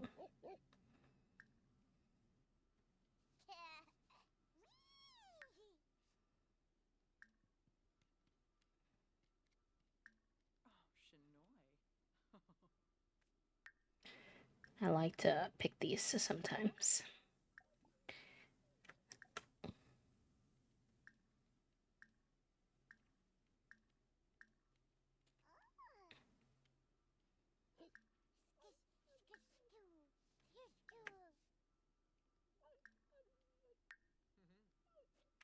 Why are you so scared? It's okay.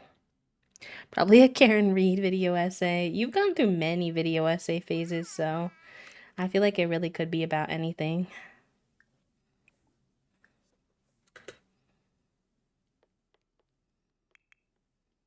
All right, let's get the toddler to bed.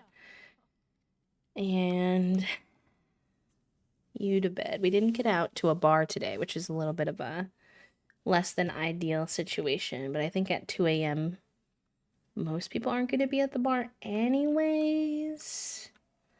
What you need, cutie boy? Why do I keep calling Orchid a boy? It's because I think I've literally never had a girl dog in this game. And then Philbull or Orchid.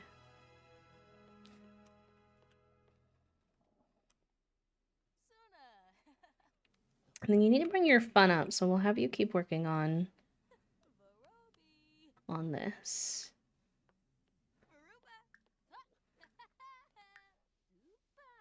Is there not like a practice? Usually I feel like there's like a practice one. I guess just pluck for inspiration, question mark? And then you need to get some sleep. You're a very tired little lad. 55-minute video on how autonomous vehicles aren't the solution to traffic for great cities that tech car companies market them as. Ooh, interesting. Interesting. I mean, that's not surprising, but... Though my favorite video essays I've seen have been on the rise and fall of ANTM, the disaster of The Sims 4, EA Look Away, and Disney's Fast Pass, A Complicated History.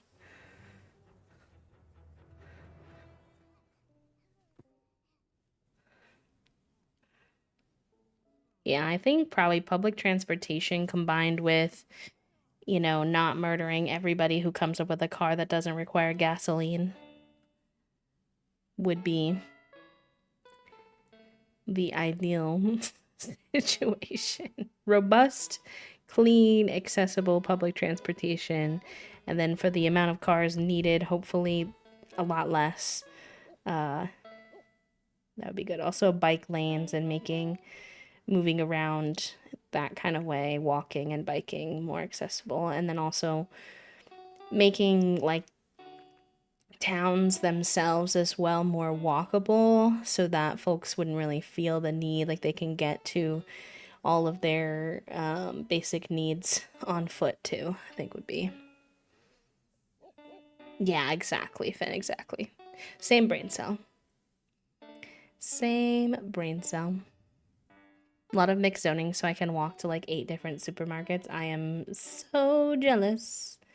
I don't have a single store that's like in walking distance for me that wouldn't be difficult with my disabilities to get to. Not even like a corner store. Not here in New England. When I was in Chicago, I had lots of access, but that's been one thing that's been hard about moving to a suburb. Obviously, we got a house out of it, but that's been one of the like downfalls.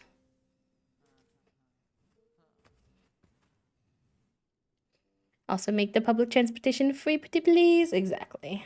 100%. 100%.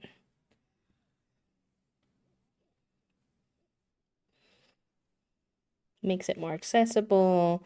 It makes it so that also there's no policing of the public transportation needed as much. Obviously, maybe for things like cleanliness, and I don't mean policing by like literal police, and I would much prefer different methods, obviously, but in the sense of like, just how do you make sure that people are paying requires systems, and if you just get rid of that, then it's not really a problem.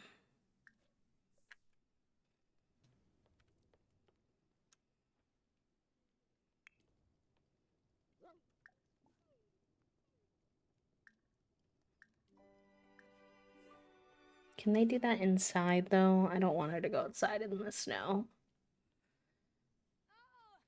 And my parents live is a different city, but often kind of seen as the suburbs of the city I live in. But even there was one supermarket and a snack bar in walking distance. I was surprised when I found out how little trains you have in the United States. Makes sense why people travel so much with airplanes and cars. Yeah, and it's been pretty brutal because our airport systems are super bad right now. Like they're really expensive. A lot of our planes are crashing. Like it's not good. It's not good. Um like so many people wish we had like a high speed railway across country too, because we could actually like visit people in other parts of the country, because that would also increase like communityness and friendship so much if we could actually visit like people we cared about. It's brutal that we can't.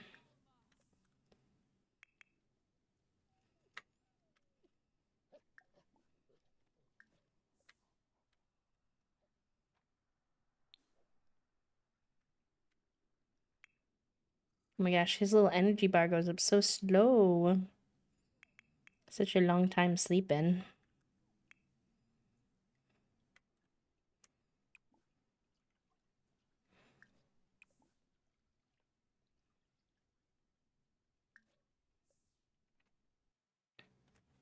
I was, and then you get people like Musk that will pitch non-project like the Hyperloop that they know they will never build with the specific goal of canceling public transport funding. Yeah.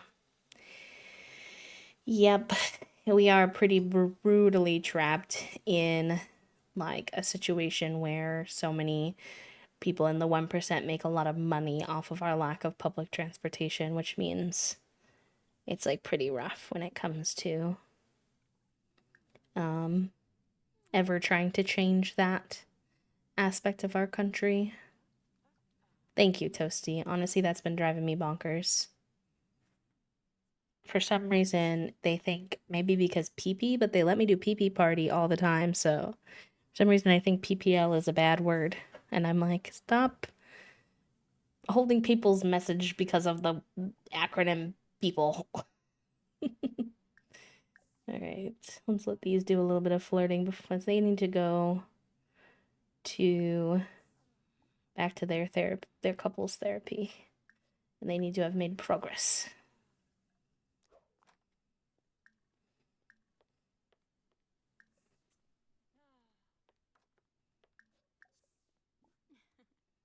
Slay. Cranny. Oh, Wumber. Shuffle pour me. Ziwawa. Bunkaro.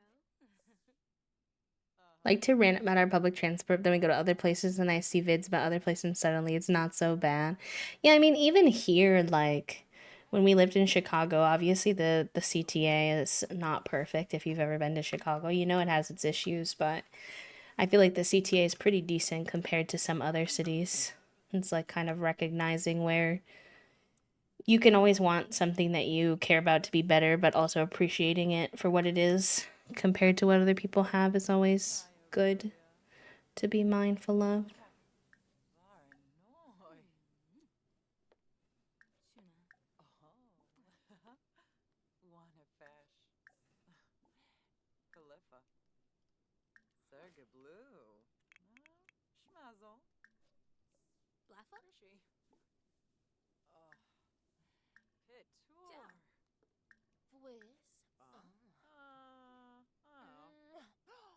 I heard that it's a thing in Russia. They have trains across the country and they got beds in the carts, which is pretty cool. Pretty best. Isn't couple therapy for aren't for people who no, actually I think it's really if so I would say in the US at least couples therapy gets associated with having problems in your relationship or something going wrong because most people don't have financial access, and not always will your insurance cover something like couples therapy. It can be questionable whether they'll even cover like individual therapy. And so I think in the US, it's really common for couples to only go to couples therapy if they're going through something really hard, because then it's like spending that money is worth it.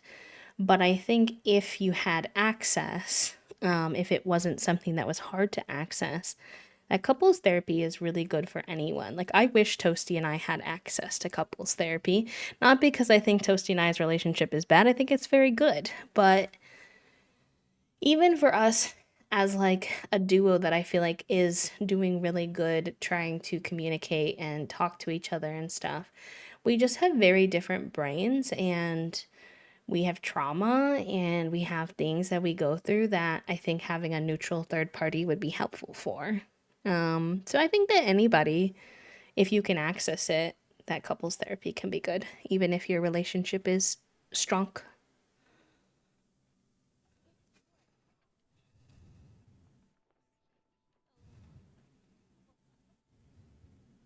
Oh, that's really interesting history, Finn. I don't know if it's the best, but it's infinitely better than the US. Real. Real, real. Yeah, yeah, of course. The reason that I have these two in the game doing it is because um I've been having a little bit of a glitch where they are saying that their romantic satisfaction is low. I don't even really think that's true. um not the therapist not having any openings until next week. I don't even really necessarily think that that's true. I think the game's glitching a little bit, but you can get rid of like the moodlets and stuff by going to couples therapy. So that's why I had them doing it. All right, why don't you go make some food for the toddler when he wakes up?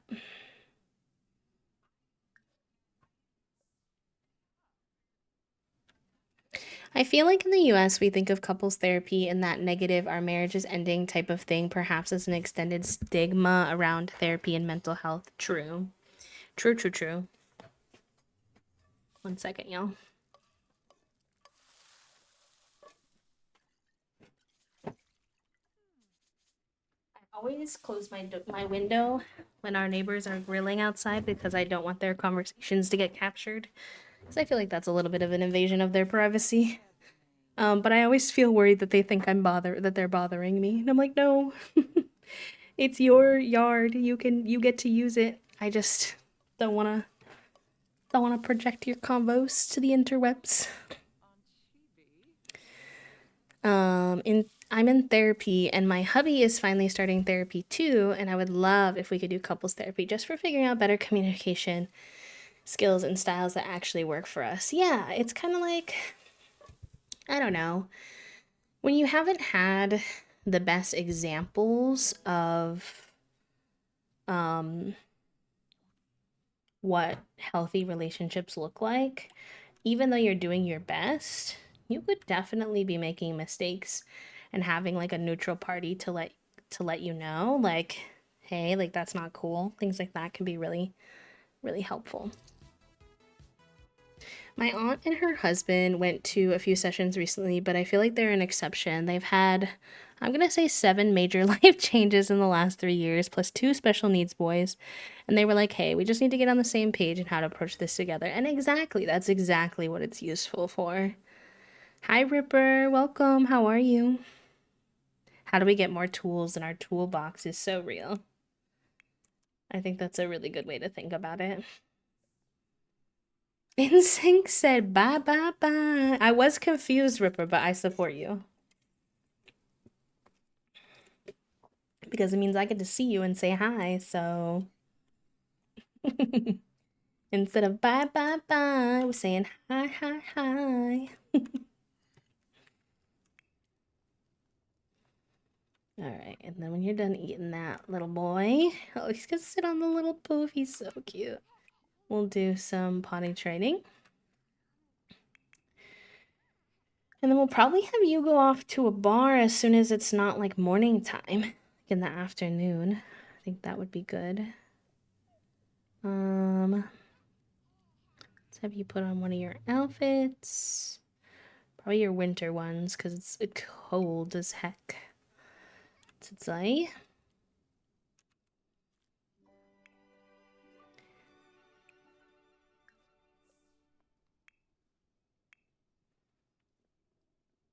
Smoking Swede mood from some political organizing. Have a good rest of your day, Ro. Thank you for hanging. Oh, Ripper, I'm glad that you've been out there active doing stuff though. I hope you get some rest when you get home though. It's important. And I know that kind of stuff can be invigorating but also exhausting. So, loves being carried, cute. Hates wake up time but loves being carried. He actually loved being carried as a infant as well, so that kind of makes sense. You want to go to what festival?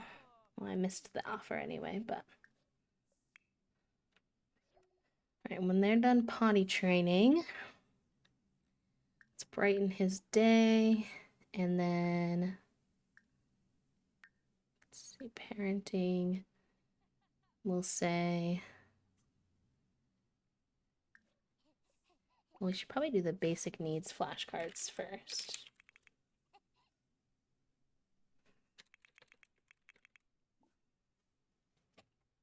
Yeah. Just say hello for a moment because I'm almost home and I'll 100% collapse. It's 11 p.m. Heck, that is late. Yes. I do. I think they're currently changing out the codes. So I think that one should still work. If it doesn't work, try it without the ZZ. If that doesn't work, it might be just because they're transitioning the codes right now, and that's okay. No worries.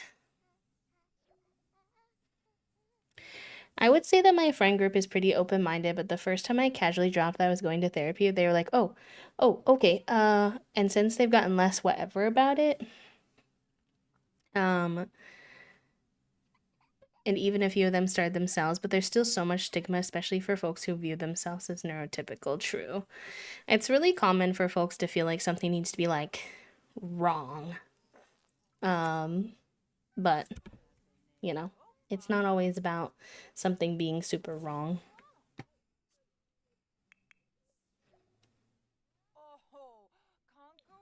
I think another thing like that I was thinking about to talk about clown's question, just like extending on what I was saying before, is also that like life can sometimes make it really hard to have the bandwidth, I guess, to remember, even honestly, to talk about some of those bigger things like your goals together and like where you want to be headed, and just like to even remember to check in on how things are feeling.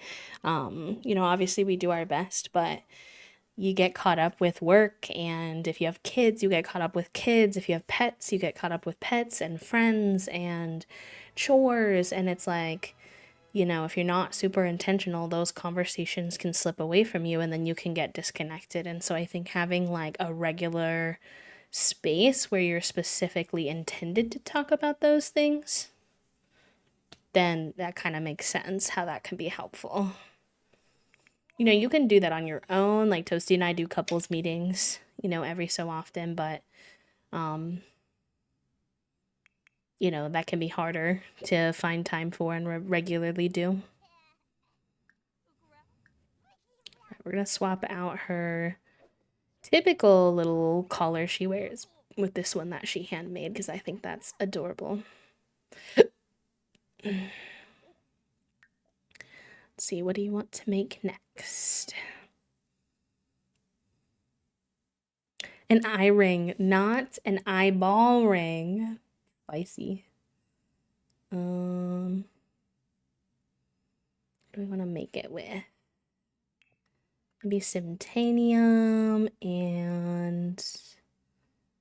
Oh, I wish I had access to that. That would be cool. We'll do diamond.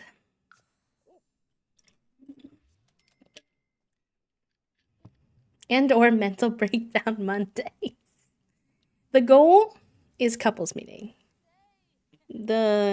Sometimes what happens is the mental breakdown Mondays.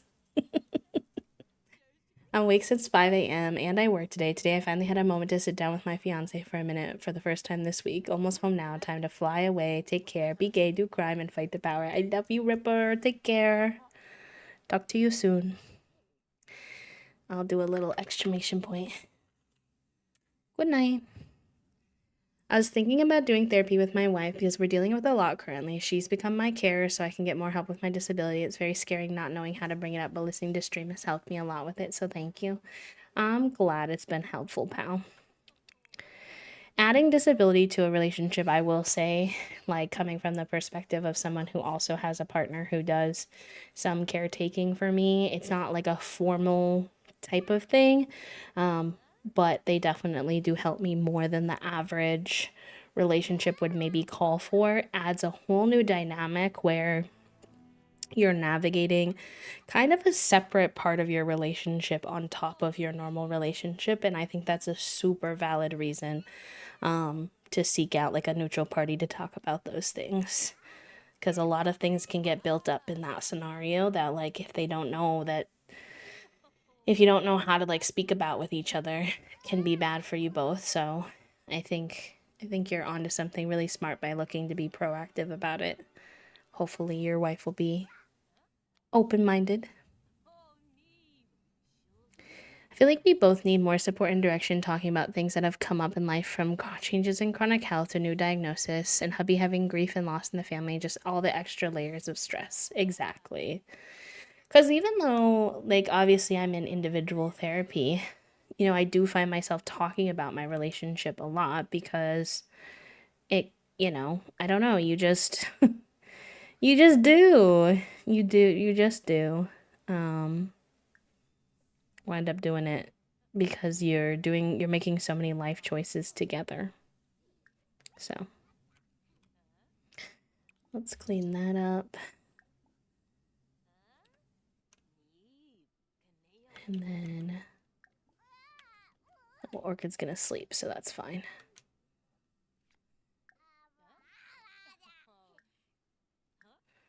Romance.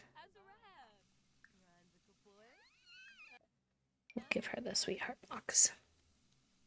Sometimes I need professional perspective and informed specialist information I don't have. Yeah, and like, as much as a lot of people say that they like want to give that feedback, sometimes people still get scared, especially your friends or family. So having someone who's going to be willing to like push you in the way that a professional can more comfortably do, of like, hey, like that's not cool or you need to work on that, can be really nice to have access to.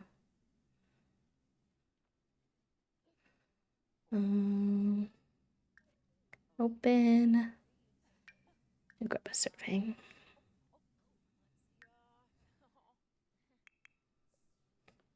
Oh, she's giving her the mochi and they're eating it together.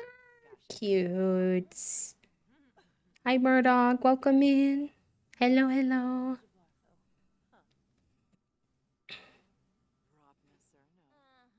Toasty, are you getting off of work at 5 or 6 today? Or 5:30? I guess I should also offer.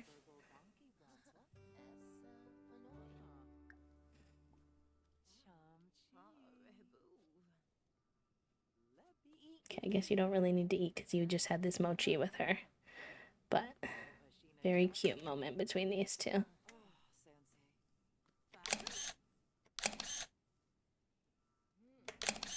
Cute. All right, we're gonna go head out to another bar to try to work on her fame now. So, where do we want to go? Maybe we go to Ravenwood because that's where she's from, if they have a bar. I'm not sure. They have a nightclub. It'll probably work. Let's give it a try. It might be a little early in the day for the nightclub.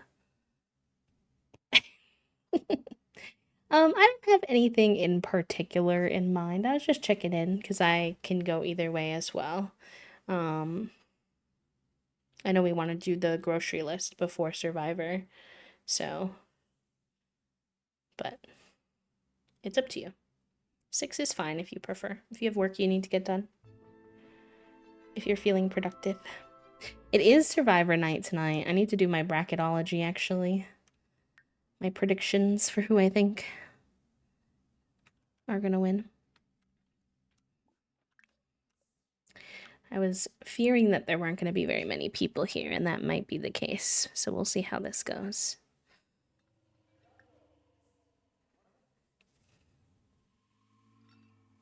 Okay, sounds good.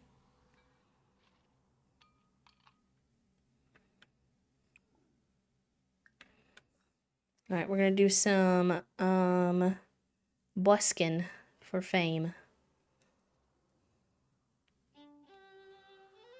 You gotta catch up with Survivor. Yes, yes, yes, yes. It's been a good season so far. I'm intrigued to see where the rest of the season goes.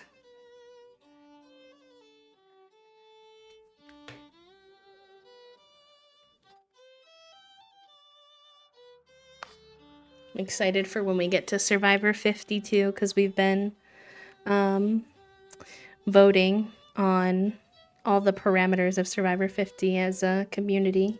So I think it's going to be goods.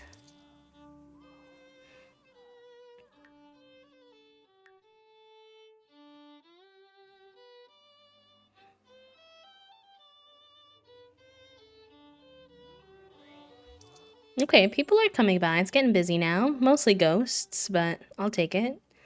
I've been known to enjoy the company of a ghost or two in my lifetime. Or Gardenia in her lifetime. And it is Ravenwood, so fair enough.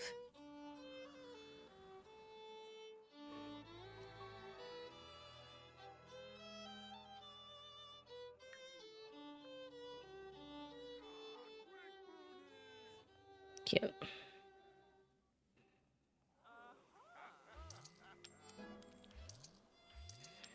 I wish her fame would go up as fast as her entrepreneur skill goes up. She's already level 4 and you only need to be level 5 to get there. My foot is falling asleep as the rest of me should, but I can't move because of cats. Such is life. You're so patient with your cats. My Toast is quite good at that too, like not moving when the cats are on there. On them. I am too chronically ill for like I always am a wiggler, so the cats get annoyed with me because they're like, "Stop moving, Dad." That's super fair though. The surgery definitely adds an element, but I feel like you're kind of like that with them in general, which I find very sweet. You often talk about how the cats are on you so you can't move, which I think is cute that you're very thoughtful about letting them rest and stuff.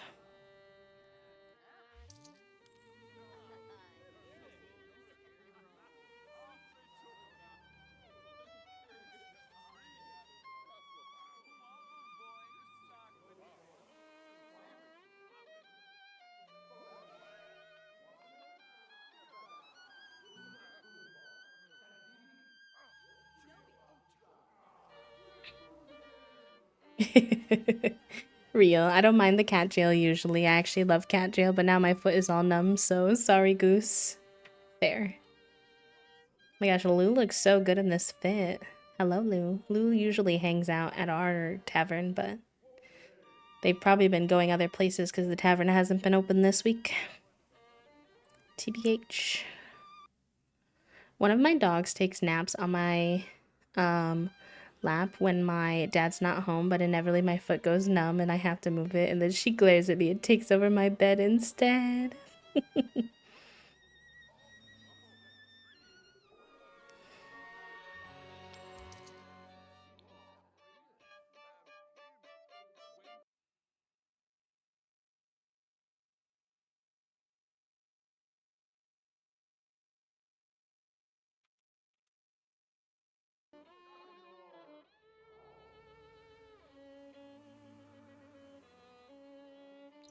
Alright, I'm gonna full-time speed this though, because I'm trying to get this fame to go up fast.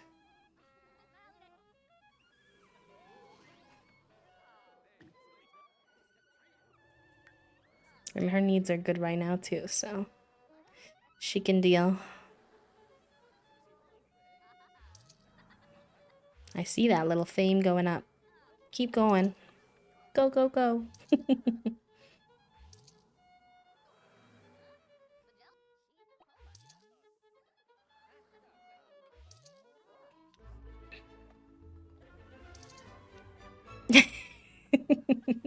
Hi, Nintendo. Yeah, the cats, our cats, so Junie has started to do, what we're calling her plop era, where she loves to come, like if we're laying down, she'll come and just plop super flat on top of our chest and just be a little pancake, which is very cute because she was not very snuggly or like interested in connecting in that kind of way very much when she was first with us. But she doesn't wait until Toasty is like settled to do it. Like Toasty is like still act. Hello, Grim Reaper. Hold on. Um, like Toasty will be actively still climbing into the bed, not even laid down yet, and Junie's like trying to climb on top of them while Toasty's trying to climb into the bed. And Toasty's like, hold on, hold on, hold on. It's interesting. I don't know why it acts like we don't know the Grim Reaper. We definitely do. We have a whole pact with him. He's saved many of our friends from death. He likes to keep it act casual, but I do know you. See, look, our friendship level is pretty high. Why you being silly?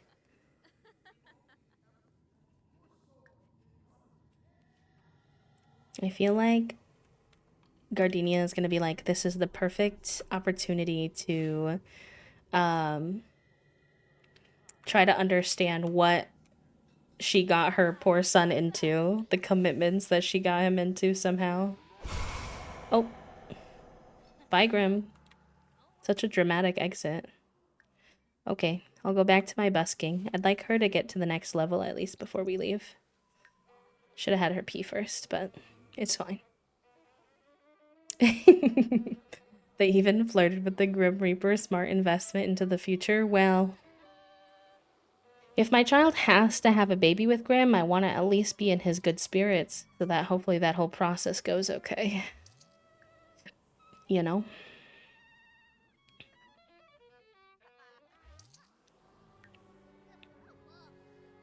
She says, hold on, I need to go piss pal first, and then I'll come back.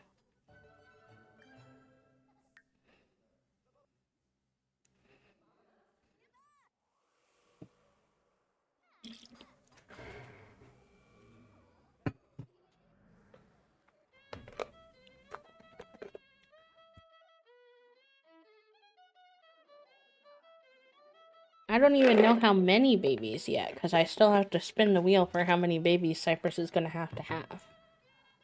So, and I'm going to have to see if you can make science babies as well, because I don't think either of them would want to be pregnant. I don't even know if Grim can be pregnant. So, lots of questions still unknown.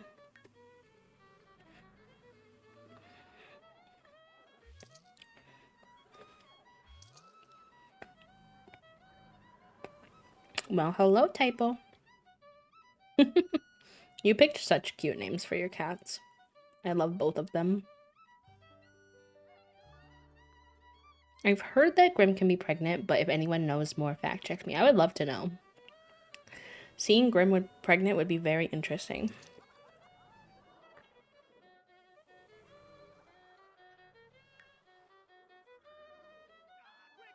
Can I order food here?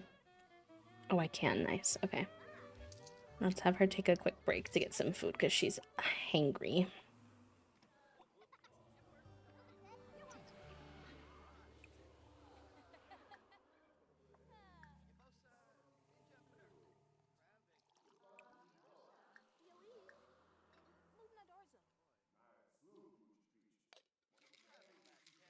I didn't even know there were so many ghosts in existence, honestly.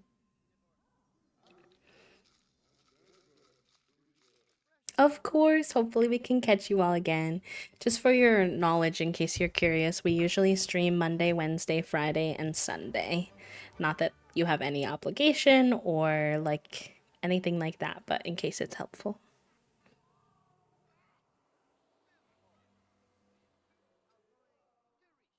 No, there's something new now, Trifle, with the life and death pack where I know you can make babies with Grim in some capacity because then your babies get like a little Grim Reaper scythe tattoo behind their ear. And that's all I know about like the impact of having a baby with Grim, but I've seen a little something something.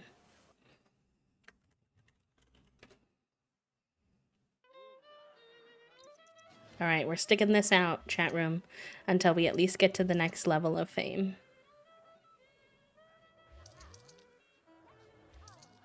We're so close. I see it. It's right there. I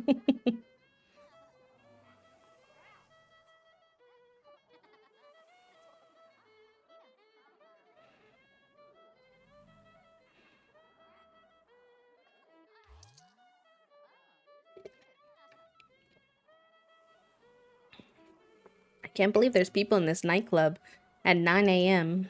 I'm not complaining. It works to my favor, but...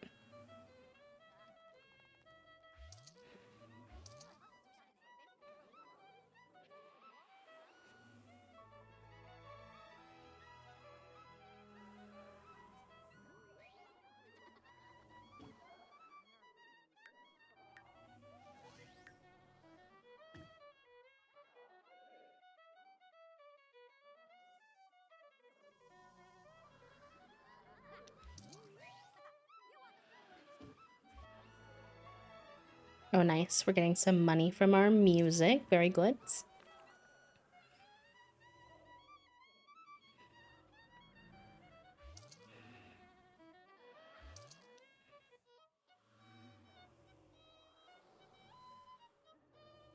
Oh, nice. Okay, good to know, Treyful.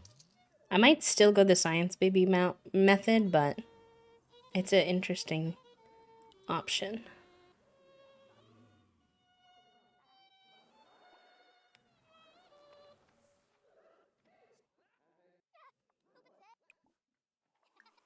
You're not a level 2 celebrity yet.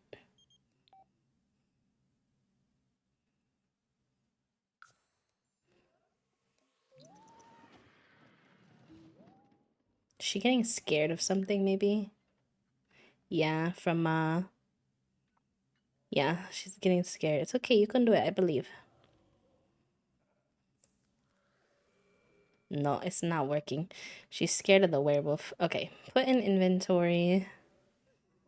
And then we'll head home. We did quite good. She went hard, so we're very close. We'll just keep it going. I know one of the things a lot of people recommended was getting the drone while you're performing, but they don't have any technology like that in their house, so having a drone would feel very random. So I think we have to do this the slow way, like she's on tour.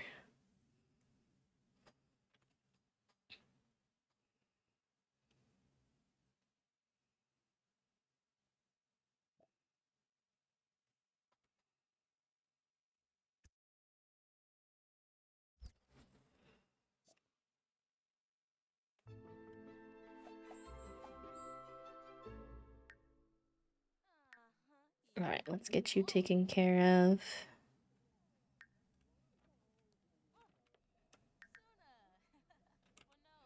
You get some food in you, and then you take a little bath. Oh, the water has been shut off. Okay, we'll just scrub-a-roo ourselves then.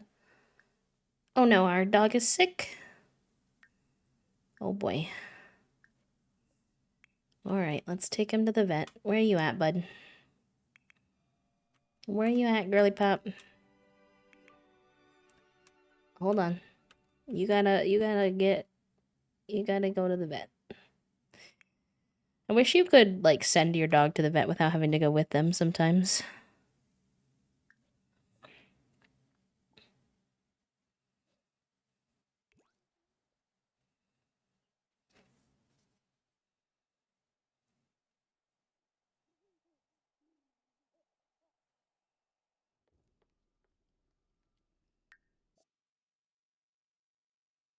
And then tomorrow is roll the dice day, so hopefully we won't have to be bald anymore. Fingers crossed. Listen, there are sillier things that happen in The Sims, so...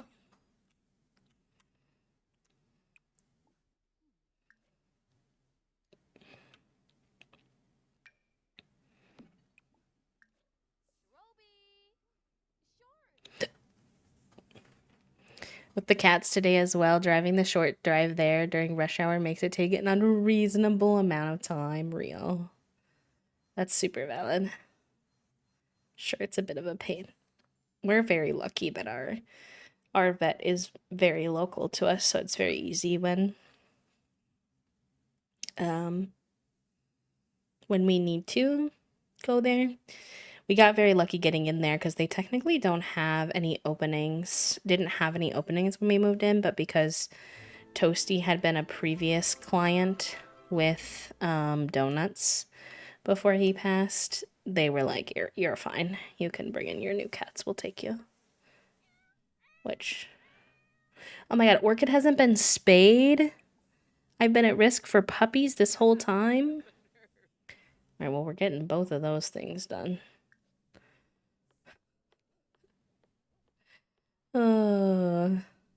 Oh, the 9 a.m. traffic, I'm sure, is rough. Yeah, and then the two cats would be impossible. Yeah, very understandable.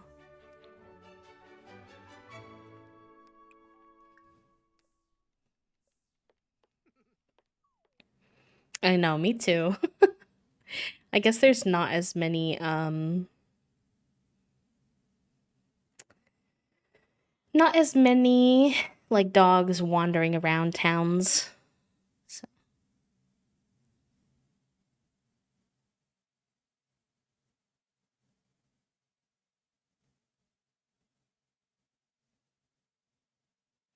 I'll grab one of these too. One cat I can still do on the bicycle, but I'd need a different bicycle than the one I got when I was 11 to carry too. I think that's fair. All right, I'm gonna let them do. Oh no. Oh no, no, no. Never mind. Okay, you can't. Fine. Oh my god. The dog that our dog liked is here again at the same time. What are the odds? What are the odds that Jerry is here again? Please. Oh. No, you can't do that.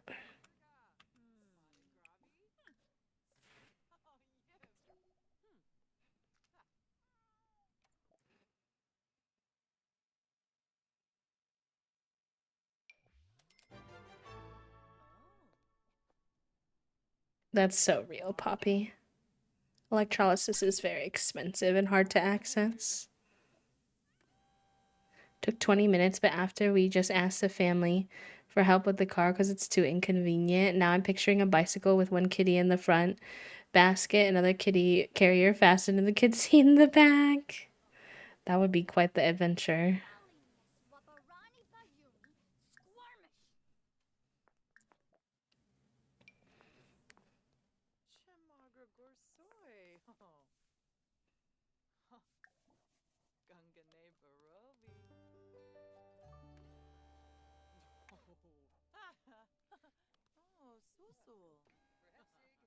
I wish that cats were better about going to the vet. Dogfin loves to go.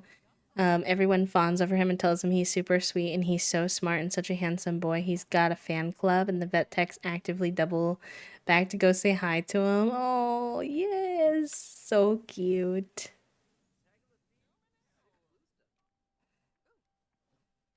Oh my gosh, on the bus? That'd be so hard.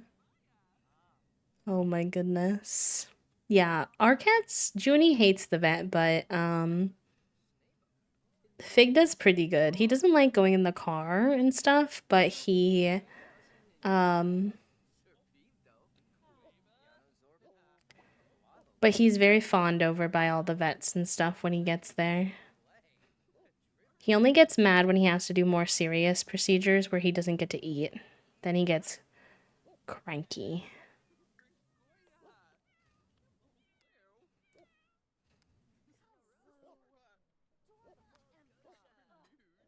No. No. Oh my gosh, not that. Yeah, when I was a kid, my dog got into so many things. My parents weren't very good with pets and weren't the best at keeping him out of things. He got into chocolate. At one point, my dog, he was always fine, but got into chocolate. He ate a part of a tube of a toothpaste. Which, by the way, I saw a TikTok the other day that asked why don't we call it teeth paste, and now I can't unthink about that. So, welcome. And then what else? He also ate a tube of Orajel once, so his whole mouth was numb, and so he was like freaking out because he was like, "Why does my mouth feel like that?" And I'm like, "Oh, buddy."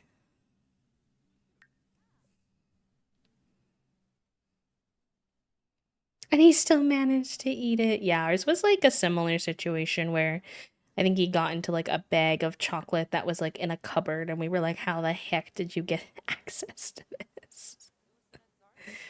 Uh, Going from my Aussie to Finn was the definition of I'm allergic to tap water to I will thrive under any circumstances. Listen, I'm sure you loved your tap water, Aussie, but I'm sure it's nice to have a dog that will thrive under any circumstances. Makes it a little bit easier. Who I had diagnosed personally with ADHD, Trifle, that's so real. I always joke that Junie definitely has ADHD, and we always joke that Fig has autism. The vibes are definitely there with the two of them.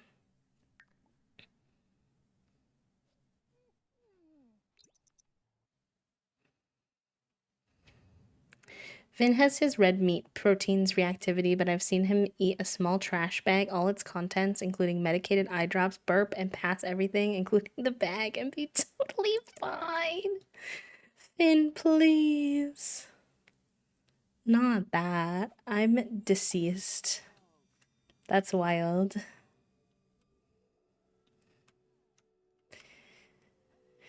Alright, why don't you go fill the bowl with the doggeroo?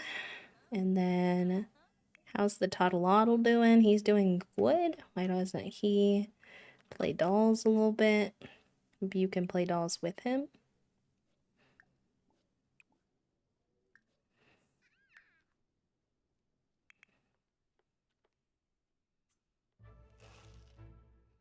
Was allergic to grains, wheat, and was bad with lamb, pork, and some fish. So total 180.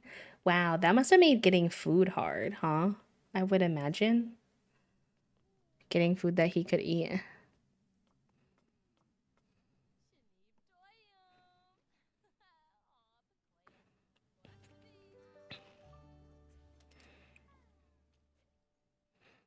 Why don't you work on your writing for a little bit?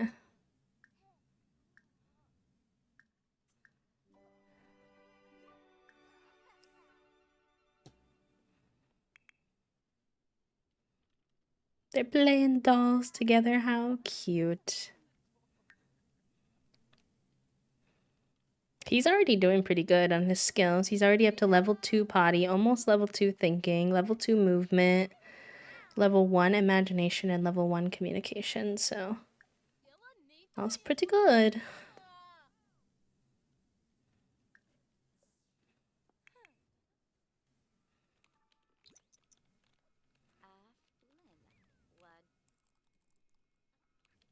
Oh, nice. Yeah. Cozy game recommendations. I've been really enjoying Fields of Mistria lately off stream, which is a cozy farming sim vibe. We played Naiad on stream recently, which was like really fun. It was sort of a story puzzle adventure game with like naturey themes to it. That one was gorgeous. So those would be two that I recommend.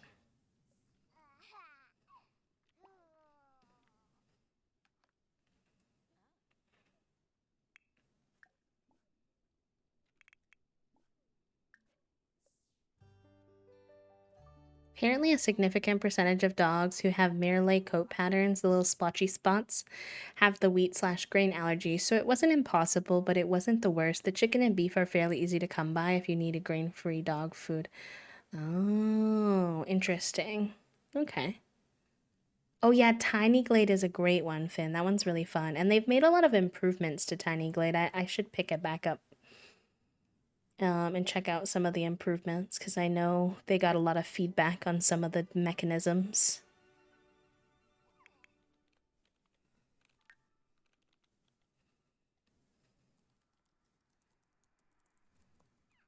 It was honestly harder finding grain-free cat food because the cats would spit their food down to the dog to share, which was cute, but oh no.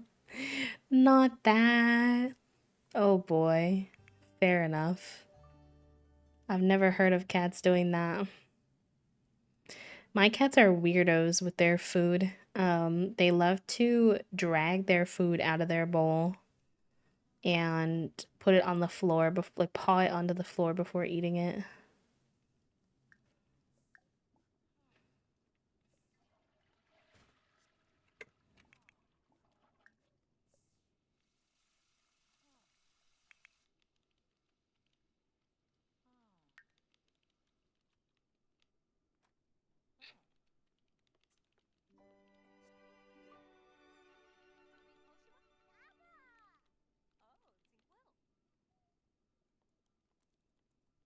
Mm, I might do something controversial. I think we're gonna switch ownership of the small business over to Zuelika so that Gardenia can focus on um her music. And then I think Zuelika might be able to keep the tavern open while Gardenia's out. I'm not sure, but it's worth a try.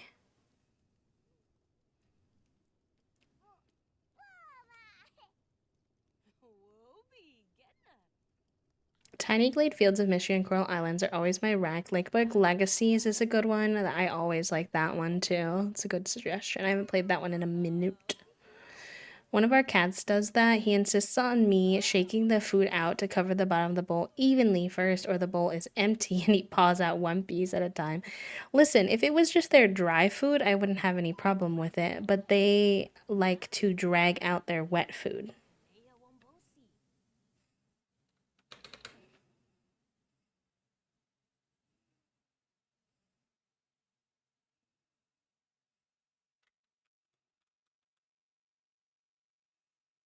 Illa Neve. Huh? Oh, Neve. As a rab. Oh, that's a good question, Papa. I'm not sure.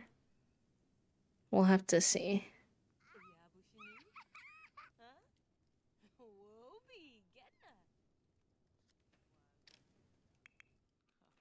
Yeah, they get it all over the wall and everything, so we have to clean our walls next to their food bowls. I'm like, please, you two are menaces to society. Good night, Finn. Good luck. I hope that the cats let you get some good sleep. Thanks for hanging out with us tonight. It was nice to catch up with you.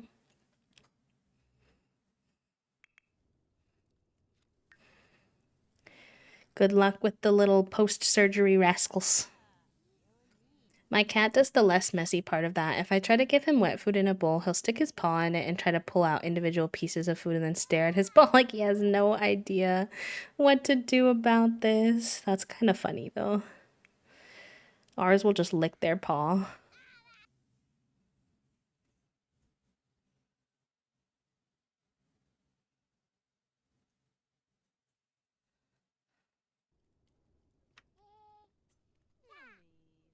But nor for be. I don't even think they don't like rub their paw on the wall. I don't really actually understand how they get it from their paw to the wall. But it happens somehow.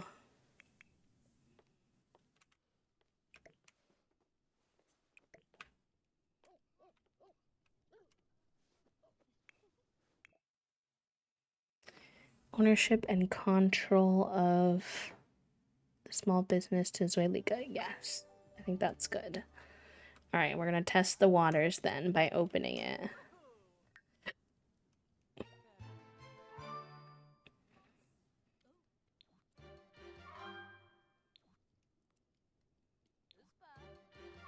Oh, it's going to give us a notification for each of those, isn't it? Yep.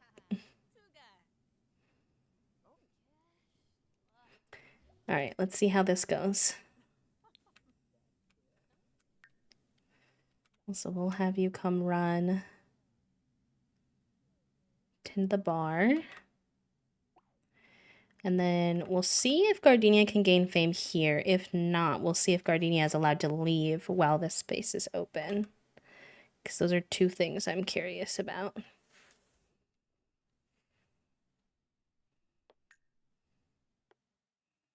Yeah, of course, Poppy, of course. That's something we never really have a shortage of, is game recommendations here.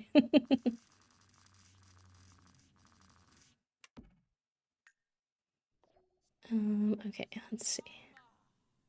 They're always saying this and then the customers reach it just fine, so I'm assuming that's some kind of glitch, but it's kind of annoying.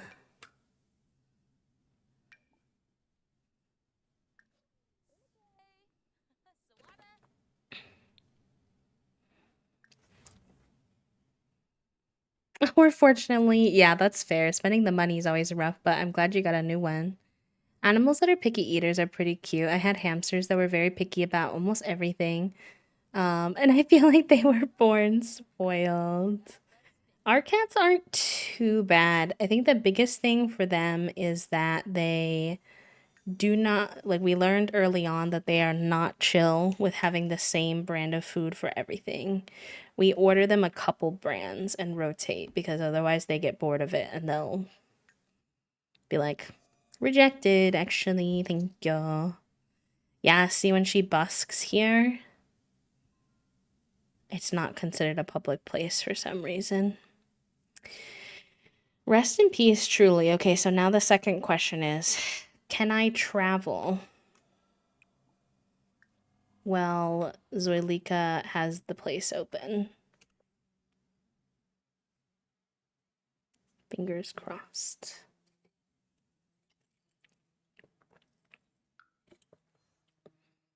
It's looking good so far.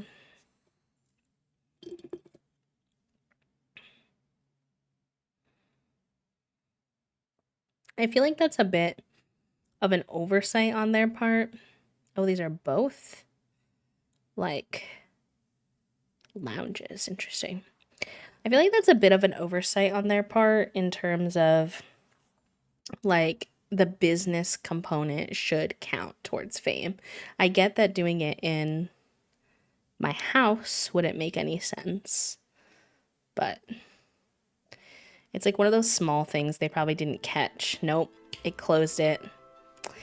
Ugh, that's so annoying because I want to work on Zoilika's skill too, but I can't do them at the same. Rest in peace. All right, well, it's okay. We'll just have to do one thing at a time.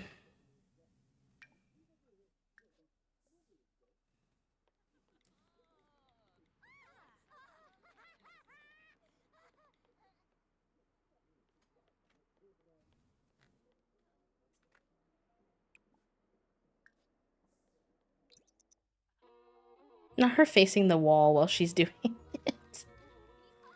Oh, she's inspired right now, though, so hopefully that'll help.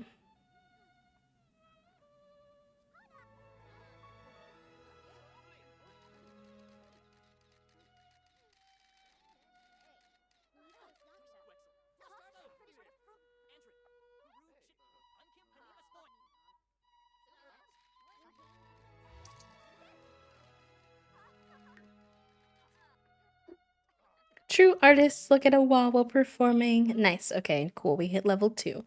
Gardenia has been recognized as a rising star. She's earned 2 more fame points that she can use to purchase fame perks. In addition, she can now sign their autograph or choose to pose for pictures for other Sims. A great venue for such activities is a celebrity meet and greet event, which she can now host by selecting a planned social event. So I wonder if we can host a celebrity meet and greet at our bar and or at our tavern, and if that will help as well. Let's see. All right, what can our fame points go to? Hmm,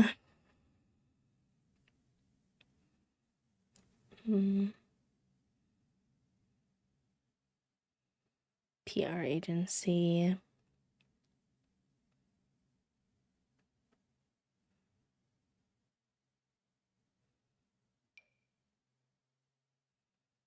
I guess this one makes the most sense since she's a spellcaster too.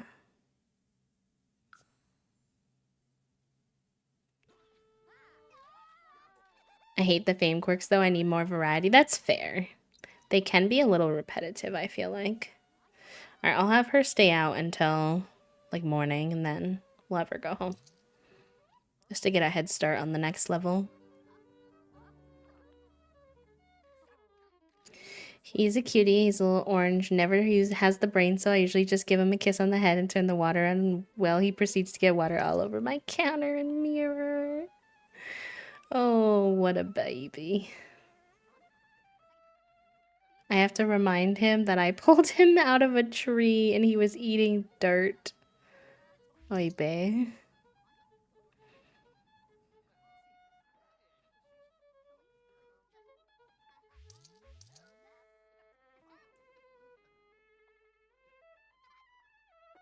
Ooh, chat room. It is Thursday, which means we get to roll our die and see what happens.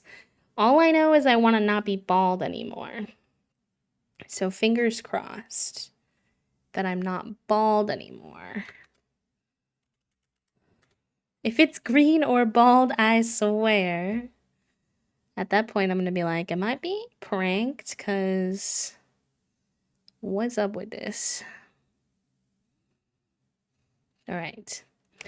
Manifesting, drum roll. I also do not want to be a toilet, honestly. I could use finally having something above a 10. That would be really nice. But the dice will do what the dice will do. So we shall see.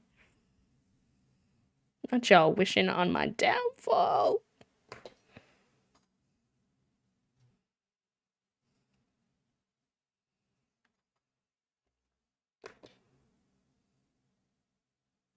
Why do we never get anything over 10? Oh no. No. Toasty! I'm blaming you. Now we have to wear a toilet on our head for 24 hours. At least it's only one day, but. Okay. Well, I guess we need to go home and hide for the rest of the day because we need to put a toilet on our head. Should end its stream at 5 p.m. Listen, Linda, listen. Wait, don't leave your busking stuff behind. Okay, stop taking pictures of this, man. You got toilet things to do. Why is my sim doing an action I can't stop them from doing? Save me. Alright, go home. Toilet time, baby! Much to my dismay. This is why I low-key think Toasty is a Warlock patron, and they do nothing to make me think otherwise. Son, thank you for the hydrate and stretch. Not the goth girlfriend is going to be impressed by the toilet charm. Oh, God. What am I going to do with all of you?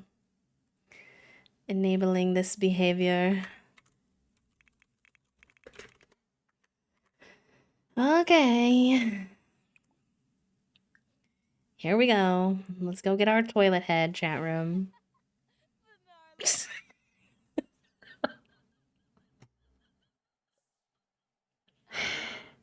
Wait, where's your toilet head? Where'd it go? How do I have it for 24 hours? Why'd your toilet head go away? Hold on. Can this be the screen grab for the episode? I'll do my best. I'll think about it. I may be trying to erase this from my memory already, so we'll see.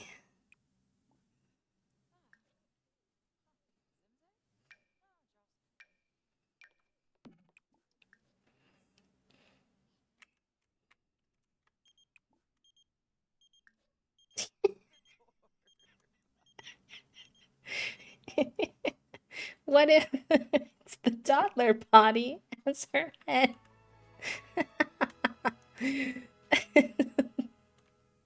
For me, my favorite is the clipping that's happening, where like part of her face is like coming through, or part of her hat is coming through. Listen, I just wanted to see what it looked like those today.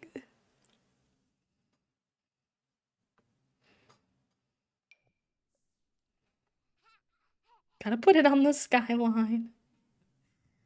Oh gosh, hold on, let me turn.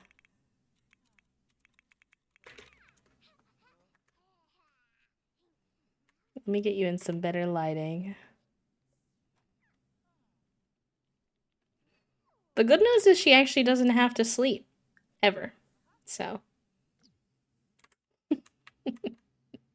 If the toilet is so big, I can't even get a screenshot where the ceiling is not showing. Please. The toilet cuts through the ceiling. Oh my god.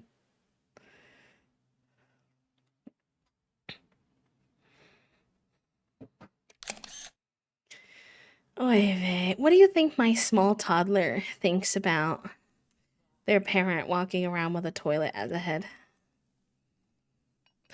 The neck pain would be so bad. Look how much this like sits off the back of her head. You know how much strength it would take? Everything that she does is gonna be so funny for the next 24 hours. Oh, she's just eating as a toilet head.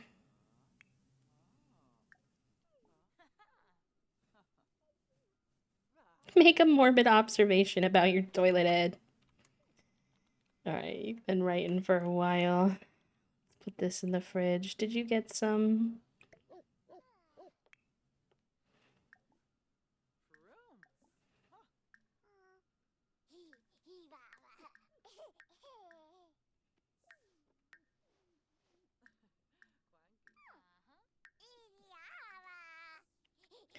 Alright, and then let's get you a little bath. Hi, Torchic. Welcome in. My favorite is imagining people coming into the stream for the very first time and having no idea why our sim has a toilet for a head. Alright, well, she has to pee, so toilet head is gonna go use the toilet.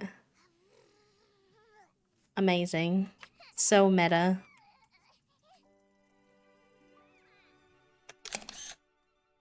I can't. I cannot take this seriously. Oh my god. The wild magic is getting out of hand, chat room.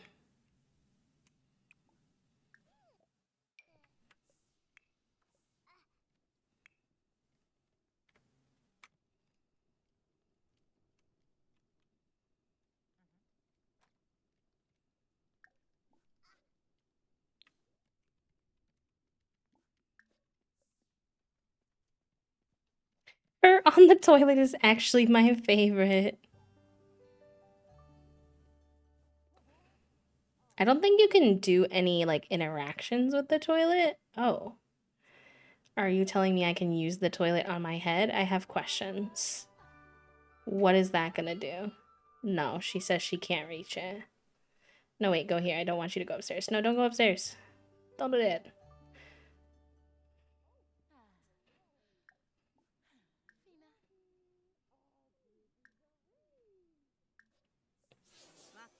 Stop it, Toasty. Exclamation point cancel, Toasty.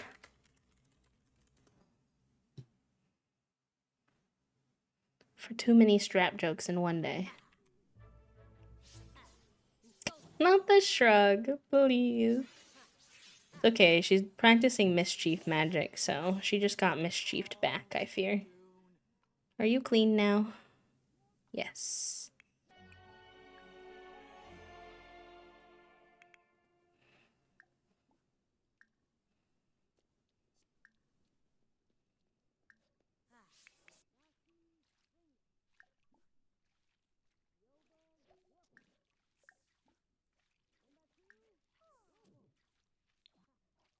Okay, so Gardenia has now learned all the spells for all the different types.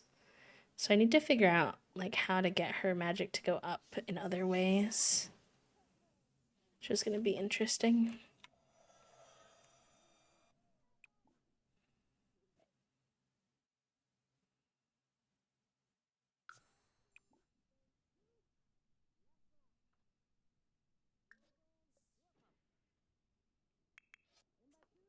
Wobbly toilet head is too funny.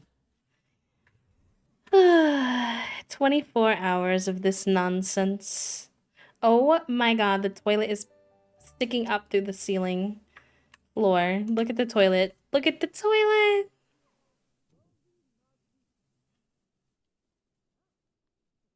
Because she's practicing magic downstairs. And it's too big. So it's going through the ceiling. Oh gosh.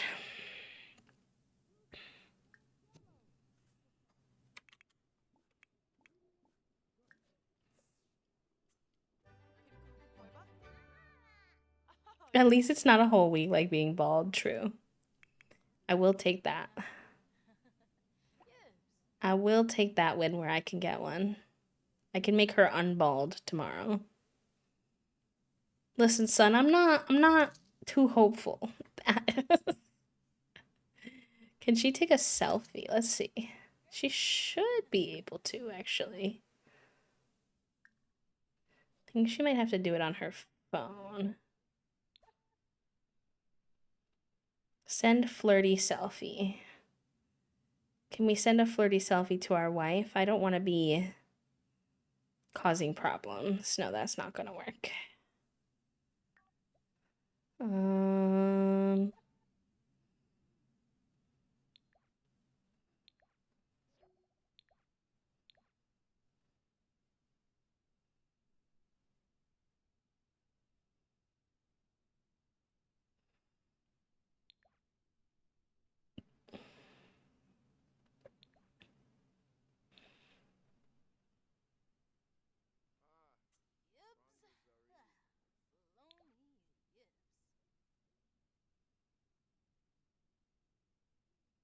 we were gonna have a celebrity event, but we can't do that until there's no longer a toilet on our head.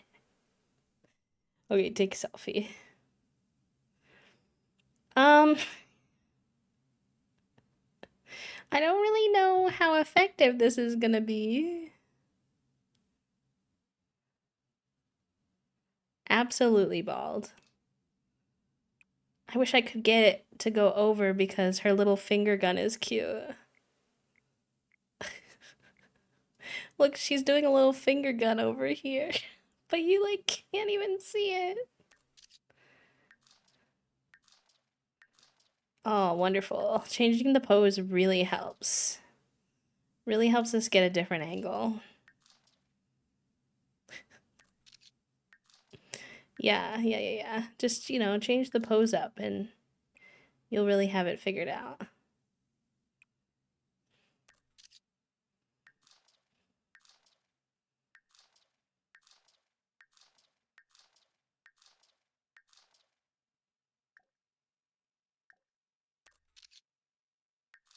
This feels like a strange metaphor for when you're trying to take selfies when you don't feel confident.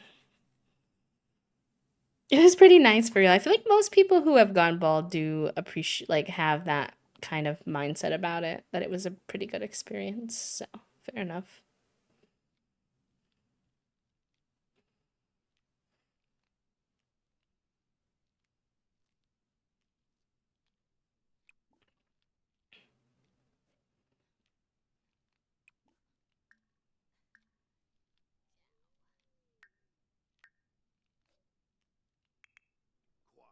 Why does Wolfgang just think he can come into our house all the time? Why is he always here?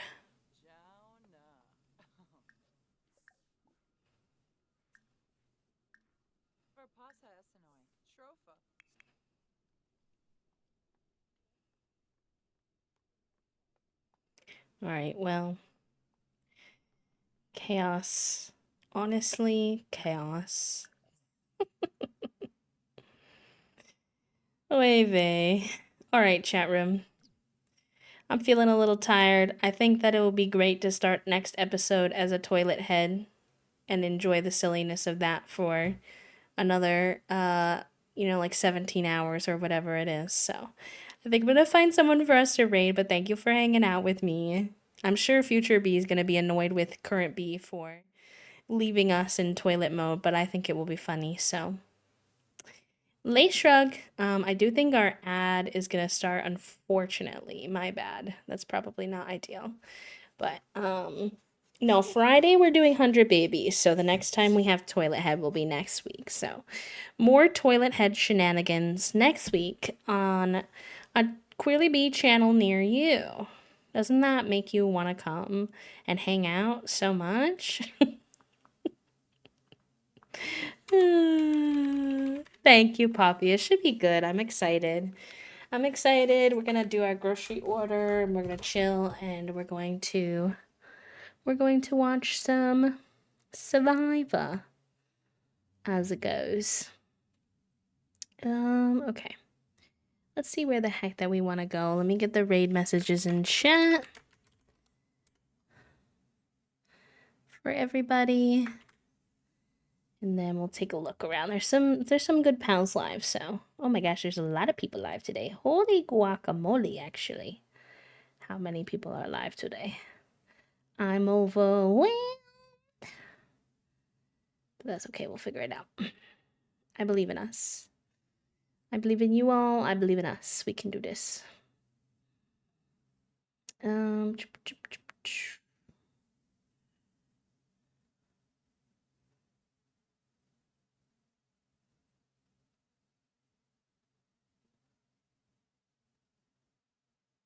okay. Thank you all so much for the kind words, and I will see you all on Friday for our 100 baby nonsense. For sure. Let's see.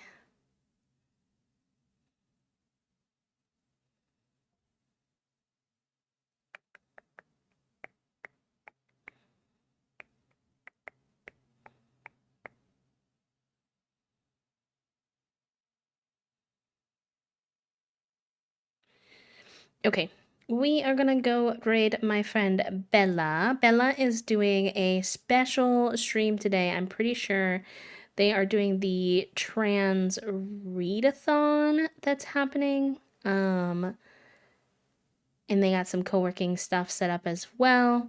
And they're checking out the new Spirit City kitchen update, which looks adorable. So I adore Bella through and through. Very good human, cares a lot about the same things that we care about here. So hopefully you all will have a good time over there. If you like talking books, Bella loves talking about books, the outdoors, queer topics, etc. So all good things.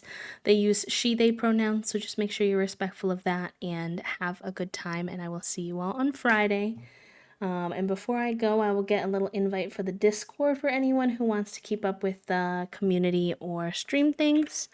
If you're not a big Discord person, though, I also always post when I'm going live on Blue Sky, so both of those are great options. And I will see you all soon. So take care of yourselves, be kind to yourselves, have fun with Bella, and I will see you all soon. Bye, friends.